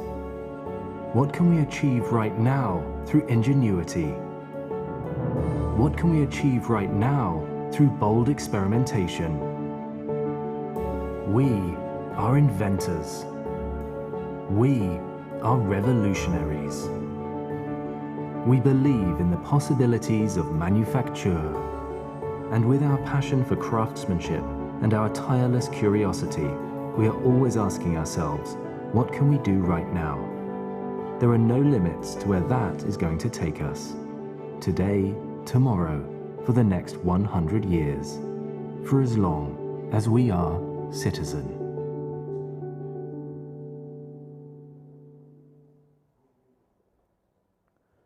So when we talk about a product, we talk about the brand and we talk about the brand positioning. As far as Citizen worldwide is concerned, as you can see from the graph, we have our positioning, we have our brand in every segment, which is starting from the fashion or the bulk products to the luxury segment. So here we have brands like Arnold & Sons and Angelus, who are mostly the luxury brands. So the cost of these watches are into lakhs, and below it we have the high segment. So we have product like EcoDrive 1. You can see one of our product over here in the stall that we have put up. So we have one EcoDrive 1 over here. We have another sub-brand called The Citizen. We are coming with few advanced watches which will be launched very soon in the global market. So those will be under the brand of The Citizen. Frederick Constant you will find in many of stores, many of the Helios stores. So that is also one of our umbrella brand only. We have Campanola and we have Alpina. So these 5 brands, they are under the high segment of watchmaking. Then we have brands like Citizen and Bulova. So these two are into the mid category. So in India, we are basically dealing with Citizen in particular. So that is the mid-level category that we are actually addressing to. So in Citizen, the cost of a product is from few thousand to few lakhs that we are selling in India as of now. And we have 2 mass brands, one is Q&Q and one is Vika. So these 2 are mass brands which we do occasionally sell in India as of now. Not Vika nowadays, but yes, we were selling Q&Q for a couple of years as of now. These are the watches that you can Google later on. So Arnold & Sons and Angelus. Then this is Campanola, Alpina, and one of the watches from Frederick Constant. This is the segment from Citizen, Bulova, Q&Q, and Vika. So that is about the brand positioning of Citizen globally. And in India, we started our journey. I think many of you must be knowing that when HMT entered into watchmaking, it was a technical collaboration with Citizen. And then This collaboration ran for a couple of years, and in 1999 we formally entered the Indian market. So at the time we had our head office in Chennai, and we had a small manufacturing plant also. So at the time we were, we had a assembling plant in Chennai at that point of time.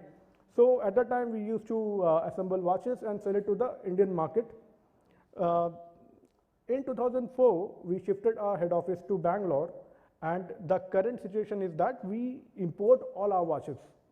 So the overall business in India is consists of a head office in Bangalore, supported by 4 regional offices pan-India. So we have our regional office in New Delhi, Kolkata, Mumbai and Kochi. And we have a network of more than 300 dealers. So basically, you can find Citizen product in any major town across the country.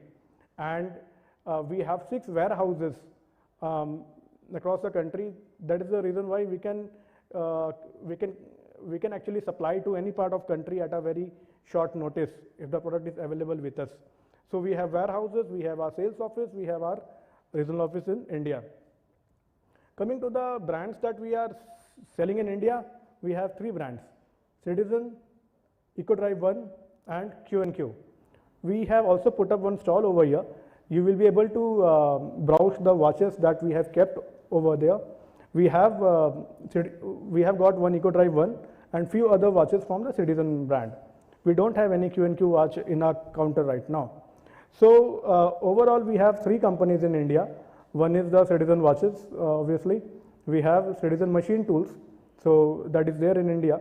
And as far as SMEs are concerned, I think Citizen machines tool can be of some importance to you.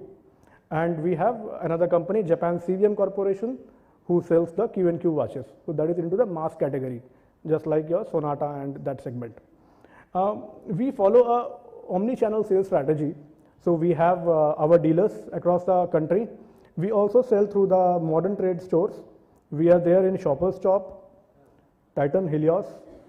We are coming into World of Titan. In few World of Titan we are already there. In few World of Titan we will be coming very soon. And there is one chain called Ethos Watches. So our products can be found there also. We have few company showrooms in the country, and then we have our e-commerce website that we launched last year. So that is citizenwatches.store. And then we do sell through the e-commerce retailers like Amazon, Tata Click and Flipkart. So that is how the sales takes place in India. And when we talk about the overall Citizen brand, that it's a very unique brand, and in terms of watchmaking, it's technically advanced. So yes, there are features which distinguish us from any other brand which is available in India as well as in the globe.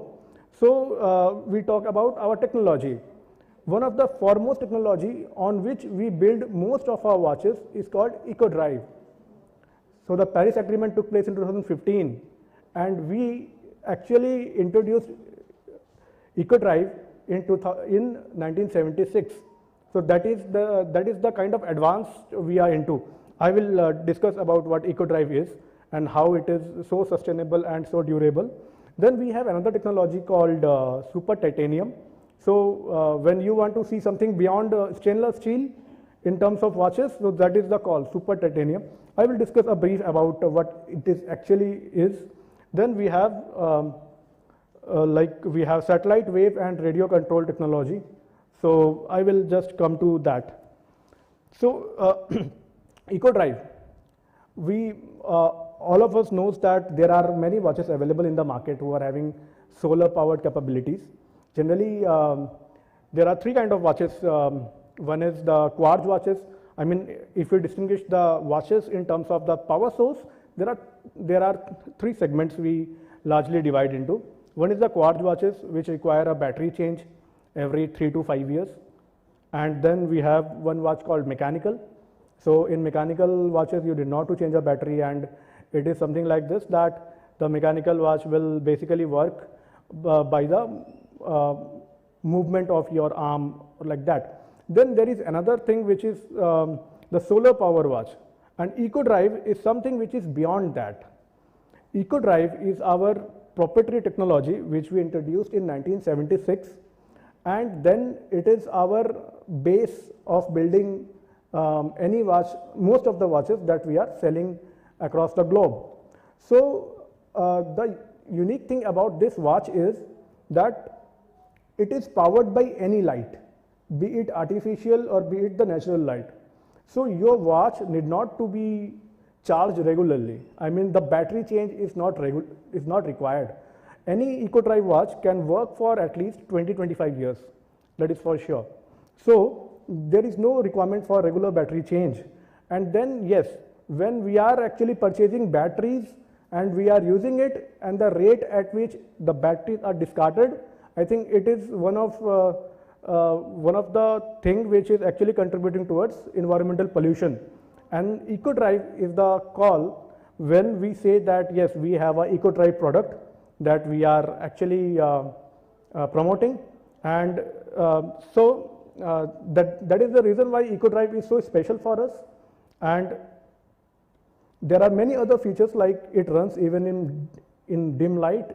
If you keep it in dark, depending on the caliber of watch, it will work internally. So depending on the caliber, from 6 months to 5 years, depending on the product, it will keep on working. And the moment you put it on light, it will again start working if it has actually stopped.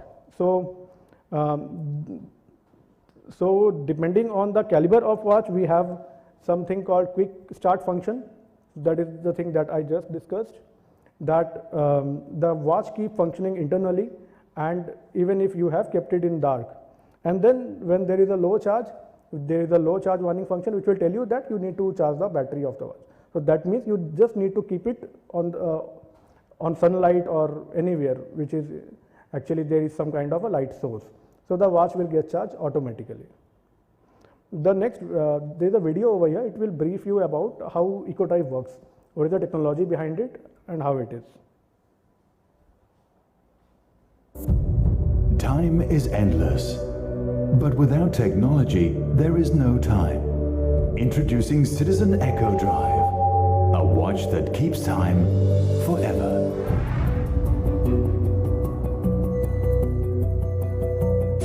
Citizen EcoDrive turns the light around you into power, stored on a rechargeable lithium-ion cell. It charges in all types of light, both natural and artificial, including sunlight, fluorescent bulbs, and ordinary bulbs. Always moving, never stopping. Thanks to Citizen's revolutionary power-saving technology, an EcoDrive on a full charge runs for 6 months or more, even in the dark. In darkness, some EcoDrive watches enter power-save mode, and although the hands and calendar stop to save energy, they keep ticking on the inside. Expose it to light again and it'll recharge, and the hands and calendar will move back to the correct time and date automatically.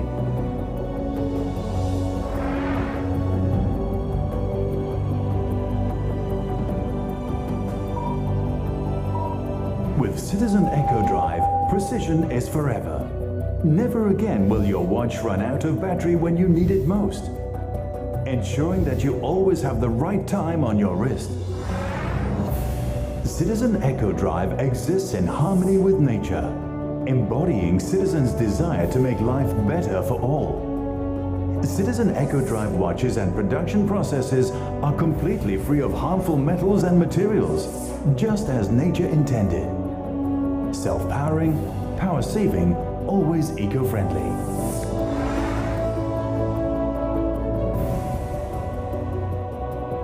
Since 1976, Citizen EcoDrive has remained on the cutting edge of fashion and technology. That's over 30 years defined by variation, evolution, and innovation, keeping Citizen EcoDrive at the forefront of the light-powered revolution.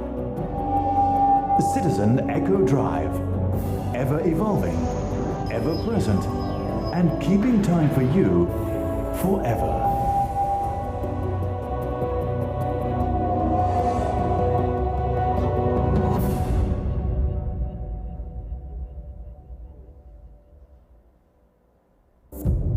Time is. So that was about EcoDrive. And EcoDrive, as I said, EcoDrive is the base on which we build a lot of watches. So we have watches which are super titanium. So what it means is that the material that we are using is not stainless steel, and it is something which is, it's a titanium which is being treated by our own surface hardening technology.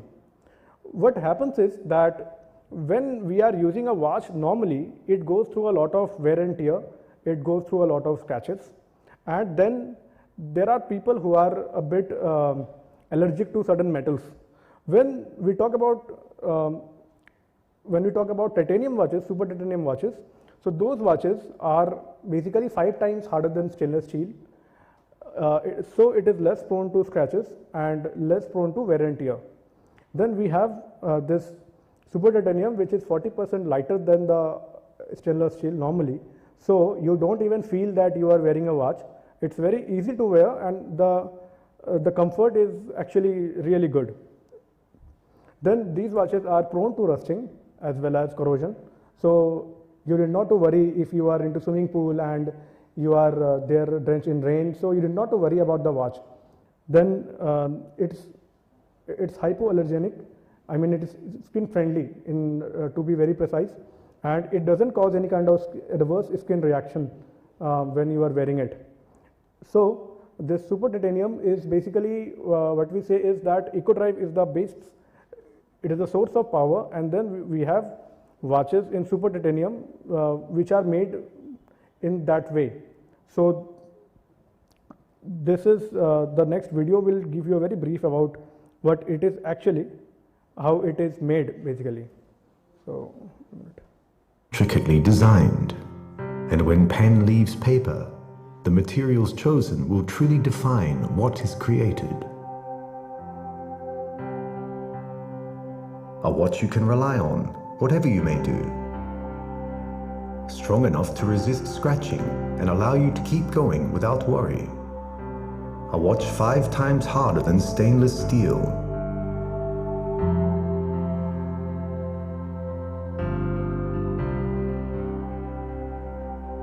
Created with your well-being in mind. Hypoallergenic, so you and those you care about can share every moment without a second thought.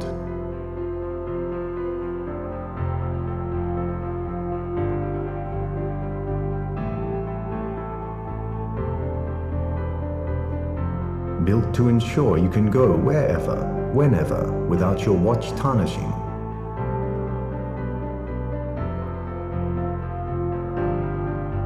Precision timepieces 40% lighter than stainless steel, providing unencumbered movement whatever you do.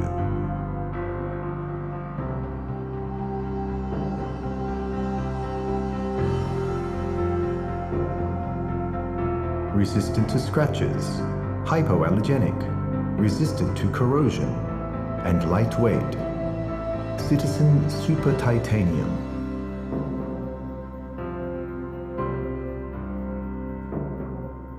Titanium, originally soft and difficult to handle, transformed through Citizen's manufacturing technology. Complex and delicate processing for precise edges. With the fine skills of experienced artisans, not only is innovative Super Titanium strong, but also beautiful. Utilizing Citizen's original surface hardening techniques, creating a metal resistant to scratches with 5 times the hardness of stainless steel.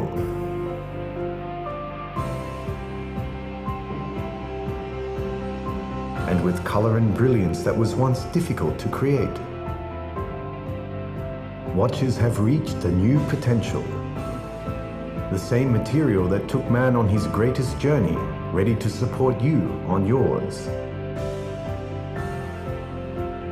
Since its groundbreaking introduction in 1970, Super Titanium has continued to evolve.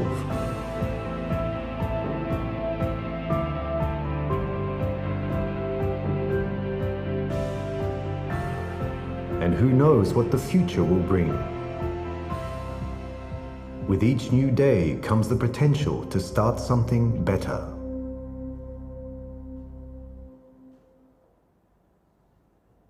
So EcoDrive and Super Titanium, those are the basic building technologies for us, for most of our watches. Then we have something called satellite wave and radio control technology. So this is basically a usable aspect of it.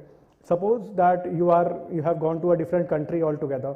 You have gone to the US, and suppose you are wearing a satellite controlled watch. In the back we have got few watches over there. So what happens is that you did not to actually manually change the time or even the calendar. So this will synchronize with the GPS satellite, and this time and calendar synchronization will happen automatically. So this is the greatest feature of this satellite wave GPS. So it was introduced in 2011, and it supports around 40 time zones across the globe. So wherever you are in, you have gone to the US, or you are in Antarctic Ocean, or you are wherever you are, you will get the precise time. So this is the advantage of wearing a satellite wave watch. And then there are a lot of world records created in this domain. So we have the world's fastest signal reception time of 3 seconds. So that is one of our product in this domain. And as I said, that it's accurately can automatically set the time and calendar of your watch anywhere. Our watches are not just for time and calendar. There are a lot of functions which they can do. We have watches for pilots, we have watches for divers, we have a lot of sports watches, and then we have normal watches also. So satellite wave is again a technology on which we build a lot of watches, and similar to this is a radio control technology, where there are radio towers, and then from there the time sync actually takes place. So there are 5 zones. Yes, there are 5 radio towers, atomic towers basically, since the atomic clock is one of the most precise clock, and then it syncs the time with the atomic clock. So these are available in 5 regions only. Unfortunately, it is not in India. It's in Japan, US. We have 2 in Japan, 1 in US, 1 in Germany, 1 in China. So this radio control technology will work manually in India. It will not work automatically in India, whereas satellite wave will. So this is the video of satellite wave. The time we have on this planet is limited, but what we choose to do with our time is boundless. To embrace moments of solitude, to embark on a journey which defines our very essence.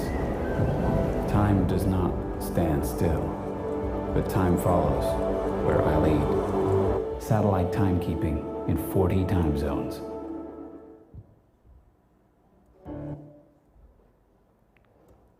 So when we spoke about these products, I think in India we are actually, we have this portfolio. We have EcoDrive 1, which is the world's thinnest light powered watch. I will just show you how it is.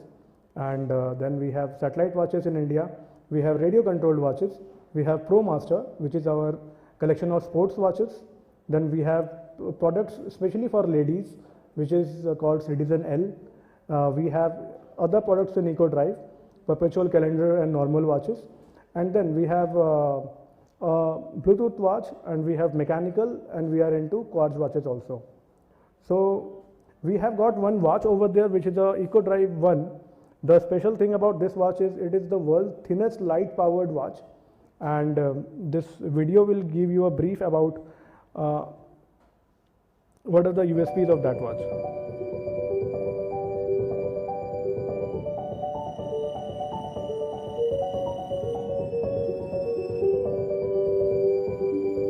We have engineered the thinnest light-powered watch ever made. Combining 85 components into a movement 1 millimeter thick. Encompassed in a case just 2.98 millimeters thick.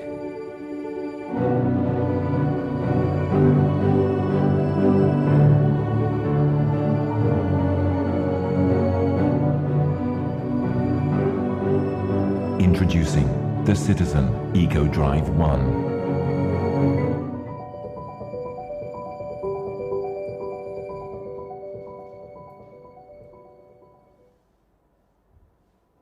Well, so this watch is a EcoDrive, as well as a few of the models are coming with super titanium features also. So we have got one watch over there. I would request you to just go and have a look. And then we have this is the watch collection basically. The first two on the top are these are the few models of EcoDrive 1, and then we have the satellite watches on the bottom.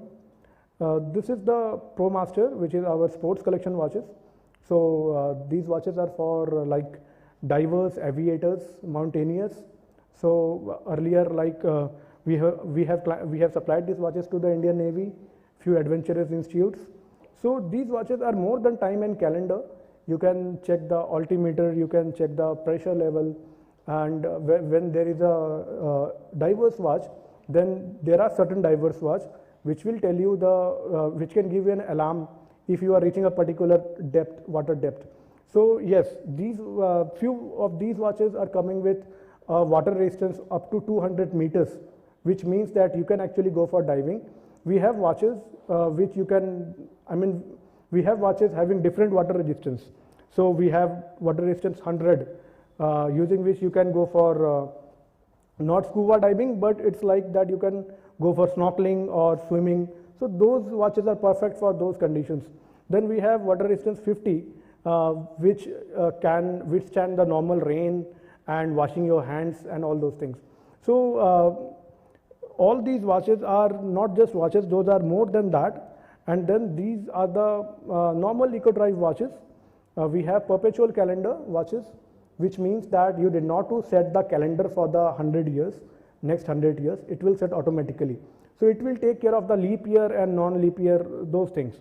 Then we have some ladies watches that I was talking about, Citizen L. And then we are also into automatic watches and quartz watches. So if you think about watch, so yes, Citizen has got that entire offering which you can look into. We humbly say that we are a very advanced watchmaking company, and we have many milestones to us. This company was formed in 1918, as I already said, and this EcoDrive was introduced in 1976. And since then, we are using EcoDrive as our base technology. So you will find EcoDrive in approximately 80% to 85% of products which are in India. It comes with EcoDrive feature. So then we invented this super titanium in 1999, Datre, and the first satellite watch in 2011. So these are world's first. And then we have a special watch which is called Caliber 0100. So that was invented in 2018, which is the world's most light powered accurate watch. So with accuracy of plus minus 1 second in a year. So this was all about Citizen as a brand and what products we are into. When we talk about the future, we talk about sustainability, we talk about a lot of smartness. So yes, when we think about the future, we think about some special watches also. The next video is basically this is an example of the new product which will be launched very soon in the global market. So it is called Caliber 0200. So I will just take you through that. It's a small video.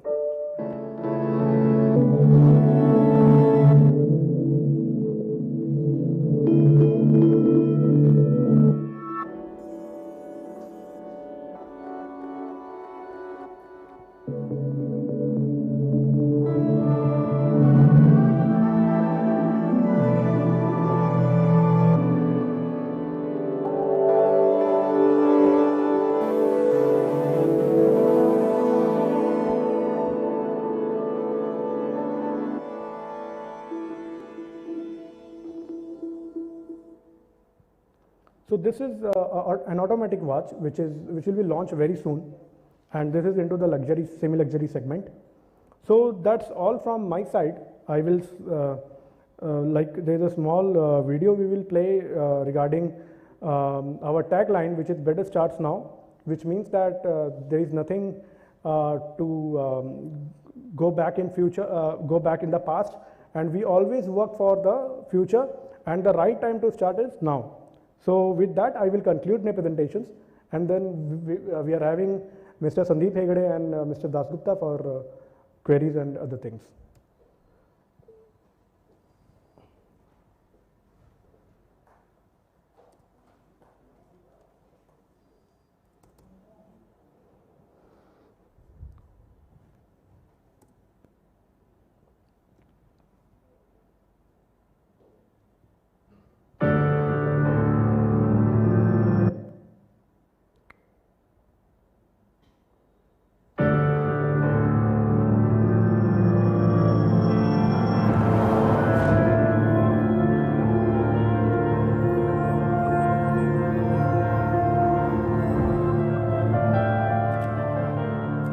What is time?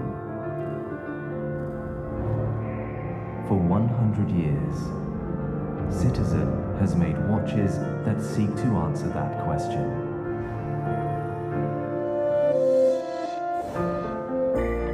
Citizen has created many industry firsts since it was founded in 1918.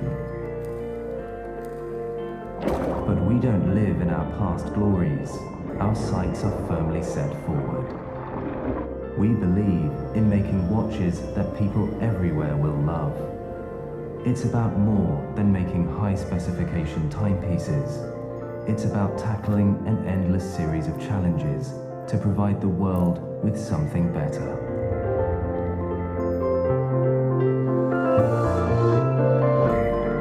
We are the citizens, the people who believe that time is not measured in seconds, but in steps forward. We see the world as a work in progress, a place to be improved. If time never stops, why should we? We're heading for better.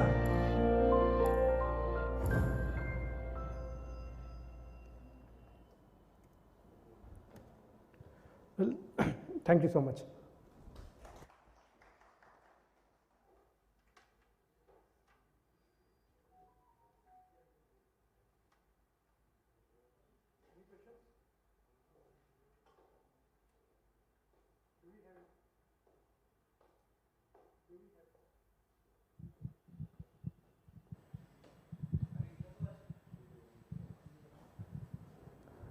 Do we have any questions from your side?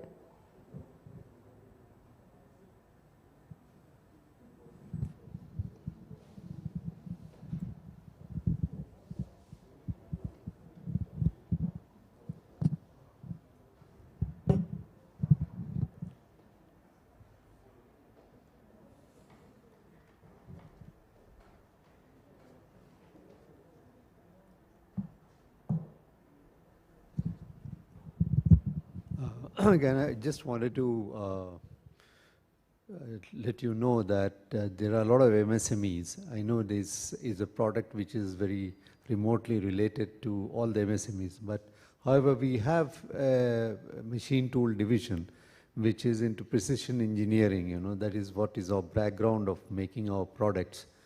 And as I had told in the morning, that we have lubricants which are essential for your miniature motorization, etc., which will be helpful for all the MSMEs. As far as help to the MSMEs is concerned, this is the first time we are having a connect with BCC and I, and I'm sure that over a period of time we will be able to reach out to any one of you who would be requiring any help from our side. Thank you.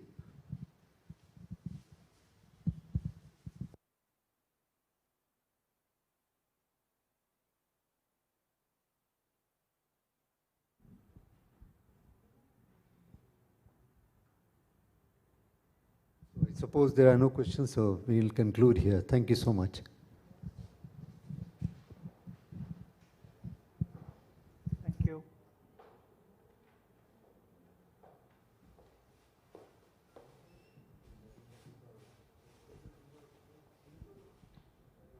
Thank you. Thank you to all of you who came here and supported us, our initiative from Citizens India. Thank you so much, sir. Now we'll go to the next part of the B2B session. This is session 5. And here we connect Ms. Sustiknow Roy, Key Account Manager of Tally Solutions. She will be here. We are connecting her digitally. So if you have any question related to Tally Solutions, if you need any support, any assistance from Tally Solutions, then they are here to support you to answer your queries. Thank you.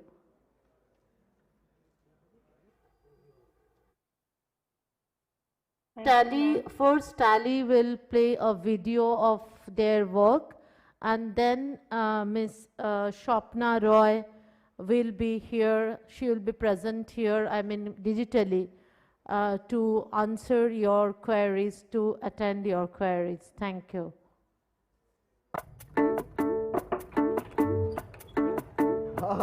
ये आजकल के businessman भी ना छोटे सपने तो देखते ही नहीं। अब अनमोल को ही ले लो, 4 साल से जानता हूँ उसे, टैक्स कंसल्टेंट हूँ उसका। 2 क्लॉजेज है ना सर, वो मुझे समझ में नहीं आया। उसने गारमेंट शॉप खोल ली, केबल फैक्ट्री डाल दी, प्रॉपर्टीज भी छोड़ दी, पर मजाल है कि बिजनेस का पैशन थोड़ा भी कम हुआ। 10,000 मीटर। आई एम सॉरी, मैंने टाइम देखा ही नहीं सर। न चैन से रहता है न रहने देता है, दिन रात सुबह शाम बस कॉल कॉल और call. Rakesh ji, returns file कब करोगे? ईवे बिल कैसे बनाऊं? यहां तक कि गाड़ी कौन सी लूं सर भी पूछता है। सर गाड़ी ले ली सर। लेकिन फिर जब आपसे नहीं पूछूंगा तो किससे पूछूंगा कहता है ना, तो पता चल ही जाता है कि कितना भरोसा करता है वो मुझ पर। इसलिए सोच रहा हूं कुछ दूं उसे, जो न सिर्फ उसके बड़े बड़े सपनों के काम आए, बल्कि मेरे काम को भी थोड़ा आसान बनाए। पेश है टैली प्राइम, टेक्नोलॉजी में एक नया नाम जो बढ़ाए आपके बिजनेस की शान। आजमा के देखिए आज ही।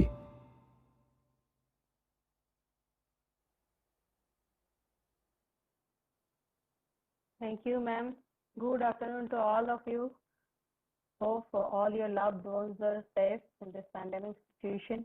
Keeping this pandemic situation, we are doing this presentation digitally only. So thanks to BCCI President and all the respected stakeholders for giving us the opportunity to present over here. So without delaying, I'll just start my presentation.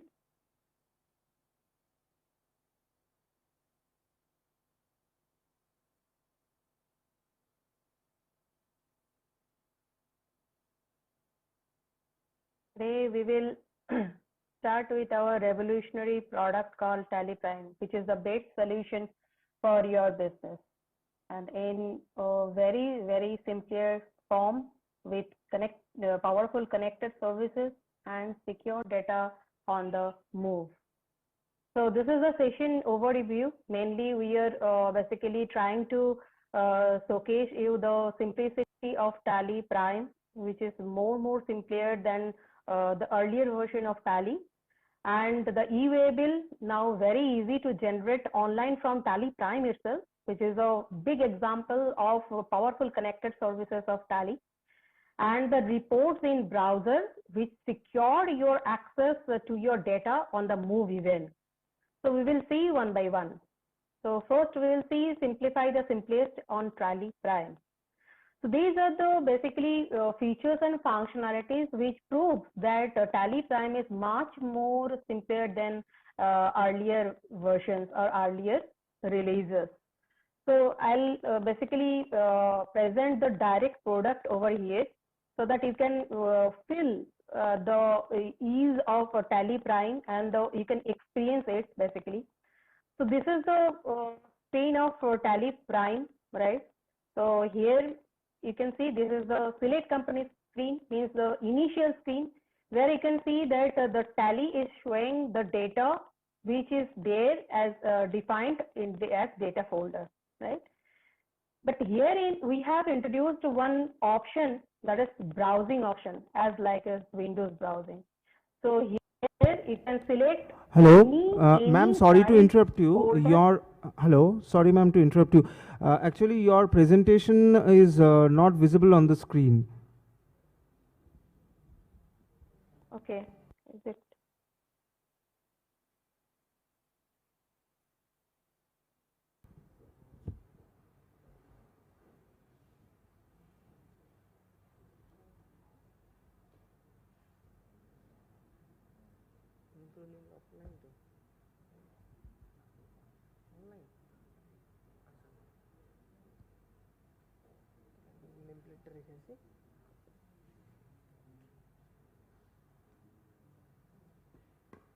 Now is it visible?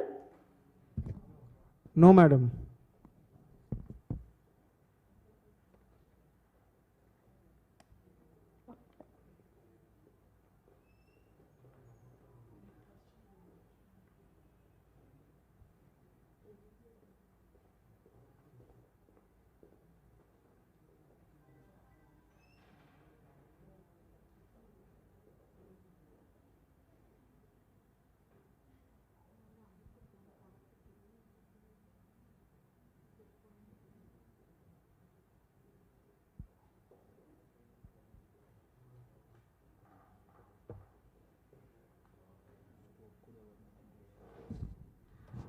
Madam, you can stop sharing your screen and then again start resharing the screen, if that helps. Yeah, but I'm not getting that full window.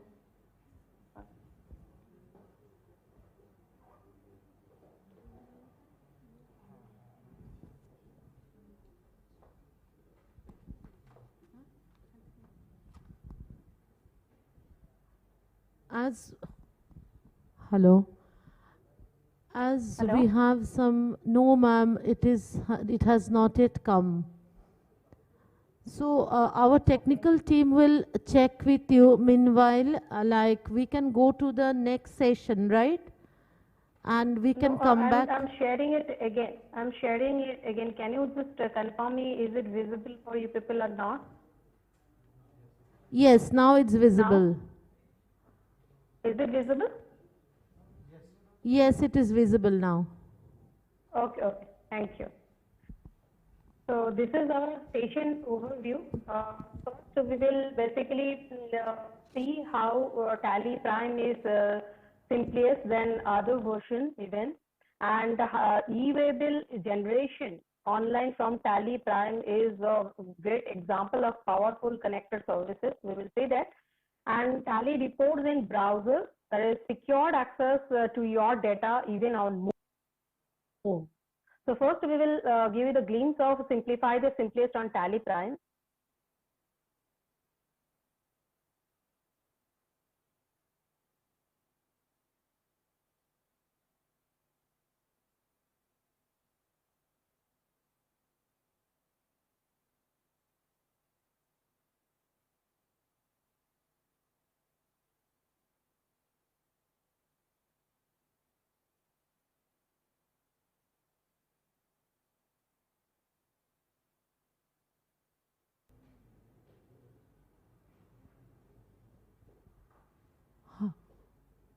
Hello, ma'am. You are again disconnected. Is it visible? My screen is visible? Yeah, now it is visible. Okay. Sorry for the disturbance. This is the actually real problem in digital connectivity. So sorry for the inconvenience caused. So this is the initial screen of Tally Prime product, which shows the data which is defined as Tally data folder. But we have introduced Tally a browsing system, browsing opportunity for Tally Prime itself. How can you do that? Basically, you can select any drive, any sub-drive folders or folders from Tally Prime itself through browsing. Like you were browsing from Windows. Like this is your hard disk drive, C drive, D drive, desktop, and etc. You can just click on that drive and you can move to anywhere, any of your drive, and you can select your company data from there. So no need to exit from Tally repeated time. You can just browse your data from anywhere. So the simplicity starts from here itself. Now this is the screen per screen get your tally of a company. Here you can see the look and feel got changed completely. It's more crystal clear, more wide in look and feel, different, everything. But all the features and functionalities which used to be there as a separate button or active button, but all are intact in Tally Prime also. But we have shifted some of the basically buttons here and there. So we will show you. So like in this is the top menu of Tally Prime. And these top menus contain some features and functionalities of Tally, right, which were there since inception of Tally. But you will find all these top menus are constant in everywhere throughout Tally product. Like if you go to entry level, if you go to report level, display level, everywhere the top menus are constant. Each and every top menu consists of some features and functionalities which is relevant to that. Like for example, if you click on Tally Prime Silver, it will give you the license related information. Similarly, if you click on company, it will give you the company related features and functionalities. Similarly, for data, you will get data related. And here you can click on print, you will get print related information. In between, you can see we have introduced one button called Go To. What is this? This is nothing but the search engine in Tally Prime. This is very, very useful. I'll show you how you can use it. So for take an example, like I'm into a transaction. I'm doing a sales entry, right? And in between that transaction, when I am just basically 50, 60 odd transaction, odd item I have selected. So it's a huge transaction you can basically see. So at that point of time, somebody in my company told that they need a sales voucher to be printed because the transporter is waiting for that. Otherwise, the transport can't leave. So what I have to do is either I have to leave from this voucher entry screen, or I need to ask him to wait. But nowadays, waiting means a business loss. So we very much realize that thing, and we have introduced this go-to button for you people who all are busy all time. Simply, you can click on go-to. You can go to your sales register. You can pick up the sales voucher which needs to be printed, and you can go to your print option. Just give the print. This is the print preview. Once you give the print, just press escape and you can come back to your original position where you were. So without interrupting your current work, you can jump anywhere in between Tally product anytime. But your current work will be intact as it is. So this is the capability of GoTo. This is not only the search engine, because when I'm pressing Alt G or clicking on GoTo, it's giving me a search option. Where do you need to move right now? Where you want to move? I want to see balance sheet. If I press escape, I'm as it is there in the transaction. So without hampering the current work, you can jump anywhere in Tally in any time. So this is the capability of GoTo. So another magical capability of Tally Prime is this is very much required. We are getting many requests from field that how can I customize my report view as per me. So we have introduced this thing in our current release, Tally Prime release 2.0. I'll show you how you can do it. So maybe I'm viewing stock summary. So this is the default view of stock summary. So I want to configure, means I want to see something as customized view, like opening balance, inwards, outwards, the profit, profit and all. So this is whenever I basically see this stock valuation or stock summary, I want to see in this format only. But every time I need to configure it, I need to make yes and no for some functionalities, then only I can say this. But I don't want to do that. So now onwards, what you can do is you can configure one time and you can save these views for your future use. Like I said, this is P&L analysis, right? So I'm saving this. Once I save this, if I go to stock summary, I'll find my save view, stock summary P&L analysis. I'll simply select that and I'll find the configuration which I have set for my view. So it can be make as default view also. How? You can go to this save view option, set as default. I'm making it yes, set as default. So once I press stock summary, once I click on stock summary, always I'll get this view. And once you created this view, it will be there forever until and unless you are doing some changes. Or if you want that this view is no more required, there also one option, that is you can delete that saved view also. So nothing, just click on change view, go to delete saved views. You will get all your views which you have saved. So you can select and you can delete this. So again, if you go to stock summary, you will get your default view. So this is the flexibility to customize your report view and save for your future use. Not only that, you can save your views also. Similarly, if your users are wanted to save those views as per their requirement, they can customize it through the F12 button and they can save that view for their future use. No more configuration is required again and again. So another thing, you can I'll explain that why Tally Prime is much more simpler, because you will find everything for analysis, report analysis, and at the time of transaction in these three buttons, that is basis of value, change view, and exception report. Like I am into stock summary right now, so I'll click on exception report. So it will simply give me the exception, that is negative stock item. So once I select this option, it will show me the negative stocks of that particular stock summary. Now again, if I click on exception report, it will give me the negative batches on that stock, negative stock.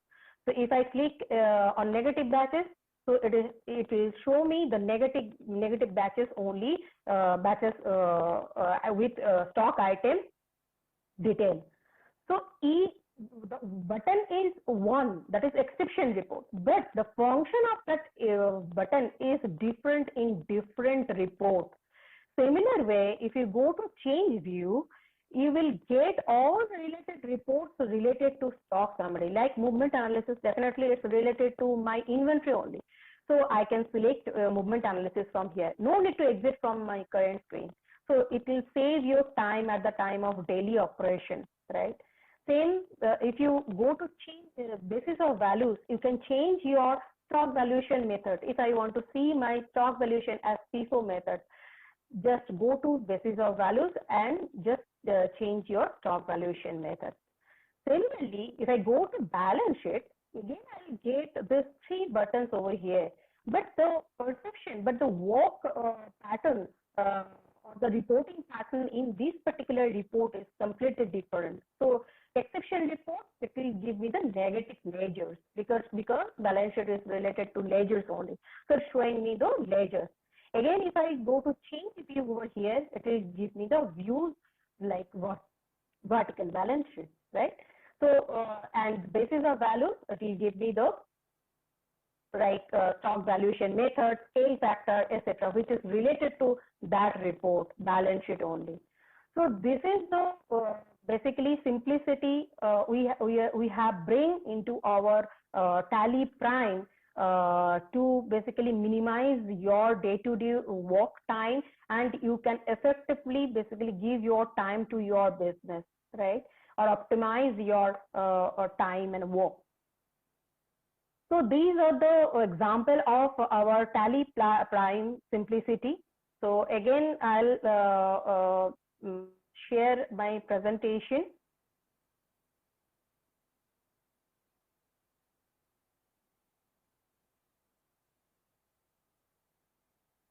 So can you just confirm me that is it visible or not, that my presentation is visible to you people or not? Yes, it is visible, ma'am. Okay, thank you. So these are the features I have already gone through, that is browse, go to, exception report, basis of values, look and feel, definitely change view, and the save view. So now I'm going to my next topic, that is the powerful connected services in Tally Prime. E-Waybill. E-Waybill is very, very important nowadays. E-Waybill as well as e-invoice. Though e-invoice is not mandatory for all the business houses, those who all are basically having 50 crores and above turnover, they are coming under mandatory services of e-invoice. But e-Waybill, most of the business organizations are falling as per the norms of West Bengal and other territories. They are falling under online e-bill generation for this transaction, sales transaction. So nowadays, e-bill generation from Tally Prime is very, very easier with its connected capability, with complete information and 100% compliance. So we will see that how we can generate our e-bill from Tally Prime. But before that, there are some prerequisites to generate e-bill online from Tally Prime. So we'll see what are those prerequisites basically. So to generate e-bill online from Tally Prime, you have to register yourself on e-bill portal using your GSTIN credentials details. Choose Tally India Private Limited as your GST, means GST Suvidha provider, and create an API user with your username and password. We will see how we can do it. So we need to visit e-Waybill portal, that is e-waybill.nic.in. Now click on registration, then select e-Waybill registration from the registration menu. Then we will get this form, put your GST number and code. It will fetch all your company details which is registered against your GST number, send OTP to your registered mobile number, enter your OTP and verify the OTP. Once verification is successful, you can get the username password creation free for your bill system. So give username and password, that is your login credentials to use your bill system. Save it for your future use.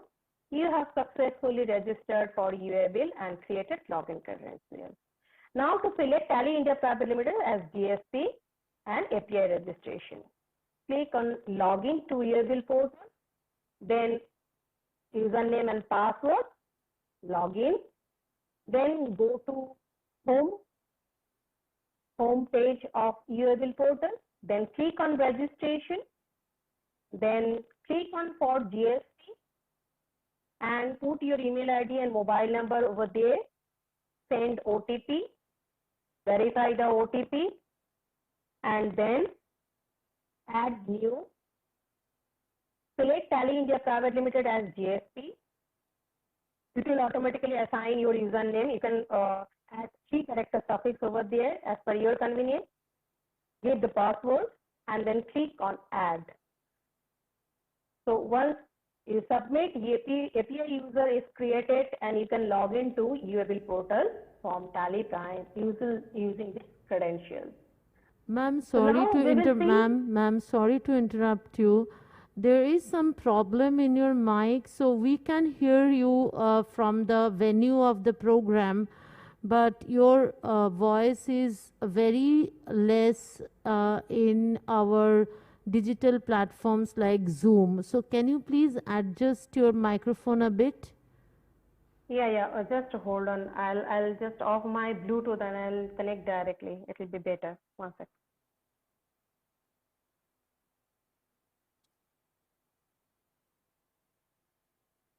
Now is it clear?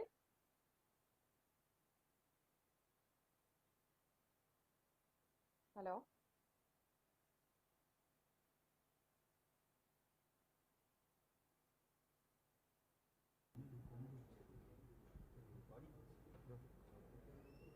I think now it's fine. Now it's fine. No? Thank you. Sorry. So now we will see how we can basically generate this from our Tally Prime, this online e-Waybill generation. So no more needing to switch between Tally and the NIC portal, because we know that to generate the EUA bill, we need to visit NIC portal only with our credentials details. So now in Tally Prime, it is no more required. From Tally Prime itself, you can generate directly the EUA bill. How we will see that? So I'm entering a sales voucher, item, quantity, IGST, provide GST EUA bill details, yes. So this is the EUA bill subform where we need to give the EUA bill details like dispatch form, ship to, distance, all the details, that is part 1, part A and part B details, right? So I'm putting all the details over here. Distance, the transporter name, ID, mode of transport, vehicle number,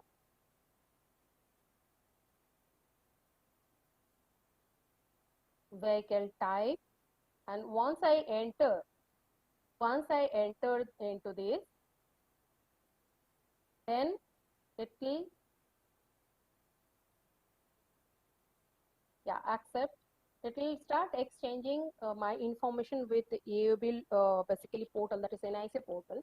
It will ask me the EUA bill login credentials. So I have to give the username and password which I have registered for.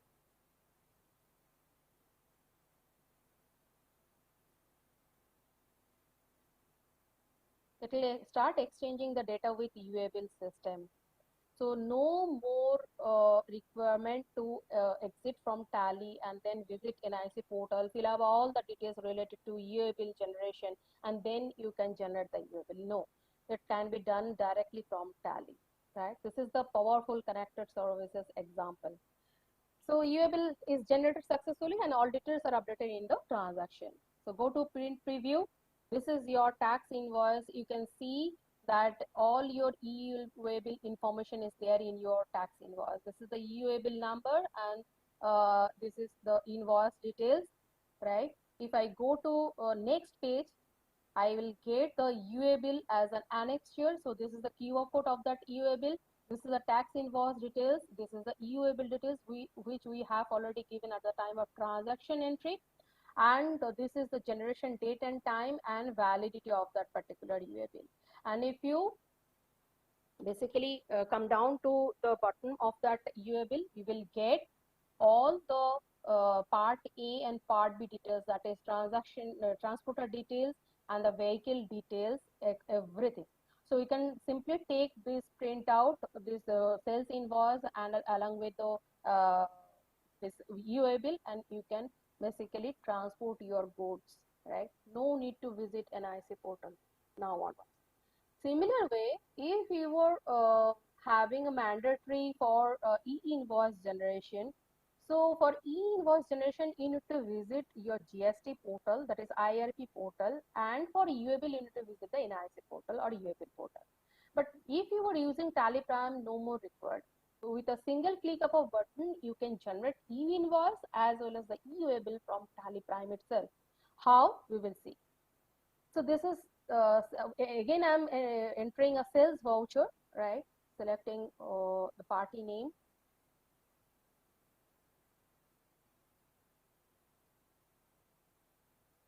Item, quantity, and set EUA bill details, yes. So here I am putting all the details which is related to EUA bill generation. Here you can see EUA bill informations are blank in this form because I have not yet generated the EUA bill, right? So this is blank right at the moment. So once I fill up with all the details, right, like transporter ID, transporter name, the mode of transport, vehicle number, vehicle type, etc. Tally will give me another subform called e-invoice detail subform. Here you can see the acknowledgement number, the IRN number, the acknowledgement date is blank as of now because I have not generated any e-invoice for this transaction, for this entry. So I need to mention bill to place and ship to place. Once I give it and save the voucher, it will start exchanging the data with e-invoice portal as well as the e-bill generation portal, right?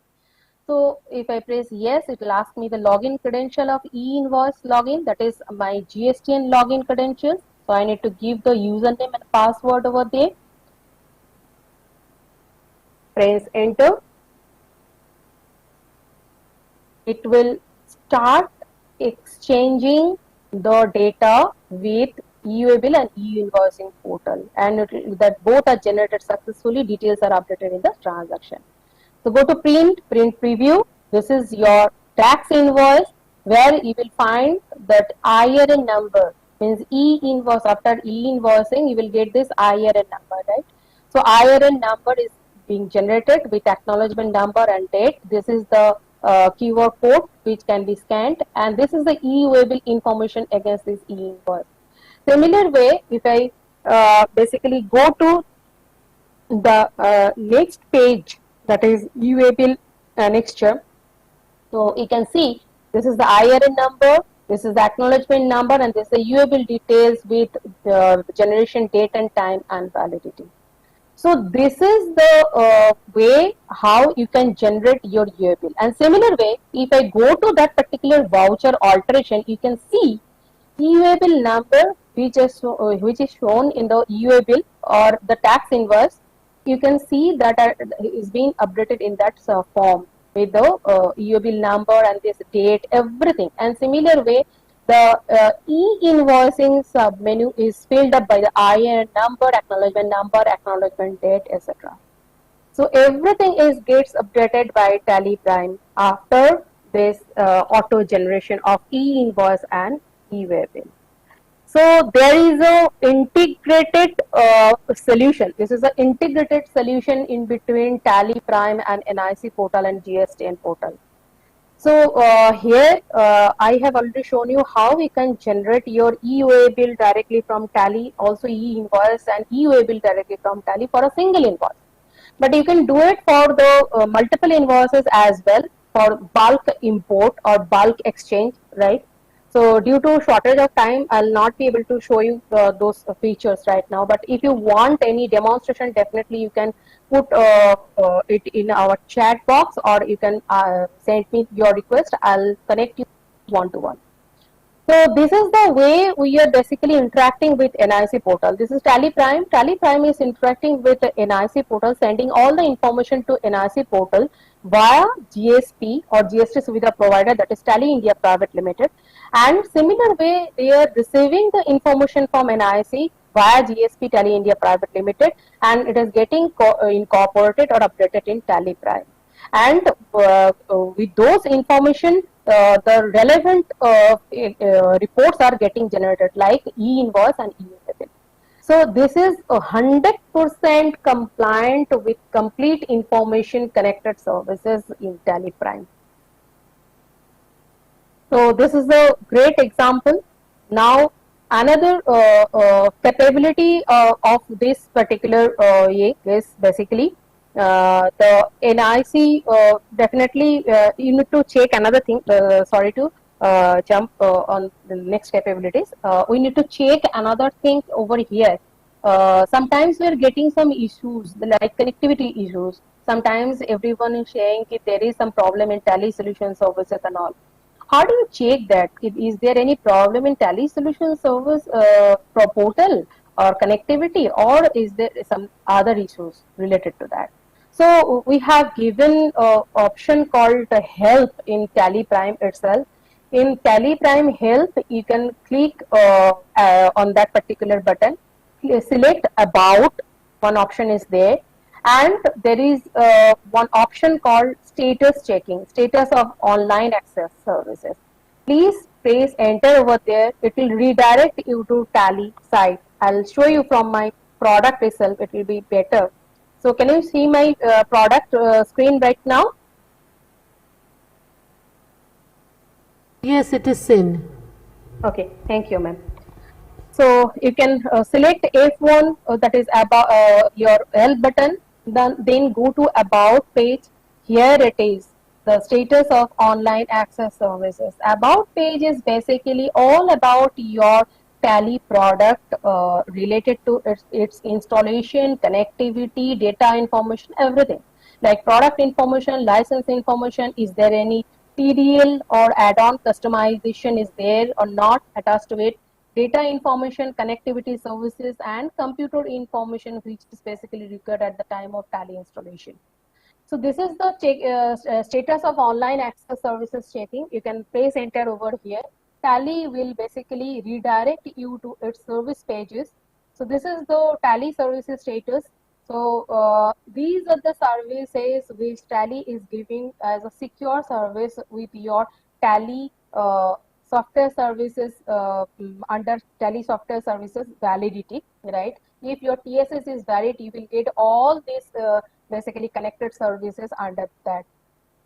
And if it is showing as available and green tick, then it's okay.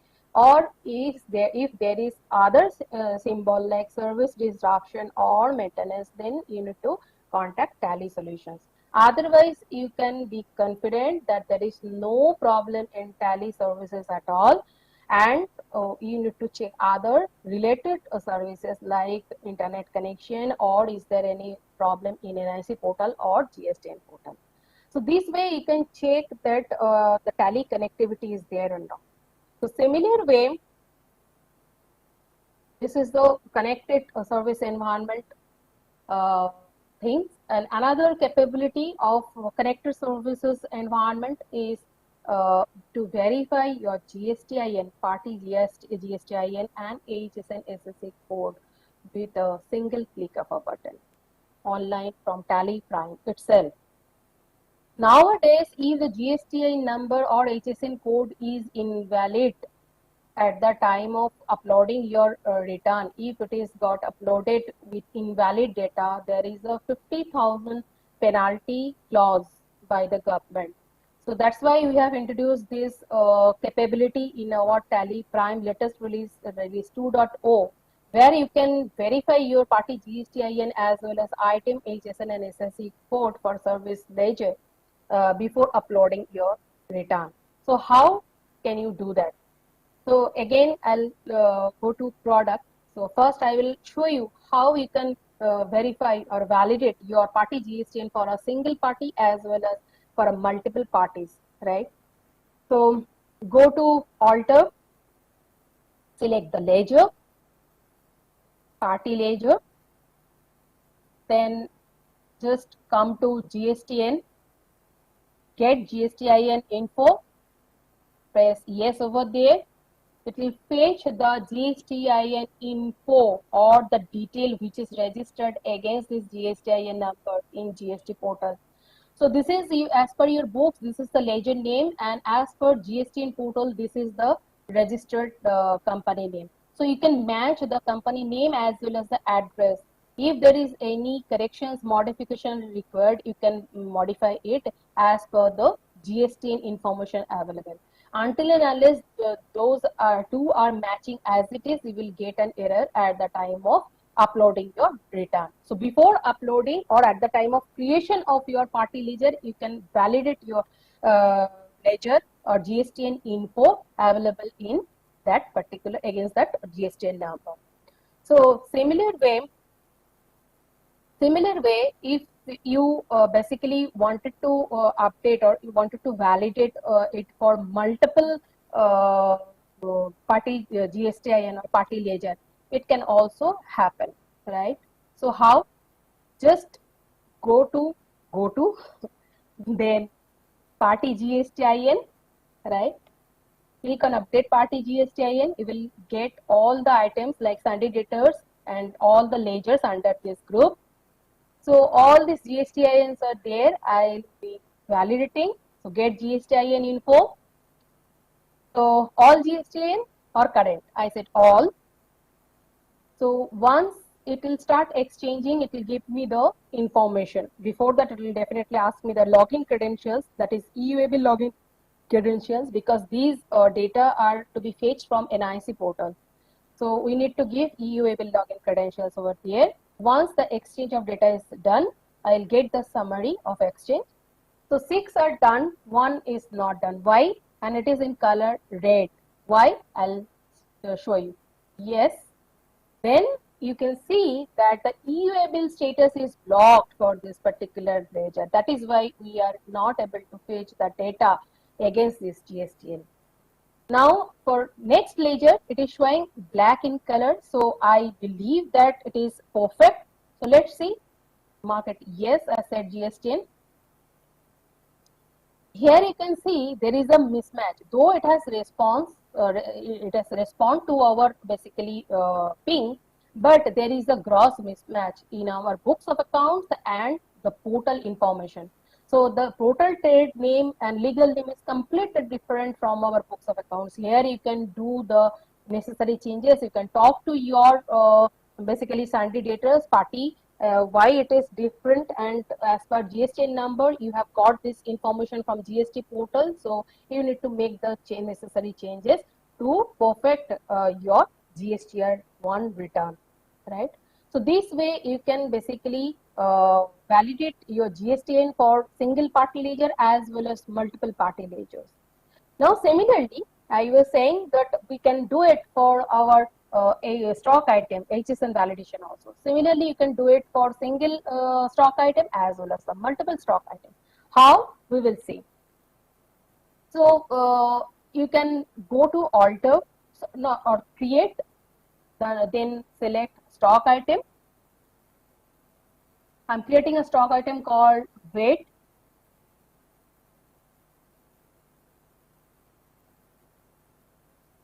GST applicable, yes. Set altered GST detail, yes. I'm putting the HSN number and clicking on get GST and get HSN SSC code. So click on yes. Again, it will ask me the EUB login credential because this is also part of NIC portal. From NIC portal only we are fetching this information.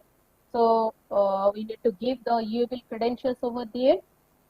Username and password.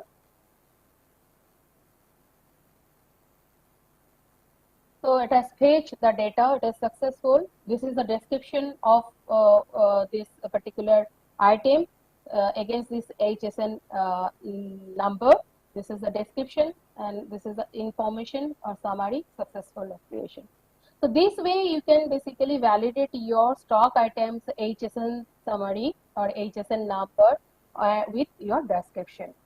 Similarly, you can do it for your multiple stock items. So how? Go to GST rate setup. Go to GST rate setup. You will get all the items and with their HSN code. You can select some of them, or you can get all HSN for all the items. Get HSN and SSC info. Click yes to get it. It will ask you for you will login credentials.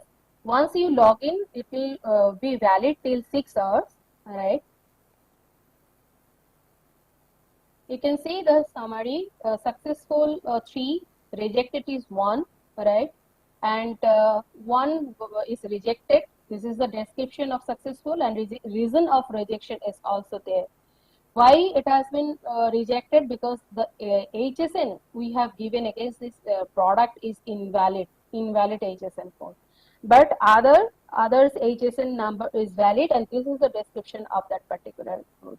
So this way you can basically validate your HSN number for one single stock item and multiple stock item. And this is the powerful example of powerful connectivity services from Tally Prime itself. One important note over here, you need to have NIC login credentials to validate your GSTIN, HSN and SSC codes from Tally Prime Release 2.0. Otherwise, it can't possible, because you have seen every time once we are going for validation, it is asking for the UAB credential, that is NIC portal login credentials, right? So you have to give that username and password. So if you are not having NIC login credentials with you, you will not be able to validate GSTIN, HSN and SSC codes, because it is part of NIC portal. So this is the example. This was the example of powerful connected services on Tally Prime. Now I'm coming to secured access to data, to your data on the move. What does it mean? Nowadays, every business person is traveling, right? So maybe you are traveling for 1 week, 1 day, 2 days, whatever. So you need all your accounts related information in your fingertips. How is it possible in Tally Prime? So it is possible right now. You can access your data securely from your mobile, from your tab, from your laptop, from any browser system. Be it Google, be it Mozilla Firefox, be it Internet Explorer, or whatever you have, right? So how can we do that, right? I'll go to product directly over here.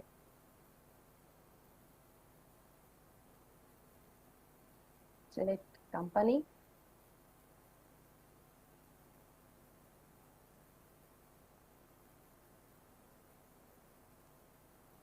So I'm having a company called Ganeshji Marketing Private Limited. This is my company.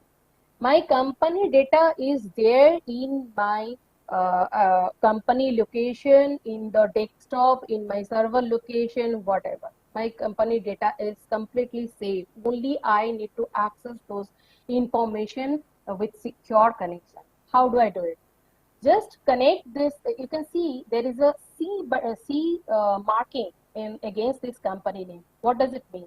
You have to connect your company. Definitely you should have the internet connection in your desktop or wherever your data is. You have to go to company. Then there is a button called connect. You can click on connect, and once you connect, you will get this option, that is C for connect. So it is being connected.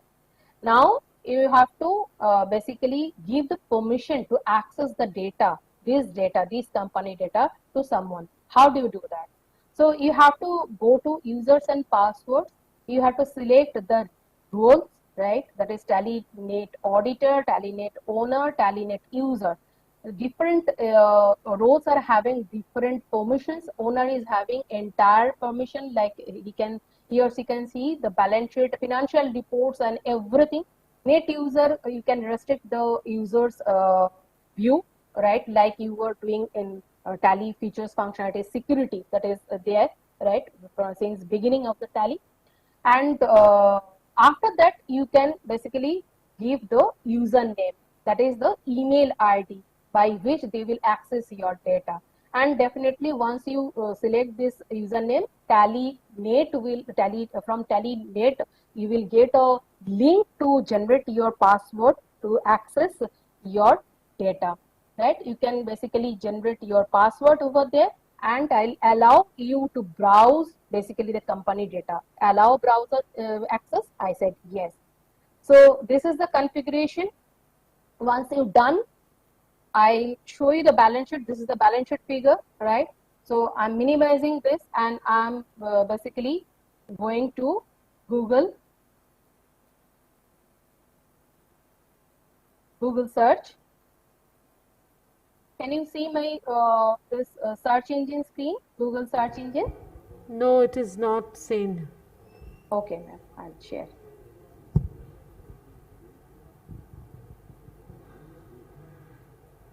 So this is now, I believe it is visible. Yeah, it is seen. Okay, thank you.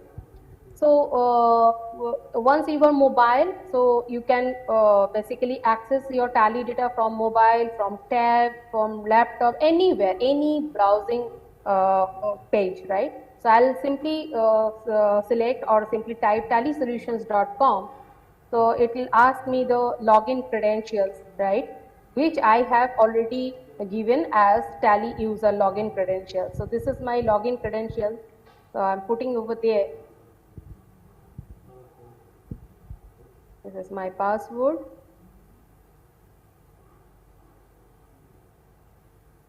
Login.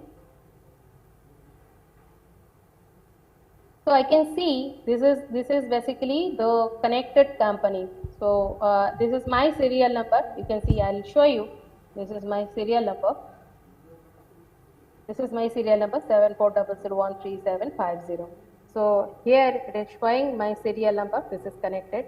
So if I click on this company, I'll get all the reports which are available in my Tally. As because I have been given the owner permission, I am been able to see all the financial reports or the crucial reports over here. So I'll go to balance sheet.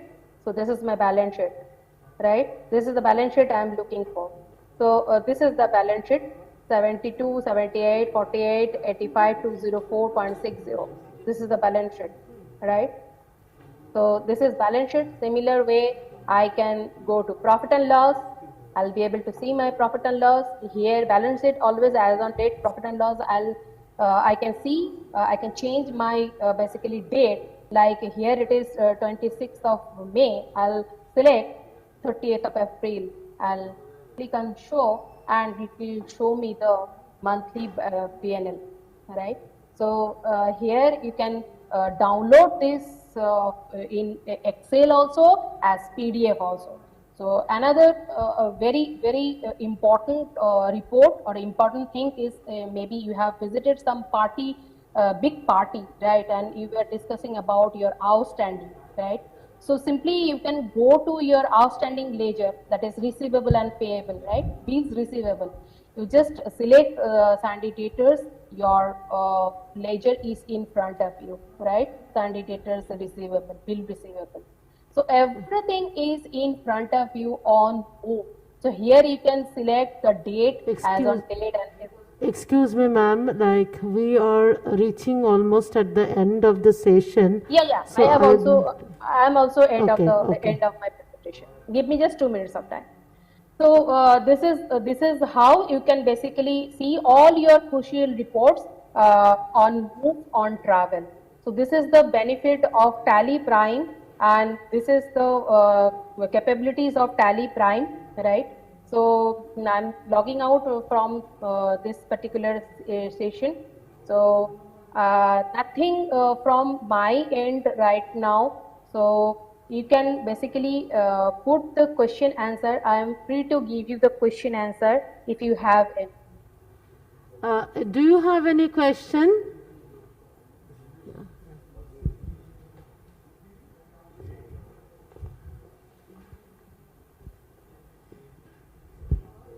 Good afternoon. Ma'am, I'm from Pharma Impex Laboratories Private Limited, and we are using the previous version of Tally. On that version, there is the main problem that is not online version, but you are showing that the Prime version is the online version, and it's already means can communicate with the GST, NIC, and other portals also. So do you have means if my system crashes in my head office? So all of my data will be back up on the cloud storage in this Tally Prime? No, sir. I have not shown you that cloud storage system, cloud storage solution. It is only the integrated solution with NIC portal and the GSTN portal.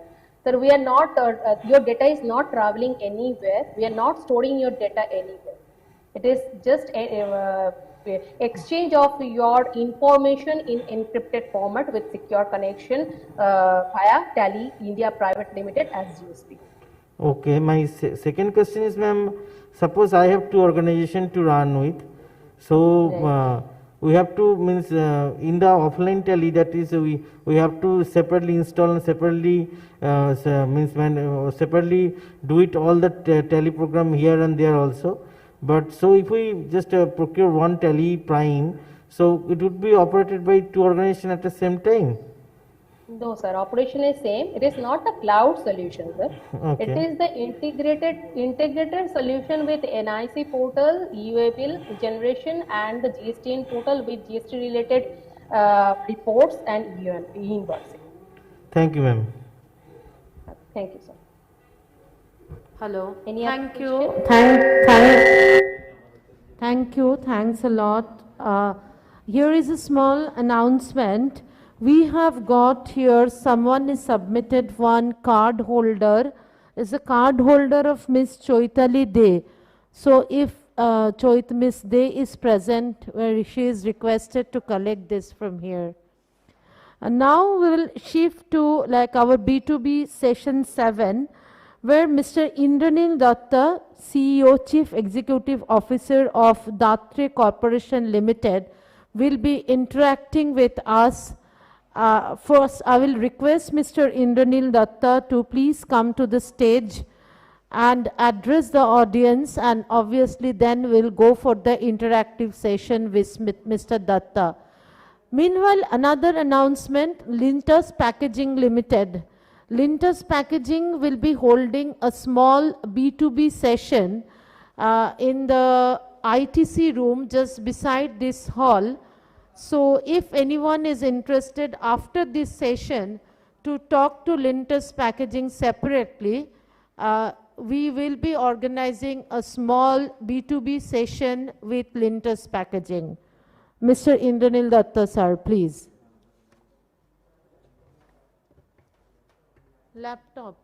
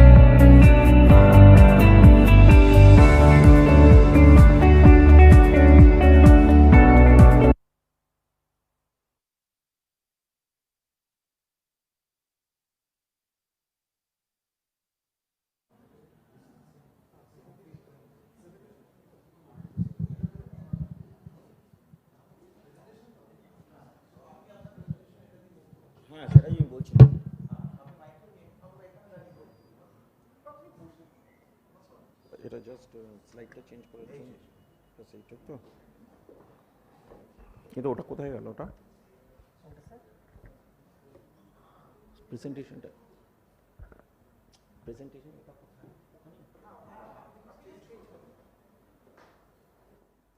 এখানে দেখা যাবে না কোথায় করব এখানে করব না ওখানে করব সেটাই বুঝতে পারছি না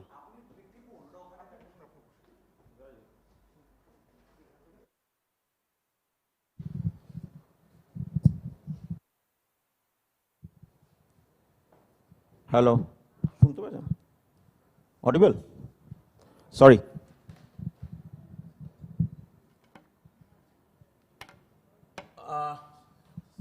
good evening all you might be hearing of a lot of familiar names as of now but this company may not be come to your mind because it's totally in a different segment altogether. It's based in Falta, which is in South Chobbish Pargona. For common route, it's basically near Diamond Harbour. It has a long history, this factory. I'll just give a small introduction about this factory. I joined in 2006. Now, when I joined this company, I was told that this is a steel foundry, but I came from a different background altogether. And I was thinking what to do with a foundry because I hardly have any experience in running a foundry. And that time also I was looking for marketing. The day I went to the factory, we had a head office in Calcutta, so I was not having much during the course of the interview that how it looks like. But I went ahead and I visited the factory before I confirmed my joining. I was astonished to find that such a good factory is there in West Bengal. We had always a passion about manufacturing, running a factory. We're sorry to say that the young generation doesn't want to move in this direction. But all we are saying about MSME, but in MSME also there is a division. One is the service sector and one is the manufacturing sector. If you consider the total MSME, we are talking of 7 crores in terms of percentage. How much?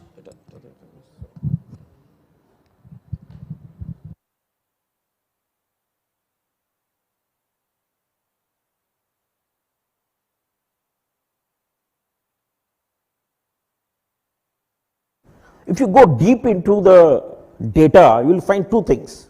First, I'm not here to just to complain against service. Service has its own platform, but I'm talking of manufacturing, which I represent.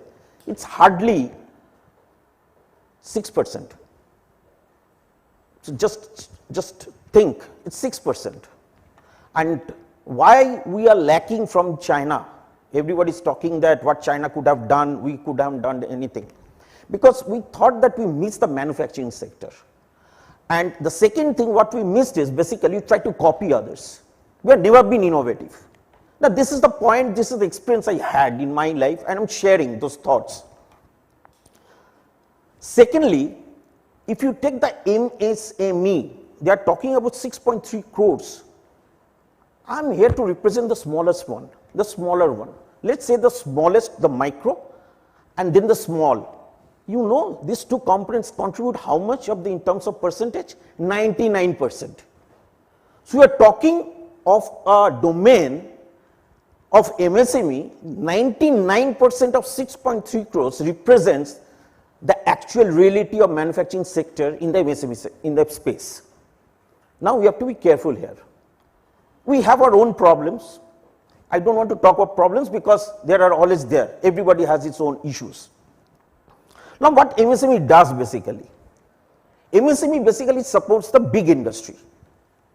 If you talk of the innovations, the development, the big industries don't have time. They are running after revenues. But we have to stand on our feet. As the same situation I went there, I saw in 2006 that the factory is closed. It's not running. I said such a huge factory, rather foundry, it's not running. So, okay, it has a history on its own and I'll try to represent that in my course of the short presentation, not a bigger one, just to keep you awake. So, this is one part. Now, the second data which everybody talks about is that Bengal is second in terms of MSMEs. That's a very good thing. Now, if you talk of any MSME, do they have their own product in the market? No. They have a supporting product which is being serviced to a big company. So, MSMEs can only develop in the true sense if it is placed near an anchor big customer or manufacturer. We talked about the manufacturing sector which has grown over a period of time. If you say that 50% came from the automobile sector in the last 30 years of liberation. If you see the manufacturing which has grown, 50% has only come from the automobile sector. We hardly have any automobile sector here. So if I build a product today, if I develop a product today, I have to go across the state to other parts of the country to promote myself. That see, I have come from Calcutta, this is the things. And the first thing which we get a reaction from the customer, oh, Calcutta, come on, take a side. Everybody talks of, we have all Bengal, center or Bengal conclave on these things, all the big companies comes, Mukesh Ambani comes, Tata's comes, everybody comes. That's a good thing, that's their job. But we are also the brand ambassadors of the state. We should be recognized. The people like us who are delicately, intelligently trying to put our products into the market, fighting all the competitors across the country. Why we should be recognized properly? That is my question to the forum. Okay? How can be a good ambassador like us cannot be recognized? So when the Chief Minister, I won't say the names, I am only talking of the positions, the seats, when they call a big industry, they should also call us. So that is my point of view. I represent the chamber, how to take it forward. Second, now the thing is how to get connected. Now we talked about, you saw a lot of things talked about from the Tatas, the bigs and all the stuffs. I also raised a question in the morning also. Now if I get a recognition from one of the Tata group which we have developed, we cannot get recognized in the other group, and it's a tedious exercise just to get myself registered in that company, even if it is Tatas. Everybody talks about supporting the MSMEs, it's a buzzword in today's context, but I think that the ground reality is totally different. So I request the members who are here from manufacturing sector, please come forward. I have already put my thoughts to the management committee, manufacturing management committee of Bengal Chambers, that will put a questionnaire to give the feelers to each individual of our members, and looking out for exactly what you want a support from the chamber. We can have lot of sessions like this, which is hardly solve our problem once we go out of this space. This is my pledge that I should do something from the chamber. When chamber approached me, sir, please join, I thought that I will speak from the smaller people, not from the bigger people. So this is my thoughts. Now coming back to what we have done. When I joined this company, this foundry was made up for making valves for the 100% export market. When I went there, the factory was closed due to certain problems with the earlier, business and networking. There was some problem. I don't want to go into those details. The promoter left it like that, and he was spending time on something else. Then I joined and I thought what we could do. So now I will just go through some slides to understand what the transition phase have been in the last 15 years of this company, and today we are in a different platform, and you won't believe me, I am representing a company which is based in Falta. We are a very small company. Even still today, if I need any support, even if my machine is under breakdown, if I need a nut bolt even to run the machine to comply with my customer's commitment in delivery, I have to come to Howrah to get the material. So we do not have any infrastructure. If I need a good person to come and work for us, an engineer, they are not willing to go to that place. It doesn't have a shopping mall, it doesn't even have a hospital proper, it doesn't have a proper school. How we could develop? How we could develop? We have made lot of clusters, industrial clusters, besides Howrah, which is well connected to the other parts of the country. What about others? Somebody put up, I think you are in Kalyani, sir, okay? You might be facing the same problem because we have a lot of common thoughts going around how to build up this enterprise. So we are also trying to be innovative, we are trying to face that, we are also facing challenges, and we are willing to face challenges. We are not moving out of that things, we are not fearing the challenges, but we also need some sort of handholding and supports. So that is where we stand today, and after this session is over, we request you to kindly, Shantan, put up those forms, as we said, to all the members. Let them speak out exactly, because we all know, if we ask a question that what are your problems, somebody will say capital, that is a major problem for everybody. If I go to a bank, I will not get my working capital, so that is always there. Then you have the marketing problem because you can't sell your products outside the state, that is number 2, and you don't have an industrial cluster even. You don't have anything where you can build a product on a long term perspective. Okay? What we have? We have some cement plants, some power plants and some steel plants. If somebody, and those are in a different sector, but manufacturing can be built up in a product development which has to go with an OEM. We are missing that. If you take up Chennai, if you take up Gujarat, there is an industrial cluster. There is an auto hub, there is a textile hub, there is some hubs there. We don't have anything here. We only think from the childhood, we are always being told, build something which can go to the Tata Steel. That is the only we have option. Or railways. Exactly. But railways also has a catch.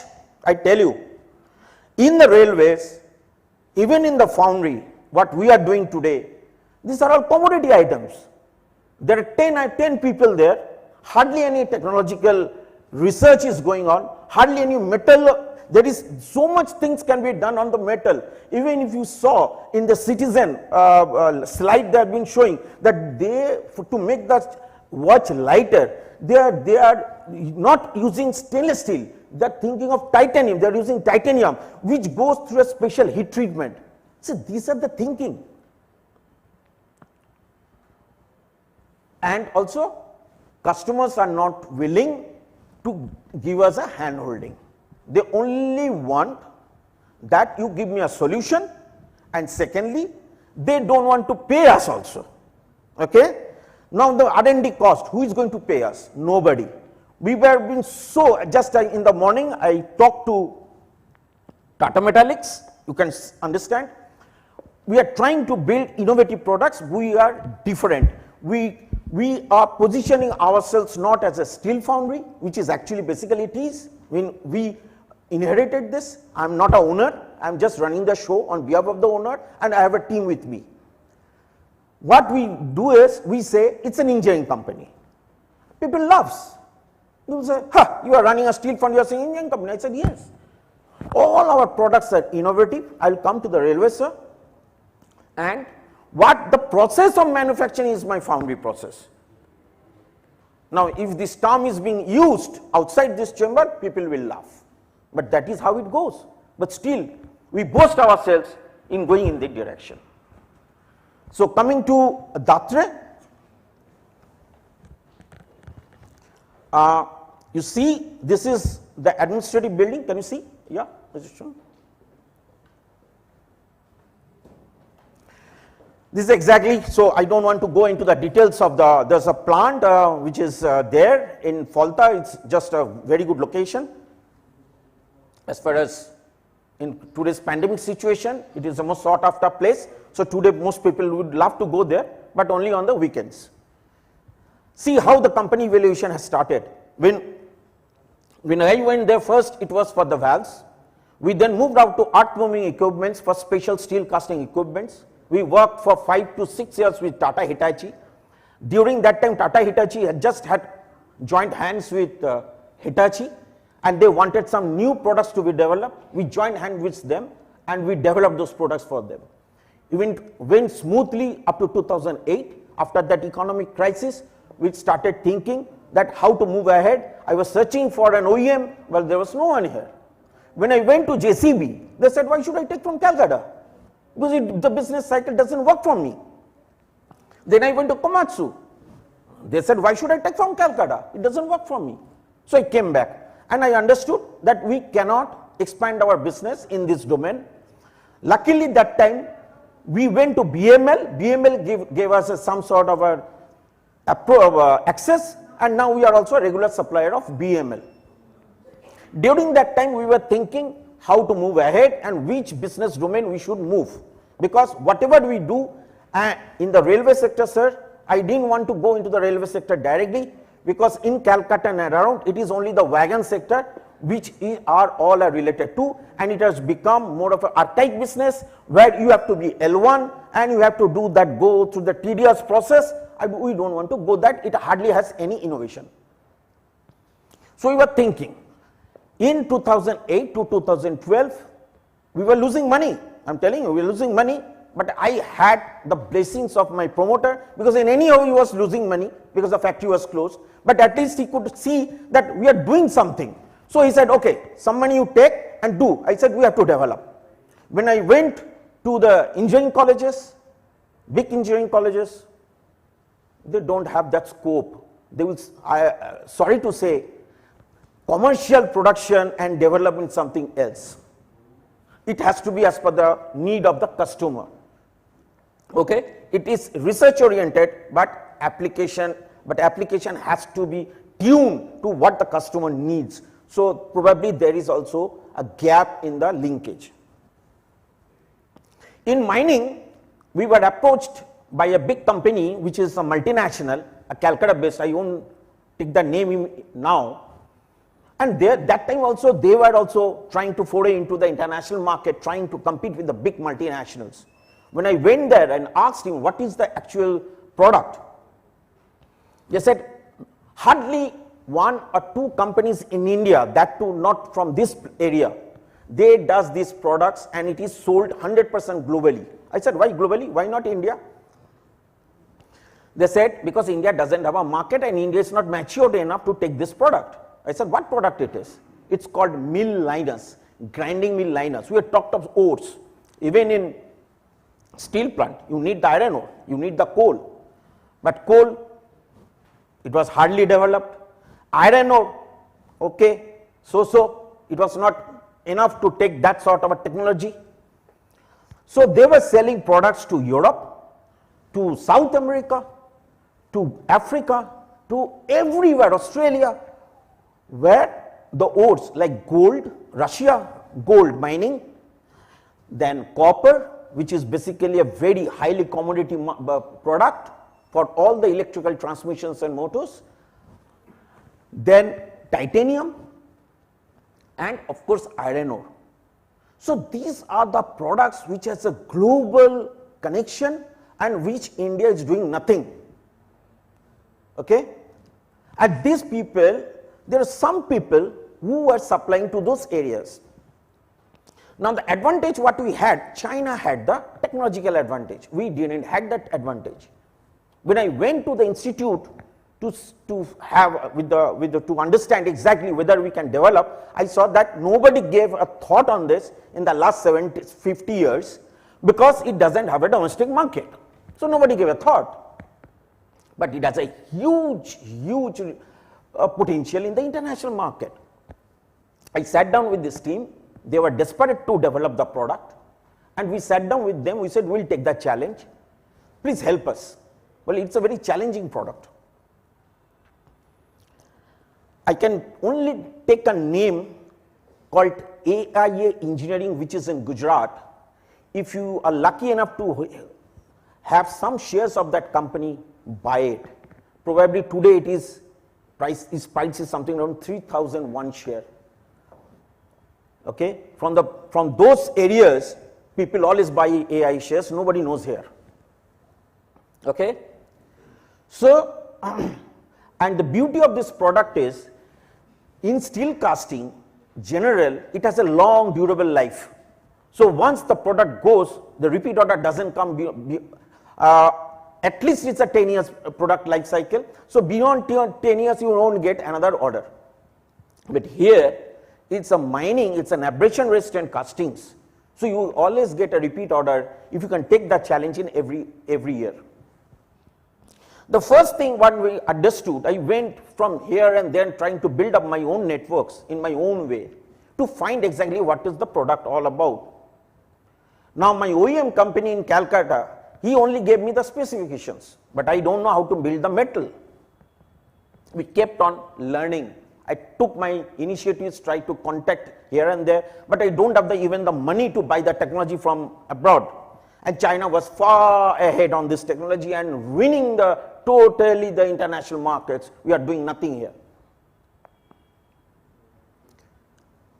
Then we thought, you need special heat treatment furnace for developing this product, which I don't have. So I went to the owner, I asked for some capex. He was a bit reluctant. He said, already the factory is there. Again, you want to put new machinery costing some crores. What do you want to do? And if it fails, what you will do? I said, you believe me, sir, I'm taking these things. If you believe me, at least for some time, you give me some money. He allowed me to take some money. We started developing. My first product failed in 1 month's time in South Africa through this OEM. I was called here. I was screwed like anything. Okay, I was attacked like anything because the OEM was so angry with me. He said, what bullshit you have done? You have ruined this thing. I came back. I was shattered. I don't know what to do. I thought, then after 6 months' time, I went to the customer. I said, you give me another chance. This will be the last chance for me. After a lot of pleading, we got a chance. We developed that product, and today he is one of my anchor customers. My products are going across the world, not directly, but through that company. So this is the mining product, high chrome castings. If you can now look, some people are now trying to come into this market, but it is a very fragile product and it has a lot of technology involvement. Okay. Now, once that is through, then in 2015,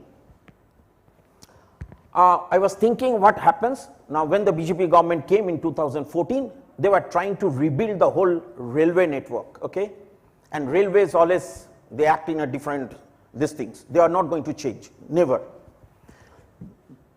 Again, an OEM, one of my classmates, he used to be the CEO of that company.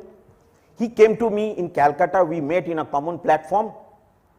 He said, I'm looking for certain products because now upgradation is going on. You might have heard today that the speed of the trains is going up. That is today's model. Today you and we are hearing LHB coaches are being built. So a lot of transformations is going on in the railway sectors.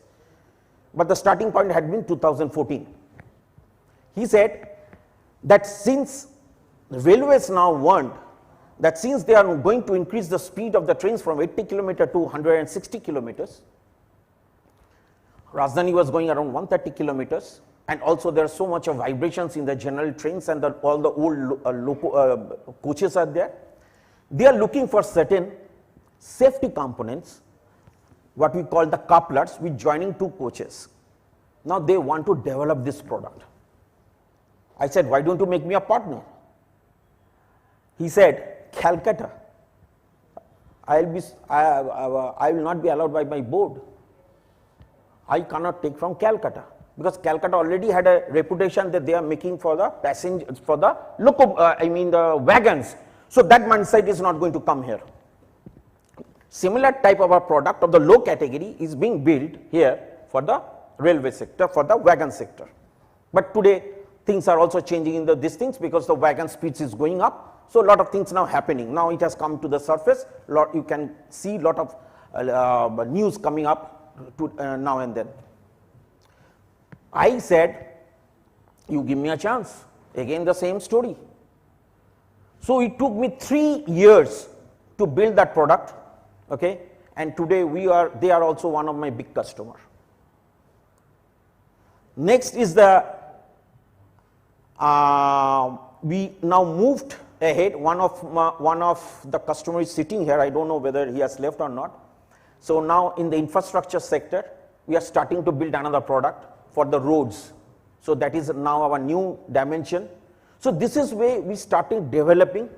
But believe me, the scalability has always been a problem, because again, when I want to go to the, because all this exercise, the first connection is very important and the first reliability is very important. Now other than that, if I go openly into the open space, some companies, some peers, they will say, no, I won't take from Calcutta. So this is a very big headache for us. So this is how it stands, and I will go forward. See about us, we call it a manufacturing niche steel casting products through foundry process and engineering. We never say we are a steel foundry. It's one of the modern steel foundry. We have no foreign technology support as of now. It's totally 100% inbuilt with my team. My team is there with me since long, that time. So I take care of my team. We have a capacity. We are now at the moment with the current mix, we are doing on 40%, so there is enough scope. For the last 10 years, we have this, and now we are ISO 9002 and 15, so these stuffs are common, but we are now technically approved by RDSO Lucknow. So this is one of the good things we have now at the moment. We have a developed ecosystem, business ecosystem, dedicated core team, market brand value is on the rise. So lot of my customers know us very well. High customer retention. So whoever is with us, nobody leaves us. So if we think that we will go ahead with this customer, we ensure that the customer doesn't leave us.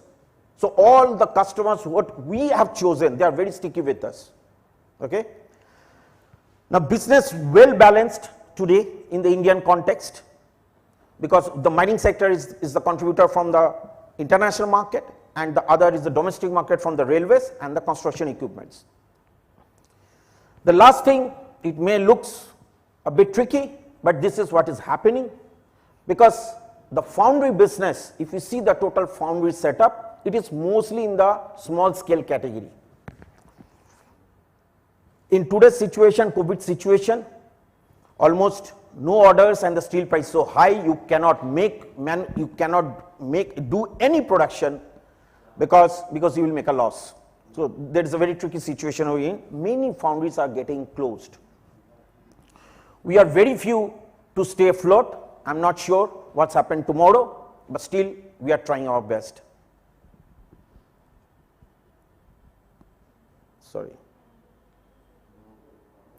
See, this is an ecosystem that we have built up. You are aware of these words that we are cost competitive. I don't want to go into the details of this. We are also certified. We have the very basic infrastructure like all this software development and all those stuffs from the design stage. We have the molding facility. So if somebody from this area of can throw some questions, so I can take care, otherwise it will be a boring subject for others if somebody not related to my industry. So do you have any question here? Yeah, I'll go to the slides. If somebody linked to my particular issue, I can answer, otherwise I'll move fast because I don't want to make you bored. So any point would you like to mention or any observation from the audience? Any question? Otherwise we will move to the next session now. Yeah.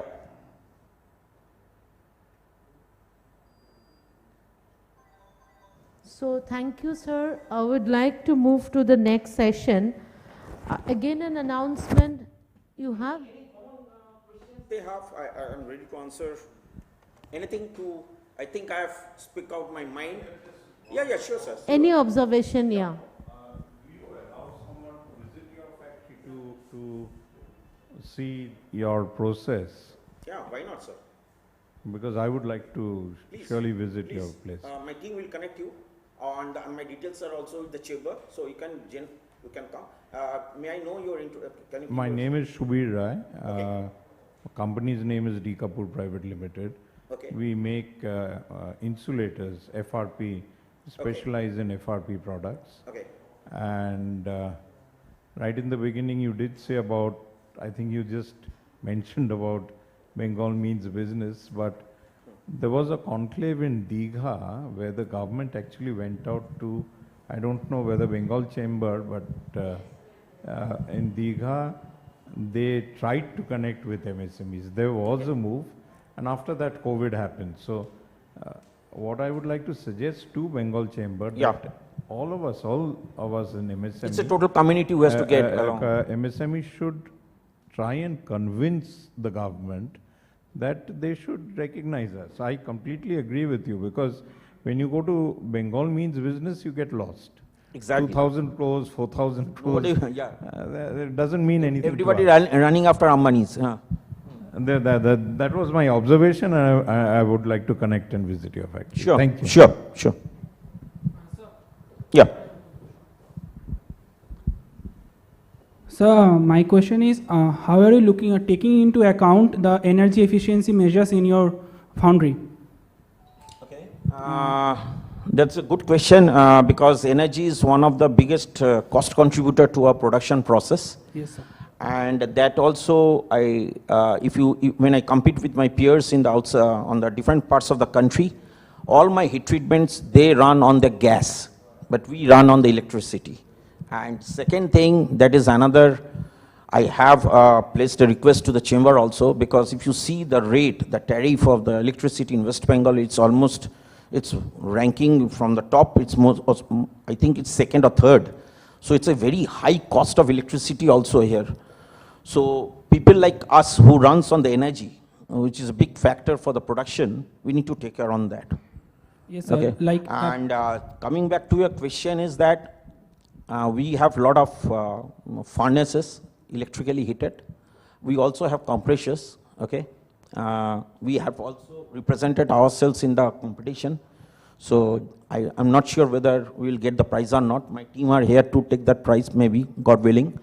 But yes, definitely it's a big challenge for us how to save money, okay. And compressors, then we have 250 motors running in the plant, inside the plant, okay. And the water is not much, but these are the areas, if you are very specific, you want to go into the details, then probably you have to meet our team and get connected, and we can talk in details if you have something to offer for us. Sure, sir. Sir, actually the thing is that what I have gathered is that when I go for some audit purpose or for any consultation purpose to any foundry or any steel company, in Bengal, specifically I am saying, I have noticed that the situation is not very good because the equipments and the mechanical installations are age-old, are too old. So we need to look upon on this because energy efficiency and energy conservation is a high matter nowadays, and we have to comply by the rules and regulations, international rules and regulations also. And apart from energy, environment part, climate change and sustainable development is a buzzword. So I think, and I am also working on this, so maybe if we can connect with you. Sure, why not? What you have said, we know, we understand, because our is a polluted type of industry, we are falling into that rate category. So we have to be very careful. We are under the watchful eyes of the pollution control also. So you need to take care on that. On the safety also, you have to take care of the people who are working there, okay? It's a hazardous, but still we try to maintain ourselves since we try to run this company in a dignified way, okay? Thank you. Thank you, sir.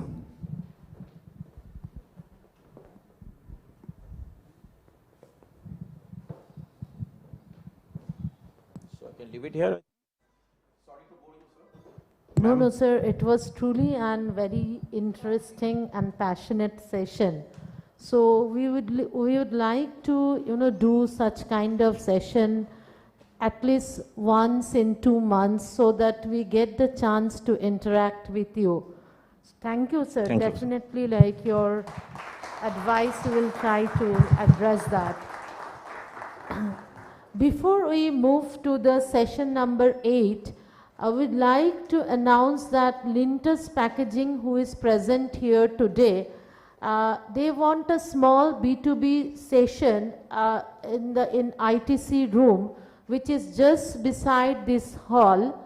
So Mr. Shayun Shaha, Director of Lintas Packaging, is present here. Mr. Shaha, would you like to come to stage for 2 minutes and address?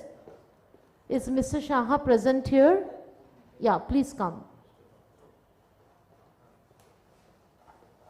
The microphone is there.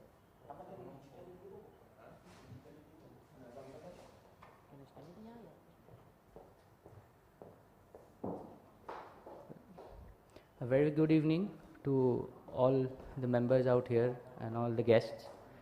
I am Shayun Shaha, Director from Lintas Packaging Private Limited. So we are basically into packaging, the packaging items like packaging containers. We are long-term suppliers of Asian Paints and Berger Paints. So, like we have started our venture in around 1996, and I am the second generation. I've just now, like last year, I have joined before COVID. So, we are currently, going through a huge transformation in this sector where there has been more efforts and more concentration that is given to the beautification and the painting and this printing part of this container. So this is for that reason the branding of the because since it's a packaging material, so the branding part is very important, and a lot of technologies that are coming, and it's still upcoming with the branding part, not only just the technical quality, because in containers the major quality issue that we need to maintain is we need to make it leak proof, both by the joints and also by the pressure tests. Individually, like as per our company is concerned, we are going to bigger space. So because with more, like we have already told BCCI as well about this, that we are coming with some more advanced technologies, and for that we would also be request all of you to kindly like we are ready to talk to you about what all because on the few days back there was a presentation regarding the conservation of energy, and we have participated in that and also told BCCI to guide us, because as being an MSME company there is a limitation in infrastructure as well. For that we would definitely want everyone to come on board, so that as an MSME we can also take care of these aspects more than like along with the core business principles. So we this is just a short introduction for us, and currently we are like being busy with all this the shifting and the all the main purposes. So we are available in this B2B room. So I would definitely want you everyone, if you can discuss, and we can come into certain improvisations and improvements that we would also like to implement in our in the unit, so that it comes to more sustainability rather than just being just operating in that unit. Thank you, and it's been a wonderful, it's been a pleasure to be here. Thank you so much.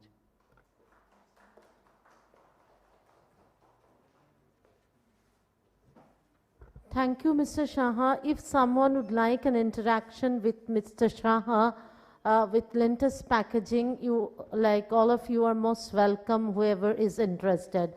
Before we go to the prize distribution ceremony of How Green Are We competition, we would like to just start our last session, that is the B2B session 8, with Mr. Robin Roy, founder and director of Sustiknow.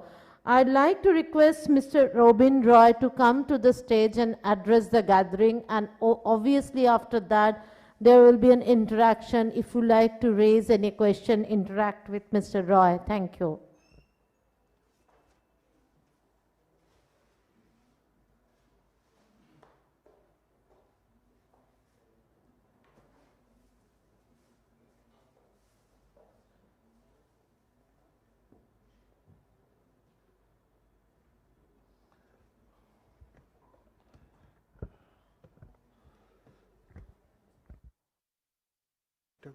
Presentation.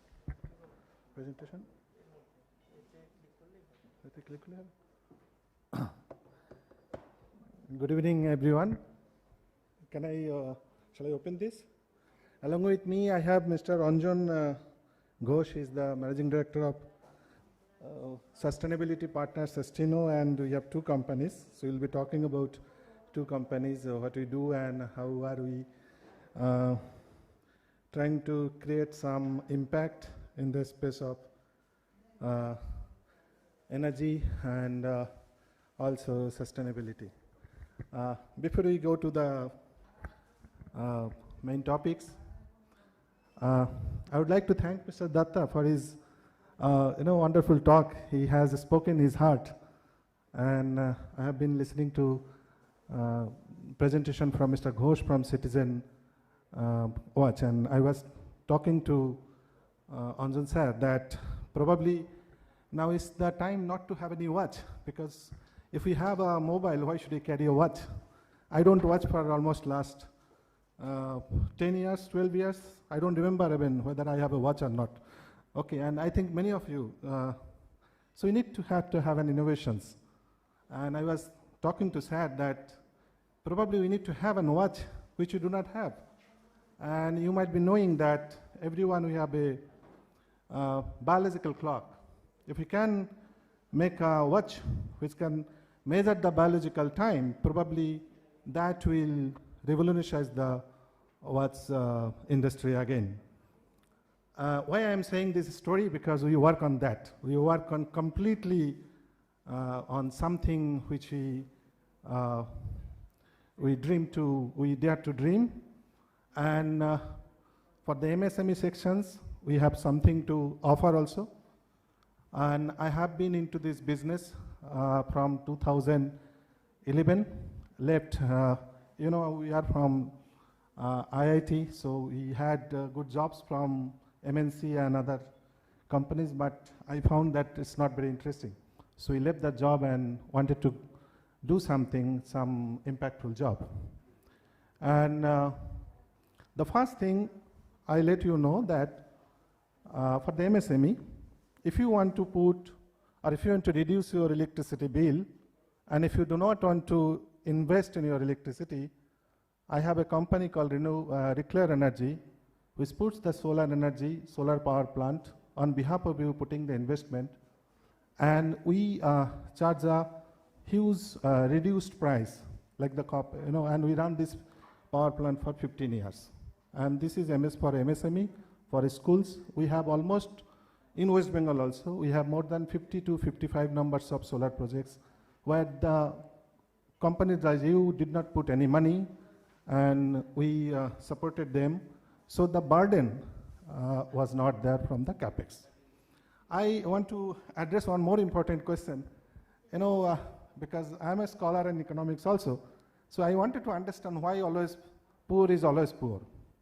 And we are MSME, we'll be always MSME, because if we don't dream to be a big company, we'll always remain MSME.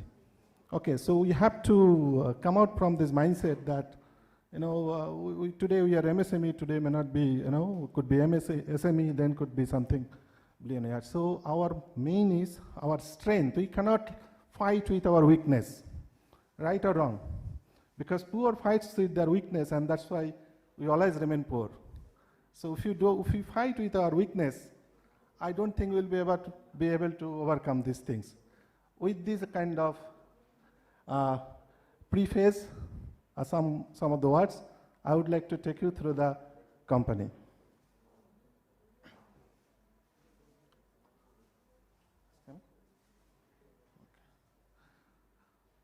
So too many companies I founded, and because everywhere I see opportunities, and so keep on doing things. And I have understood that I'm not good in running organizations, but I am good in conceptualizing. And so what I do, I create companies, take to some instance, and then I give it to the professional, because I understood that a kind of mindset I have, I cannot remain calm and cool. So it's better to give that company to run by someone. Okay, so I understood that my weakness, so not to try to win over that weakness. And second thing is,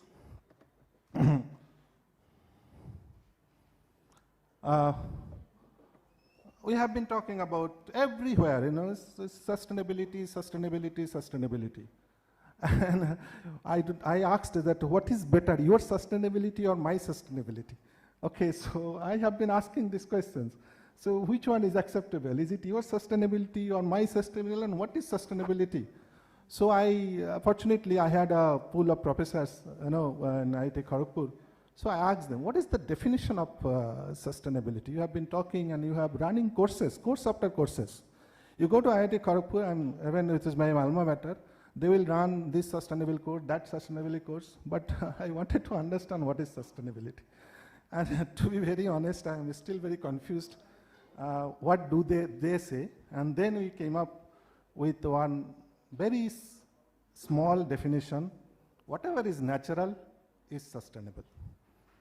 Okay, so whatever is not natural cannot be sustainable. So when he got into this definition, we found a very immense potential to measure it. Because the moment we defined it, that what is sustainability, we found the ways to measure it.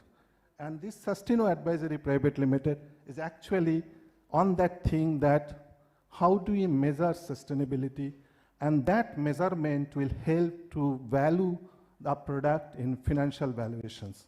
Because ultimately we need to know what is the price of this laptop. Somebody was saying in the morning that, I think Mr. Behra, who is my very good friend, in fact he is my senior in my college, he was saying that the price is always a supply and demand. It's on a very aggregate level, it is true. But I asked always a question, why the Apple phone is so costly? Who has set the price of Apple phone? It is not the buyer, he has set the price of the Apple phone. It is always the seller who has set the price. The perception of price will always has to be set by the supplier first. And then the buyer gives an option whether he wants to buy it or not. So the price never comes from the buyer. It is always a wrong perception that the price will come, that at equilibrium, you can say that this is the price. But equilibrium is a dead condition, always a dead condition. Okay, so my submission to that we wanted to understand how do we price the things. And I got an answer in sustainability. If we can value, if we can measure sustainability, probably we have a mechanism to let people know this is one of the right valuation of the product. Whether we can accept or you can reject, but this is one of the valuation, because the price of the things will depend on three things. We are saying, we took that, it's not my invention or it's not our invention. We took it from the Blasilo principle that sustainability has to deal with three things. It has to work with people, it has to work with the planet, and it must create wealth or prosperity. So then we try to understand that who has defined the planet well, who has defined the people well, and who has defined the prosperity well. And you believe me, being a scholar, I studied a lot, and we understood that the Eastern philosophy, which is the Indian Vedic philosophy, has defined the planet very accurately. Very accurately. Pancho Ratanto is the, that Akash Batash Jegulo ache. So that a Panchabhut has defined the planet very well. And if we can measure or the impact of any activities, we understand how planet will deviate from the natural course of actions. And then people, it is probably the West who has understood the very well. Okay, at least the internal body and other things, not the mind, not the spiritual. I'm not talking about the spirit, but the body. Okay, so we also try to understand how that people will be defined. And then the prosperity, again, I think the Austrian economics has understood very well. So these based on three things, we applied the data analytics, and the now is a buzzword, artificial intelligence, which I do not call is artificial intelligence, we call is alternative intelligence. I always have a problem with saying that it is an artificial intelligence. So we, in our company, that it is termed as alternative intelligence.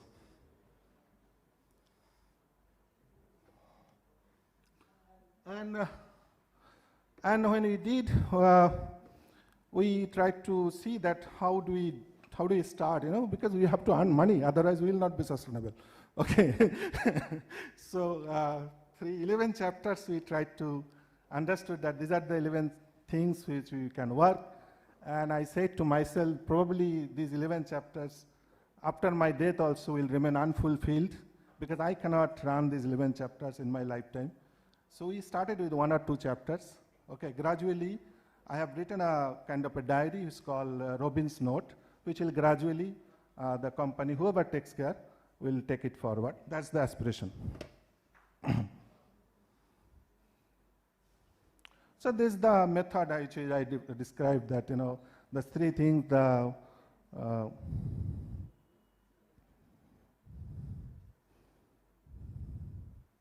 and of course it has to be a platform, online platform, digital platform, otherwise it will be extremely difficult to let people know, to have access to information and other things. So we are creating a sustainable platform. And some of the works which we have done, so far the India's largest solar pump project, which has been done in Mizoram, which is around 6.8 kilometers far from a river, 780 meter, you know, the height, and around 1,200 households. The water has to go because otherwise they will not have any water for drink even. So this entire thing was designed by us. Then Ramakrishna Mission, Hatamoni Guda, they said that we have 750 students eating every day. And how do you transform this kitchen into very energy intensive, very energy sustainable kind of things? So we came up with one model, and we just did not only implement the solar and other thing, but what we did is we reduced their heat consumption also. So all those, another modern kitchen, which is now they're cooking by steams, reducing by around 30 to 35% energy consumptions. Then this is something which I failed, and whoever comes to my office, they see a big structure lying there, and they remind me that this is something we started and we did not take it forward, and it reminds me that I can fail, and failure is a good thing. Okay, so this is which actually keep me very humble that I failed. Okay, so this is a farming, we call it fargonic. Actually, hydroponic we wanted to try, and we wanted to see that everybody has a small tree or kitchen, small kitchen, a small garden in their kitchen. Okay, small garden. So, but collaboration with IIT Kharagpur and understanding the technology that how the hydroponics will work did not go well, and probably that I also could not put a lot of attention because I hired a CEO and he didn't find enough motivation to remain with this thing. So he left and the entire thing failed.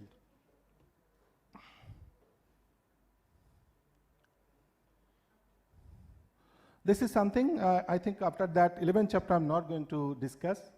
Okay, after that Anjan sir will take care because there are something very interesting to discuss also. This is something which I want to discuss. The last thing, sustainable peace, because I'm very, very hopeful about it, that this is something can really, really help our administrative structure. Personally, I'm not a very fond of the idea of a nation, okay, because it kills the, it kills the citizenship inside you.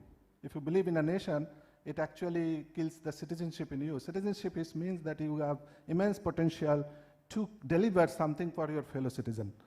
But when you are, bounded in a nation, it's my opinion. You don't have to agree, But so I wanted to understand how do we create peace which is sustainable, and whether the data analytics and the artificial intelligence can play a role or not. So I have been talking to Bangladesh government because reaching to Indian government and other things would be, because we have a federal structure, so would be a little difficult. Okay, so wanted to understand where one state, one country, that's an ideal thing to start with. And what we say that if we get enough informations every day, it is possible to predict any kind of unrest going to happen within next 30 to 40 days, whether it is localized or whether it is not localized. Now, source of informations, it could be from Post Thana, it could be from various newspaper, it could be from public things. Since it's very confidential, I only want to say that predicting unrest is a possibility. And we are working on that we would like to predict that whether is there any possibility of having an unrest in any localized area. And these are the factors we have worked on, these are the factors, and we are working that how do we create an multivariate regress model to come up with an analytical structure to see that whether the piece can be determined. So I take you through the next thing, which is the supporting, or I would call this organization which is founded by us and which is assisting Sustiknow, and it's a Section 8 company.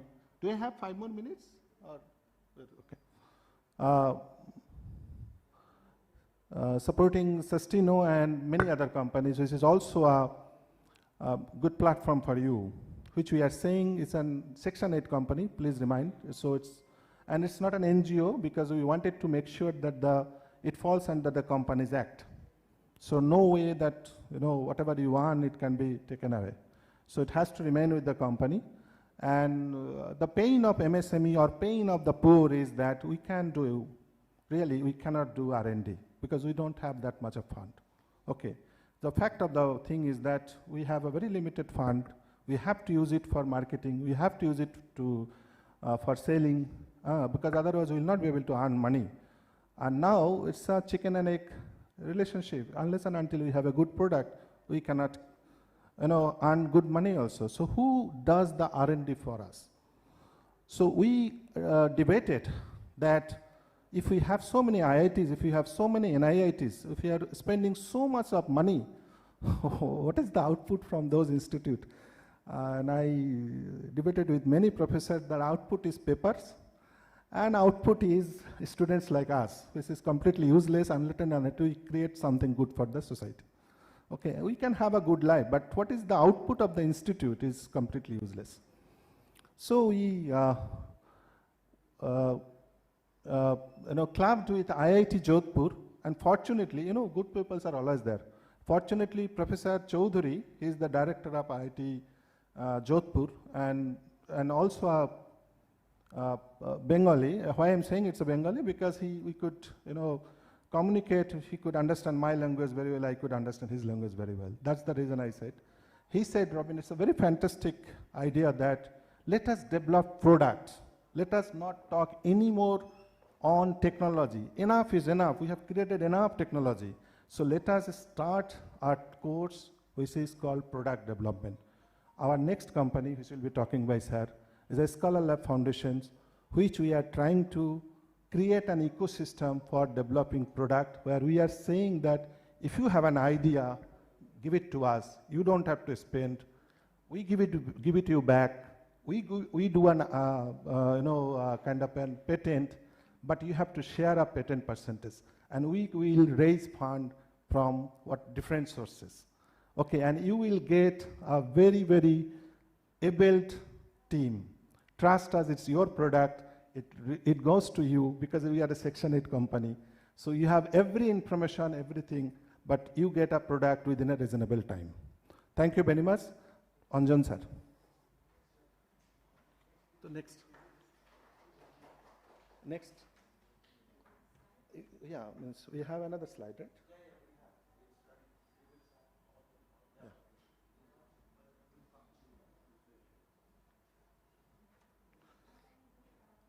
We have two slides. No? Hello. Yeah. So, good afternoon, everyone. So actually, Robin has more or less stated what Scholar Lab Foundation is all about.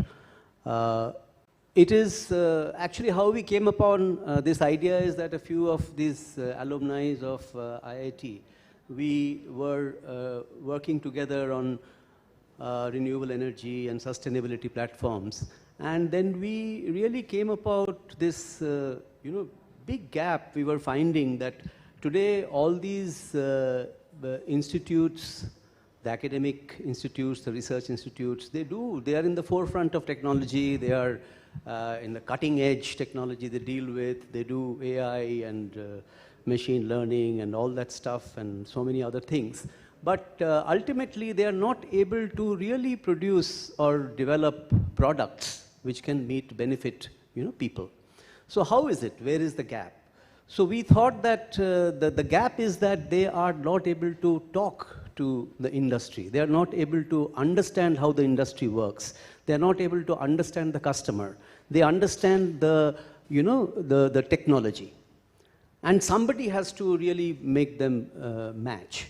So we thought, why don't we develop an organization where we can handhold these guys? Some of us, have worked for the industry. Our cumulative experience is hundreds of years, if we add each ones. And we have worked in big industries, corporates, big positions, some of us, etc. And with all this experience, we know that this is the need, but we don't know how to fulfill that need. So how do we do it? So we thought that we, install or institute an organization which, again, should not be entirely for commercial purposes, because then the whole purpose will get lost and you will be restricted to the product which gives you more profit and doesn't and all that. So we thought we will open, and an NGO is again a very, mistrustful, I mean, the government of the country also thinks so in some funny way, but it is not trusted so well today in terms of accountability. So we thought we will go for a Section 8 company, which is the not-for-profit company, but fully accountable, auditable, and you cannot actually repatriate any of the profits or funds from the company. So people can trust you that you're not going to run away with any of the money if they give it to us. So we basically got into making this company. And the whole background is that institutionalized product development facility is really not there much. As Robin correctly said, that for us MSME kind of companies, it's so difficult to put money on R&D and then wait for, as Mr. Datre was so clearly, explicitly saying, that after putting the money for 3 years, then you don't even get registered with a big corporate. So how do you survive? How do you pay your people? So with that kind of a framework, there is an institutionalized product development facility which is needed. And we always have felt that with our kind of domain expertise, some of us, when we group together, we have domain expertise in many things. And also we find that, there are basic problems to solve. You look at energy, you look at water, you look at air, you look at health. There are so much of basic needs to be fulfilled and good products to come out in these areas. So we are working in some of them. We'll just come to that, because many of the commercial organizations, they don't really look at things in that fashion, because they cannot afford to. So somebody has to do it. So we thought we will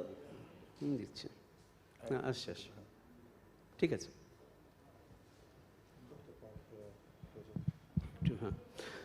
So we thought that our objectives will be that we will develop products. That's our only objective. We will do nothing else, but we will help develop products.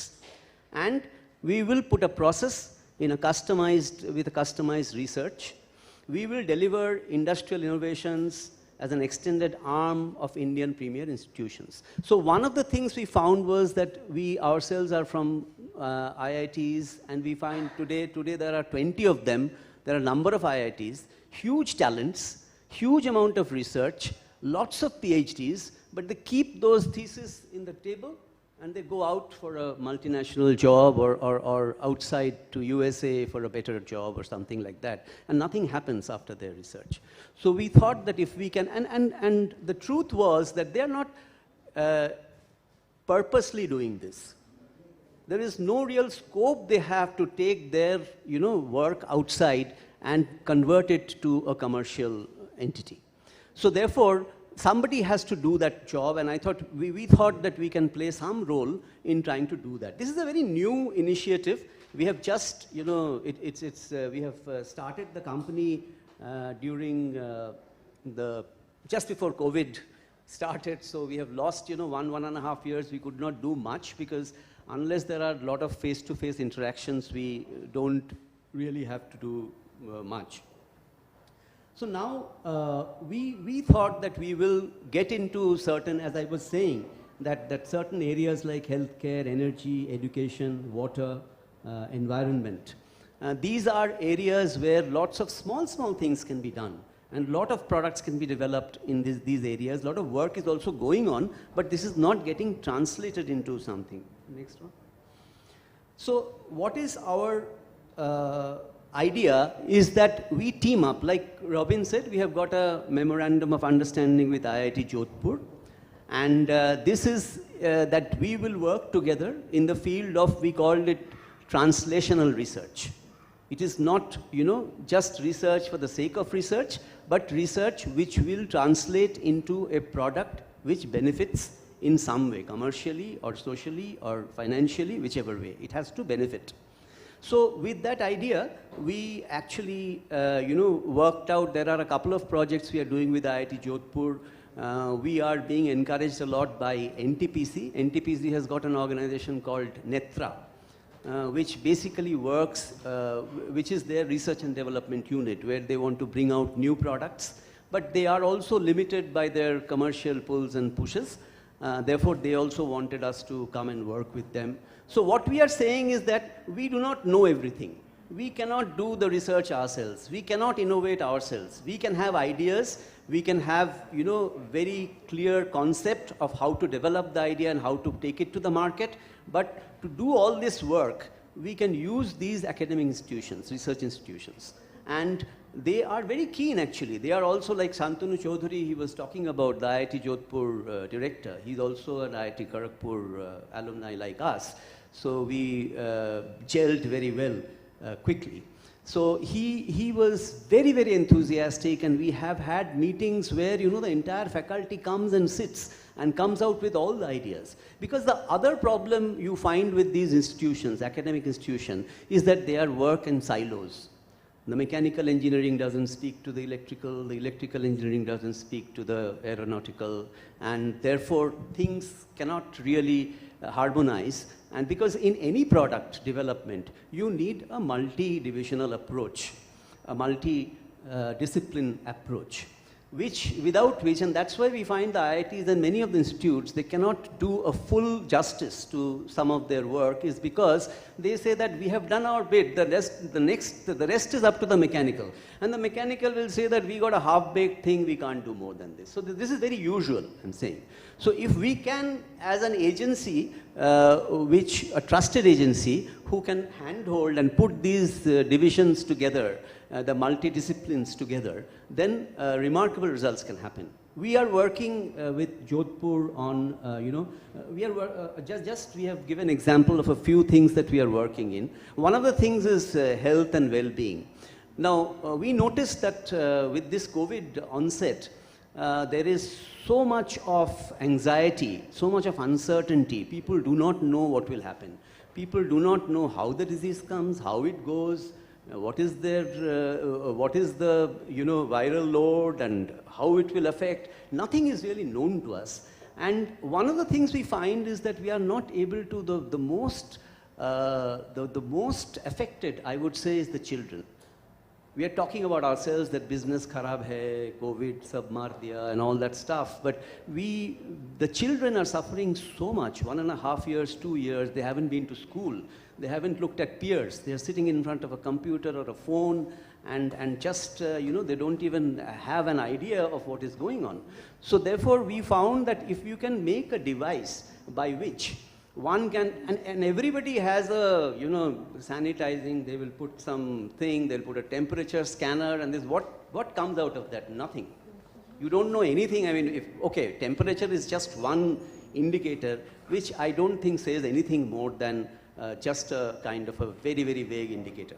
So therefore, we came about an idea, and our idea was that why don't we go to our own, you know, Vedic kind of thing, that our nose, our ears, our eyes, they are telling us so much about our body. And are we able to pick up those signals? So we found that a lot of work has been done in this area. There are companies in Europe and America who have worked on voice, that how your voice modulation, the way you say ah, when you say ah in a particular way, if you have phlegm, if you have some particular blood compositions are different, your ah will sound different. Similarly, from vibrations, from tone, intonation, from so many other aspects they can, and they of course use high technology, AI, etc. And they compare with thousands and millions of samples, and they arrive at the standard and how far away are you from the standard. And therefore, if you measure, you know, your sinus area, if you can map a thermal imaging of your sinus area, you can find out a lot about whether there is, you know, any sort of virus, bacteria, or something affecting you. Things like that. I don't want to get into the full thing, but if you use these 4 or 5 inputs and put it into a computer, and put your little bit of you know, machine learning with neural networks, etc., analyze with 1 lakh samples, and you can say instantly that whether you're all right or whether you are not. And that can be put in the gates of the schools, and the kids can just walk in, stand in front, there will be a camera, there will be a thermal imager, and a computer. And you can, and there will be a green and red light, just like the traffic. So if you have a green light, you are clear. Your system inside is clear. You don't have much of things to worry in terms. It's not COVID alone. Maybe beyond COVID, if you have a bronchial issue or an asthmatic issue, that will also come out. But there's nothing wrong in it. You can always explain that, look, I'm an asthmatic thing, so it will come. And here's the doctor's thing or whatever, and get inside. But otherwise, you will get a green light, you go in. So in a school or in a college, just imagine today, I think briefly, you know, our St. Xavier's and La Martiniers and all of them opened briefly sometime. And within 3-4 days, they shut. Because some of the students, again, got COVID. So how do you solve the problem? The only way to solve is that have some sort of a check where only healthy kids go in and you teach them. So everybody is safe and trust. So this is one good product. Then we have, of course, in renewable energy, we have been working ourselves for a long time, and we have had a lot of experience. So we are working on, you know, power electronics. One of the major things in solar energy or in renewables, unfortunately, is India still doesn't make a proper inverter. You know, inverters are still imported. ABB has made a factory, Siemens has made a factory, but they are just SKD, CKD stuff. India is really not making a lot. So we thought that, you know, a lot of things can be done in power electronics, and we have worked a lot individually with very little money earlier. So now if we can get into institutes and holding hands with some of the industries, we can do a lot. So that is one area. The third area where we are working with is education. This is again the children and the COVID related things that we were talking about. That what we find is that the teachers are unhappy, the students are unhappy today. The teachers say that the students are copying, they're not listening, they are, you know, switching it off, or they are not in front of the computer, we are teaching all that. And the students said that, oh, we are not finding it any interesting at all. It's not a one-to-one communication, there's no face-to-face, so they are not getting it. So we thought if we can design a simple, you know, device, which is a sort of a chair with 2 or 3 cameras fixed in, and a little bit of bandwidth through a server system, then we can actually make it much more interactive. The teacher can talk one-to-one with the kid. There will be facility for the kids to even talk to the peers.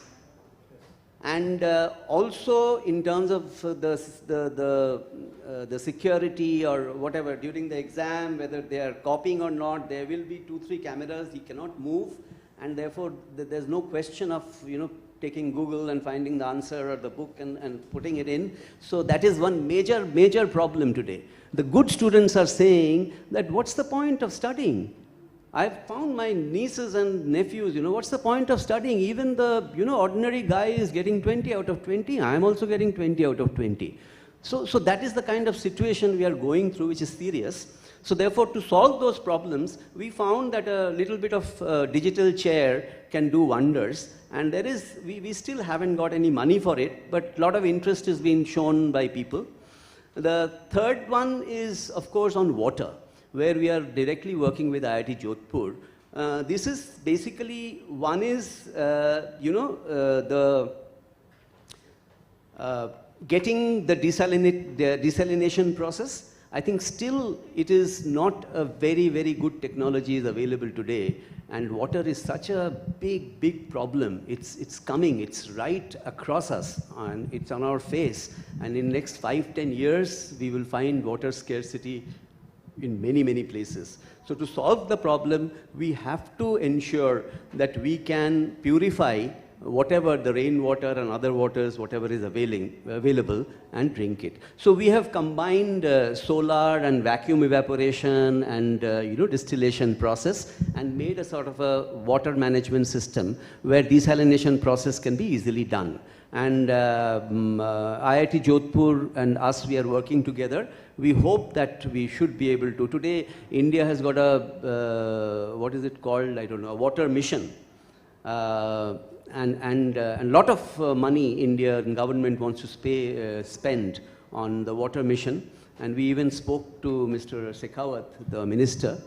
And I think they are very keen that something is developed on that. So there are these few ideas that I discussed, and there are a few more. We have been working on quite a few ideas like that. But the whole thing is that even MSMEs, companies, if you have a product development need, an idea which you have, see, all these I said are our ideas. We have come out with these ideas. We have gone to the institutes and some of these corporates like NTPC and told them that, look, we will be able to bring about these kind of products, and they have shown interest and we are working on them. But the ideas can come also from the industry, that I want to, add this to my product, or I want to make my product more purposeful, more meaningful, more delivery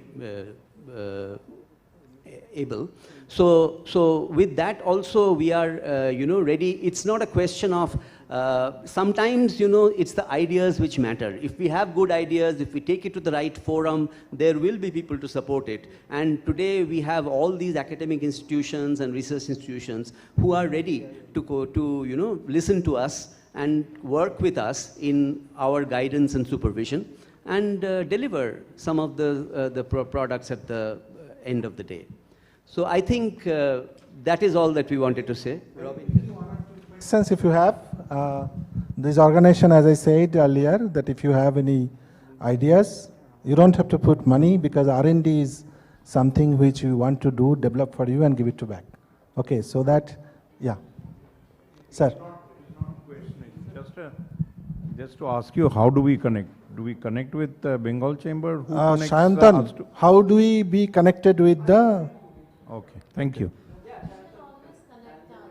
Yes, that's what I'll do. Three things. Thank you. Three things I want to tell, that if you have any energy problem, you do not want to spend money, but if you want to put solar system, you can contact us. We do our due diligence and we see that if we can put a solar power plant, and we charge you at least 30 to 35% lesser than the current electricity rate. Okay, so that is one thing which we offer. Second thing is, and we run for 15 years, you don't have to spend a single rupee. Okay, we have been into almost 50 places. Even one of our clients is Neutia Group. So, okay, so trust us that we do that, and it's not only us. There are around 5 to 6 good companies. Tata Power is one of them, and Tata Power is one of our partner company now. Second thing is, if you have any R&D requirement, if you want to develop a product, it will remain your product. We are not going to invade in your ideas. We have an privacy contract. We don't want to let others know. But we, of course, we want to have a share of your patent, because we select a idea if it is patentable. If it is not patentable, we do not want to get into that, because our interest is that it has to be an intellectual property right. Okay, and third one is that if you want to get into sustainability, and you think that this is your sustainable action, you can have interaction with us. We can give you a better value of your product. Okay, so this is a small effort from community, from giving back to nations or giving back to people. That's all. Thank you very much indeed. If you have anything. Thank you very much for your enriching session.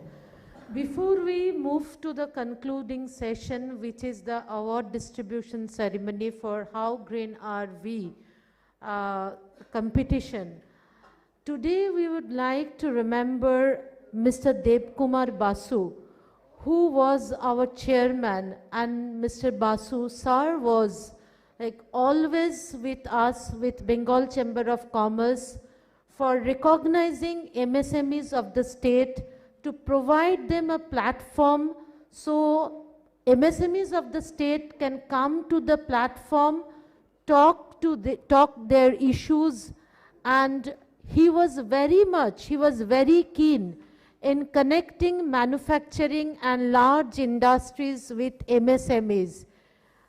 He was like a father figure for us and always guided us. So today, and he was very keen to organize such, award-giving ceremonies, where he used to believe that MSMEs are recognized, their efforts, their works are recognized. So today, if we miss someone the most, he's Mr. Devkumar Basu, who was our chairman. We really miss sir today, but we are truly happy at the same time that today Mr. Kaushik Basu, who is Mr. Devkumar Basu's son and who is the director of VTL Electronics, sir is here, sir has joined us. Sir, we are really happy and fortunate that you are here today with us. Thank you, sir, for coming and joining us. Will you please stand up? And sir is here, so... So before going to the last ceremony, I would like to request Mr. Pritish Sen, Chairman of Manufacturing and MSME Committee of Bengal Chamber of Commerce, to come to the dais for the prize distributing ceremony. I would also request Mr. Sanjay Behra, Co-Chairperson of MSME and Manufacturing Committee of Bengal Chamber. Sir, please come to the dais. I also request Mr. Shailesh Kumar Chaube, Chief Marketing and Sales Admin, TSDPL, to come to dais, and Mr. Syed Rejwan Ali, Senior Area Sales Manager from Citizen India, to come to dais for the prize distributing ceremony. Now I request my colleague Shanton to come here and to announce the names. Shanton, please.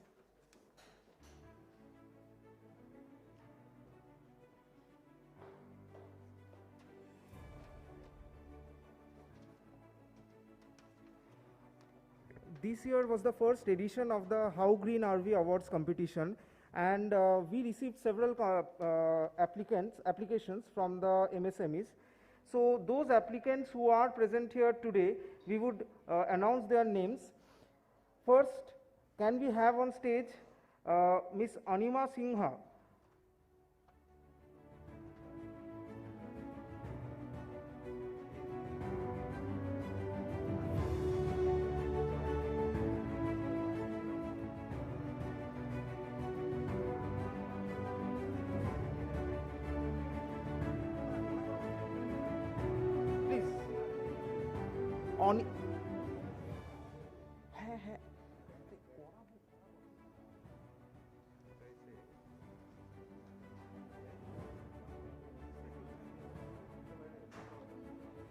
Anima সিংহ, আপনি যদি একটু স্টেজে আসতে পারেন please.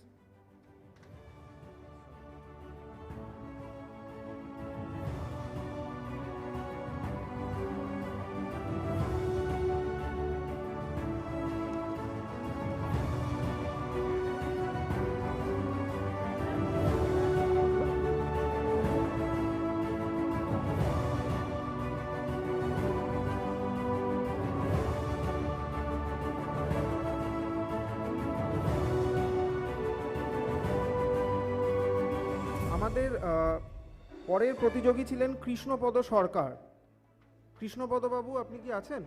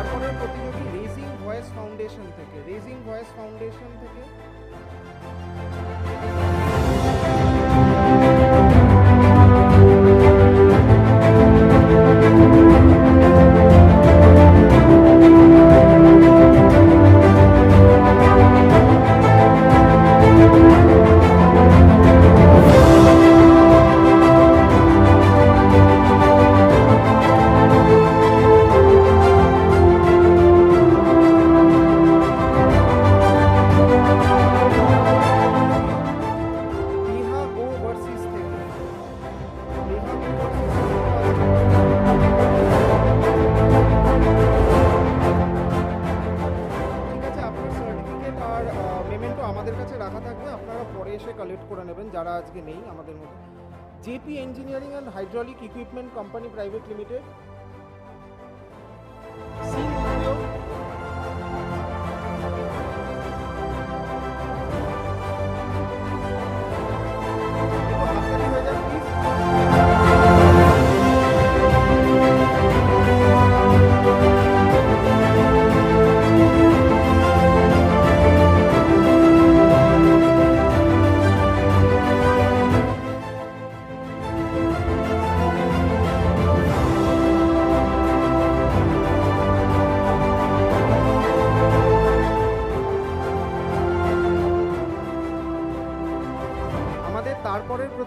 JIIT Farmer Producer Company Limited থেকে JIIT Farmer Producer Company Limited,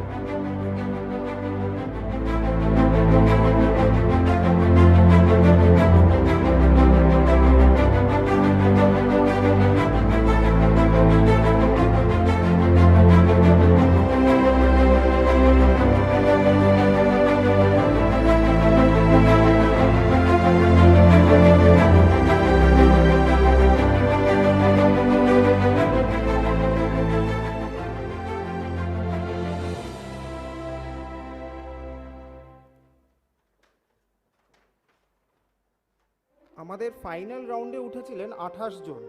এবার তার মধ্যে থেকে আমাদের 7 জন জুরিদের ভোটে 7 জন জিতেছেন, 3 জন স্পেশাল অ্যাপ্রিসিয়েশন পেয়েছেন এবং বাকি 18 জন যারা ফাইনালে কম্পিট করেছিলেন তাদের নাম আমি প্রথমে বলবো, তারপরে আমরা স্পেশাল অ্যাপ্রিসিয়েশনে যাব এবং উইনারে যাব। ফাইনালিস্ট প্রথম নাম Briolet. Do we have someone from Briolet? Mister Modiya.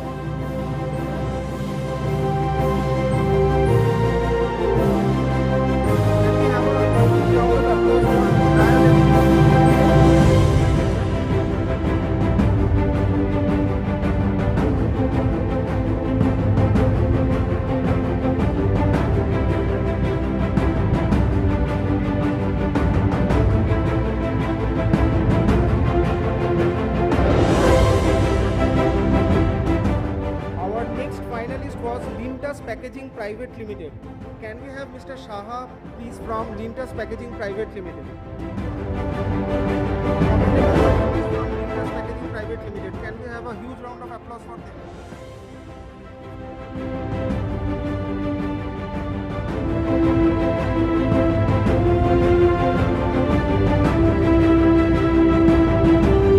Our next finalist was Fabricast Equipment.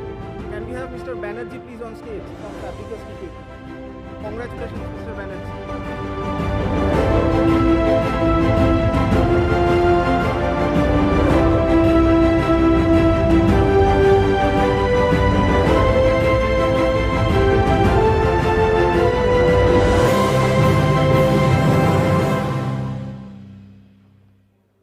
Congratulations, Mr. Banerjee. Our next contestant from VTL Electronics Limited, can we have Mr. Kaushik Basu, please? Congratulations, sir.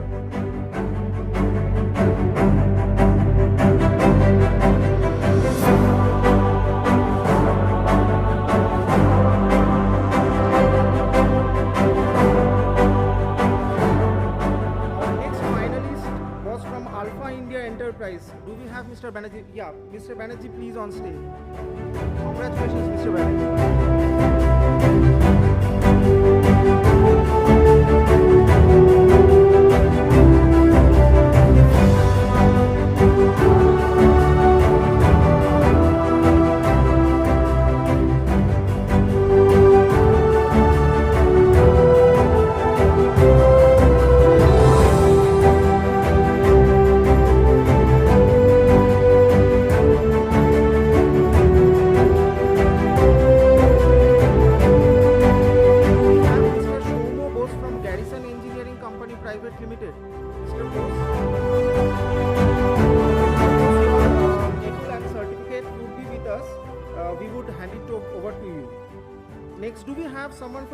Exports Wind Private Limited. Mr. Gurung, thanks for coming. He has come all the way from Sikkim, and we remember the day he made the presentation. It was a huge rainy day in Sikkim, and his performance is really commendable. Congratulations, Mr. Gurung.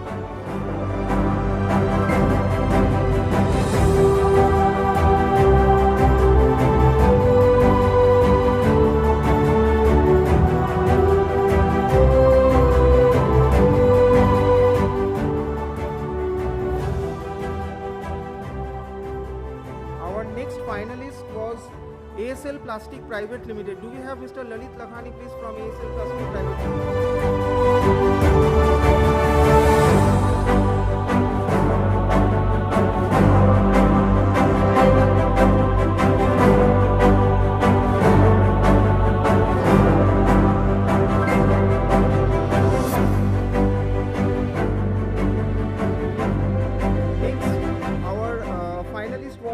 Mr. Shubir Ray from D Kapoor Private Limited. Congratulations, Mr. Ray.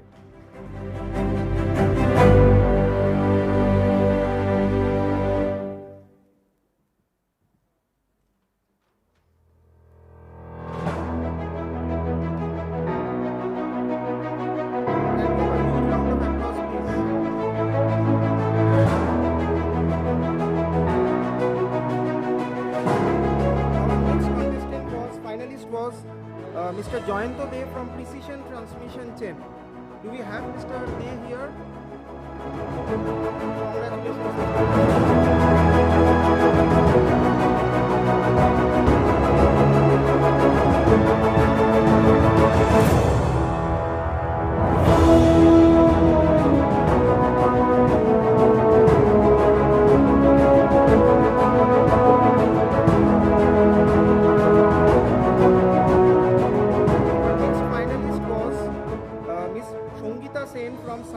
Solutions. Do we have Mr. Yeah. Congratulations, Mr. Sen.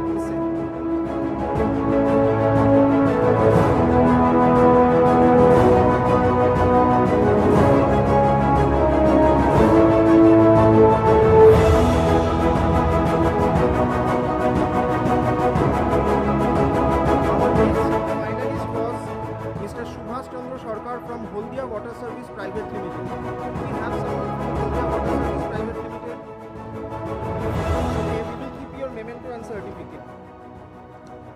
Next, our contestant finalist was Solace Renewable Energy Private Limited. Do we have Mr. Shomrat Laha here?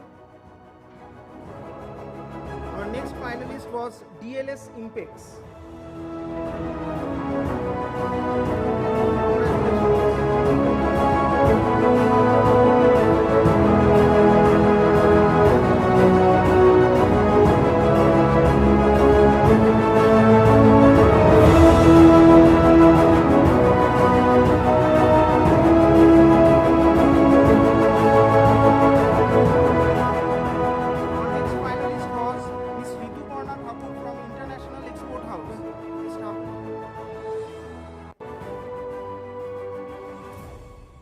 Can we have a huge round of applause for Mr.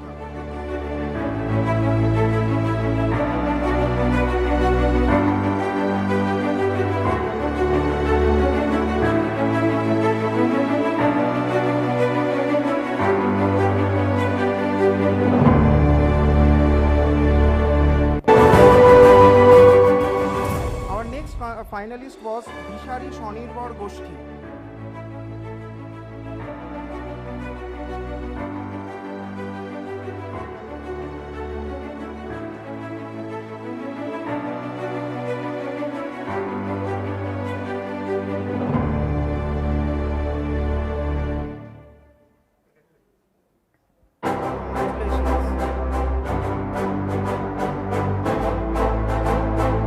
Next finalist was Sai Consultancy and Services.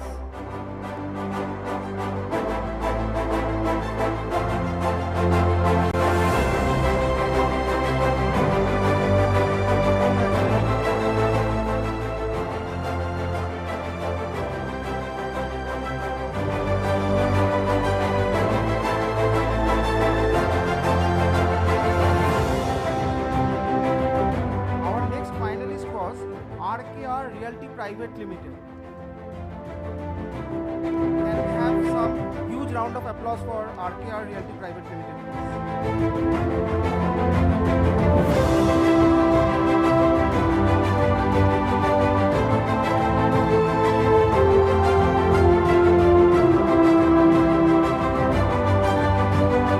Now we move on to the last 10 finalists.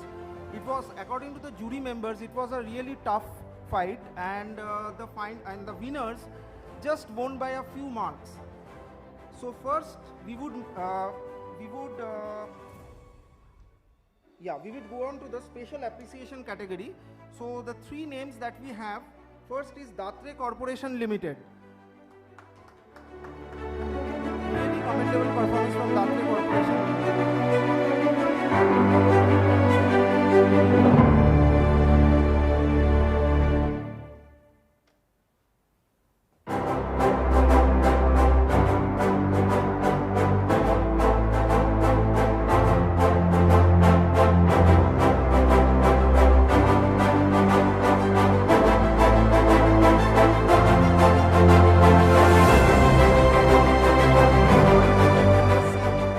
Special appreciation category Deep Explo Equipments Private Limited. They are based out of Uttar Pradesh and could not come down today.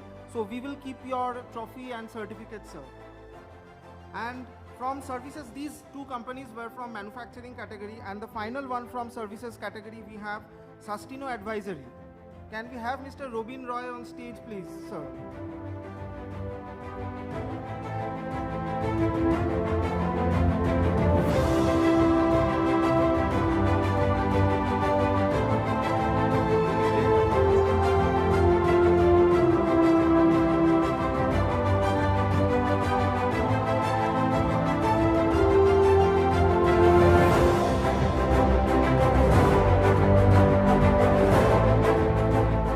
Now we finally move on to the winners of How Green Are We Awards competition. The first name is of India Carbon Limited. Do we have Mr. Sanjeev Jana, please? Yeah, Mr. Sanjeev Jana. Huge round of applause for Mr. Sanjeev Jana. They are the winner of How Green Are We Awards.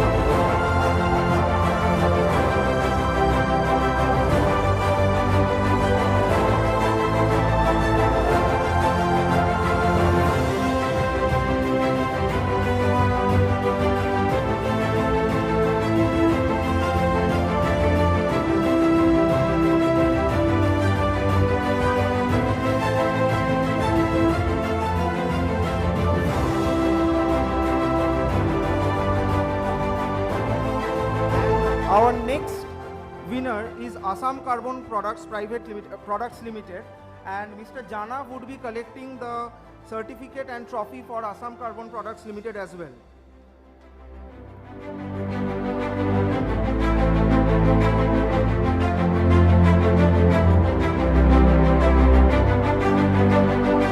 have the trophy and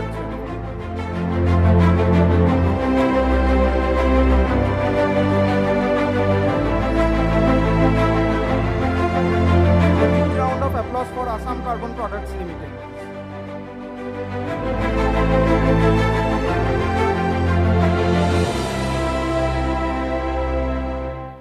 Our next winner is Pharma Impex Laboratories Private Limited. Congratulations, and we have a huge round of applause for Pharma Impex Laboratories.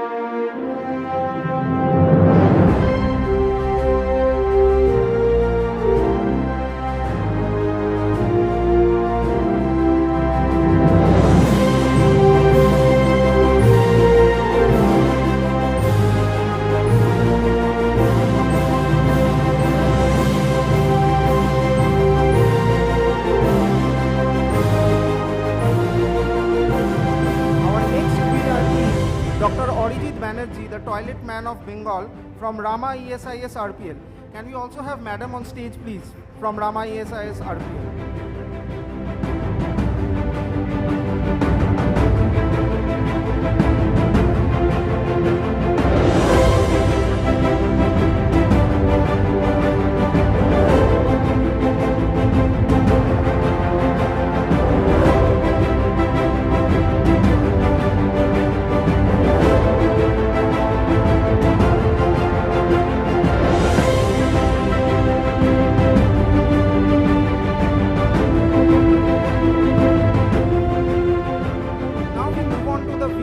Services category, please. So our first winner of the services category of How Green Are We Awards is RMB Group. Do we have Kabiri madam on stage, please? And a huge round of applause for Kabiri madam.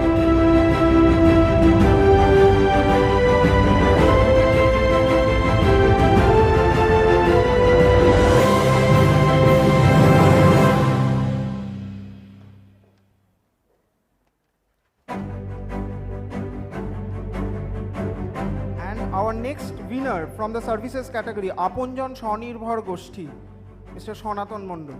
The winner of How Green Are We Awards.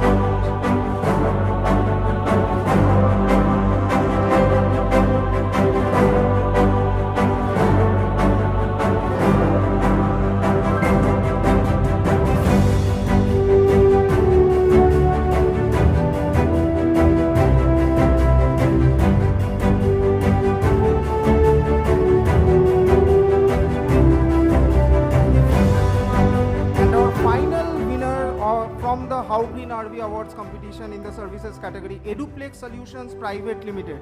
A huge round of applause for Eduplex Solutions Private Limited.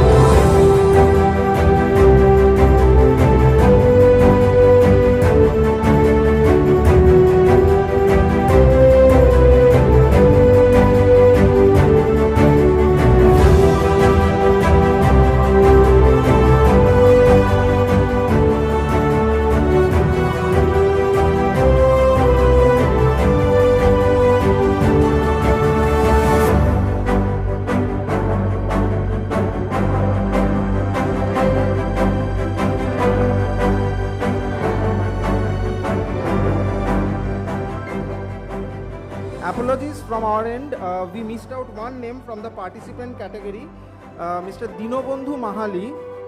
Okay, Mr. Shubir Dash will collect the certificate and the trophy on behalf of Dinobandhu Mahali.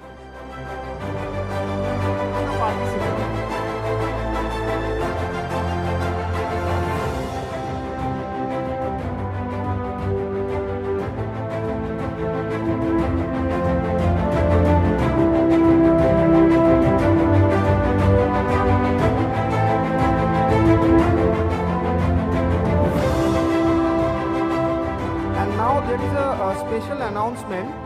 So we had Chaturthamukh SC/ST organization participating in this How Green Are We Awards competition. From there we had received 12 applications, and of them one was of course the winner, Mr. Shonatan Mondol from Aponjon Shonirbhar Goshti. So from Mr. Shubir Dash, they want to have a photo session right at the awards, and yeah, so they will have a photo session now, and before that we would request our beloved co-chairperson, Mr. Sanjay Behera sir, to have a few words, and then we will move on to our other speakers, please. Thank you, Sayantan. It was really a pleasure to interact with you throughout the day for the seminar.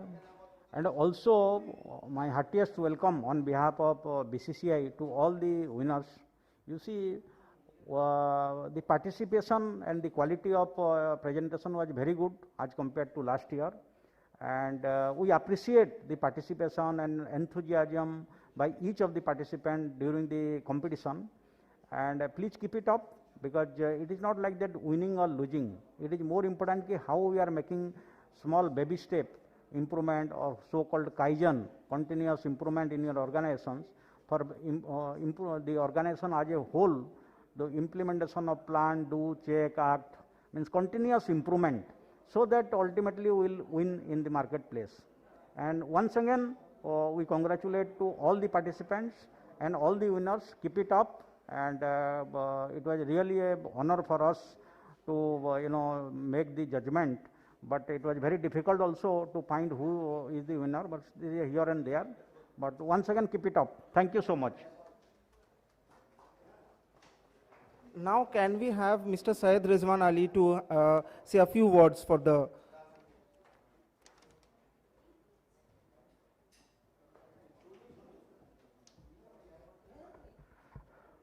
Thank you so much, Shantan. It's an honor to be here. This is the first time that I am being here at Bengal Chambers. It was a wonderful session with all of you, and I wish all of you the best. And we are looking forward to more such sessions in the near future. Thank you so much, and good evening. Mr. Shailesh Kumar Choube, sir, please.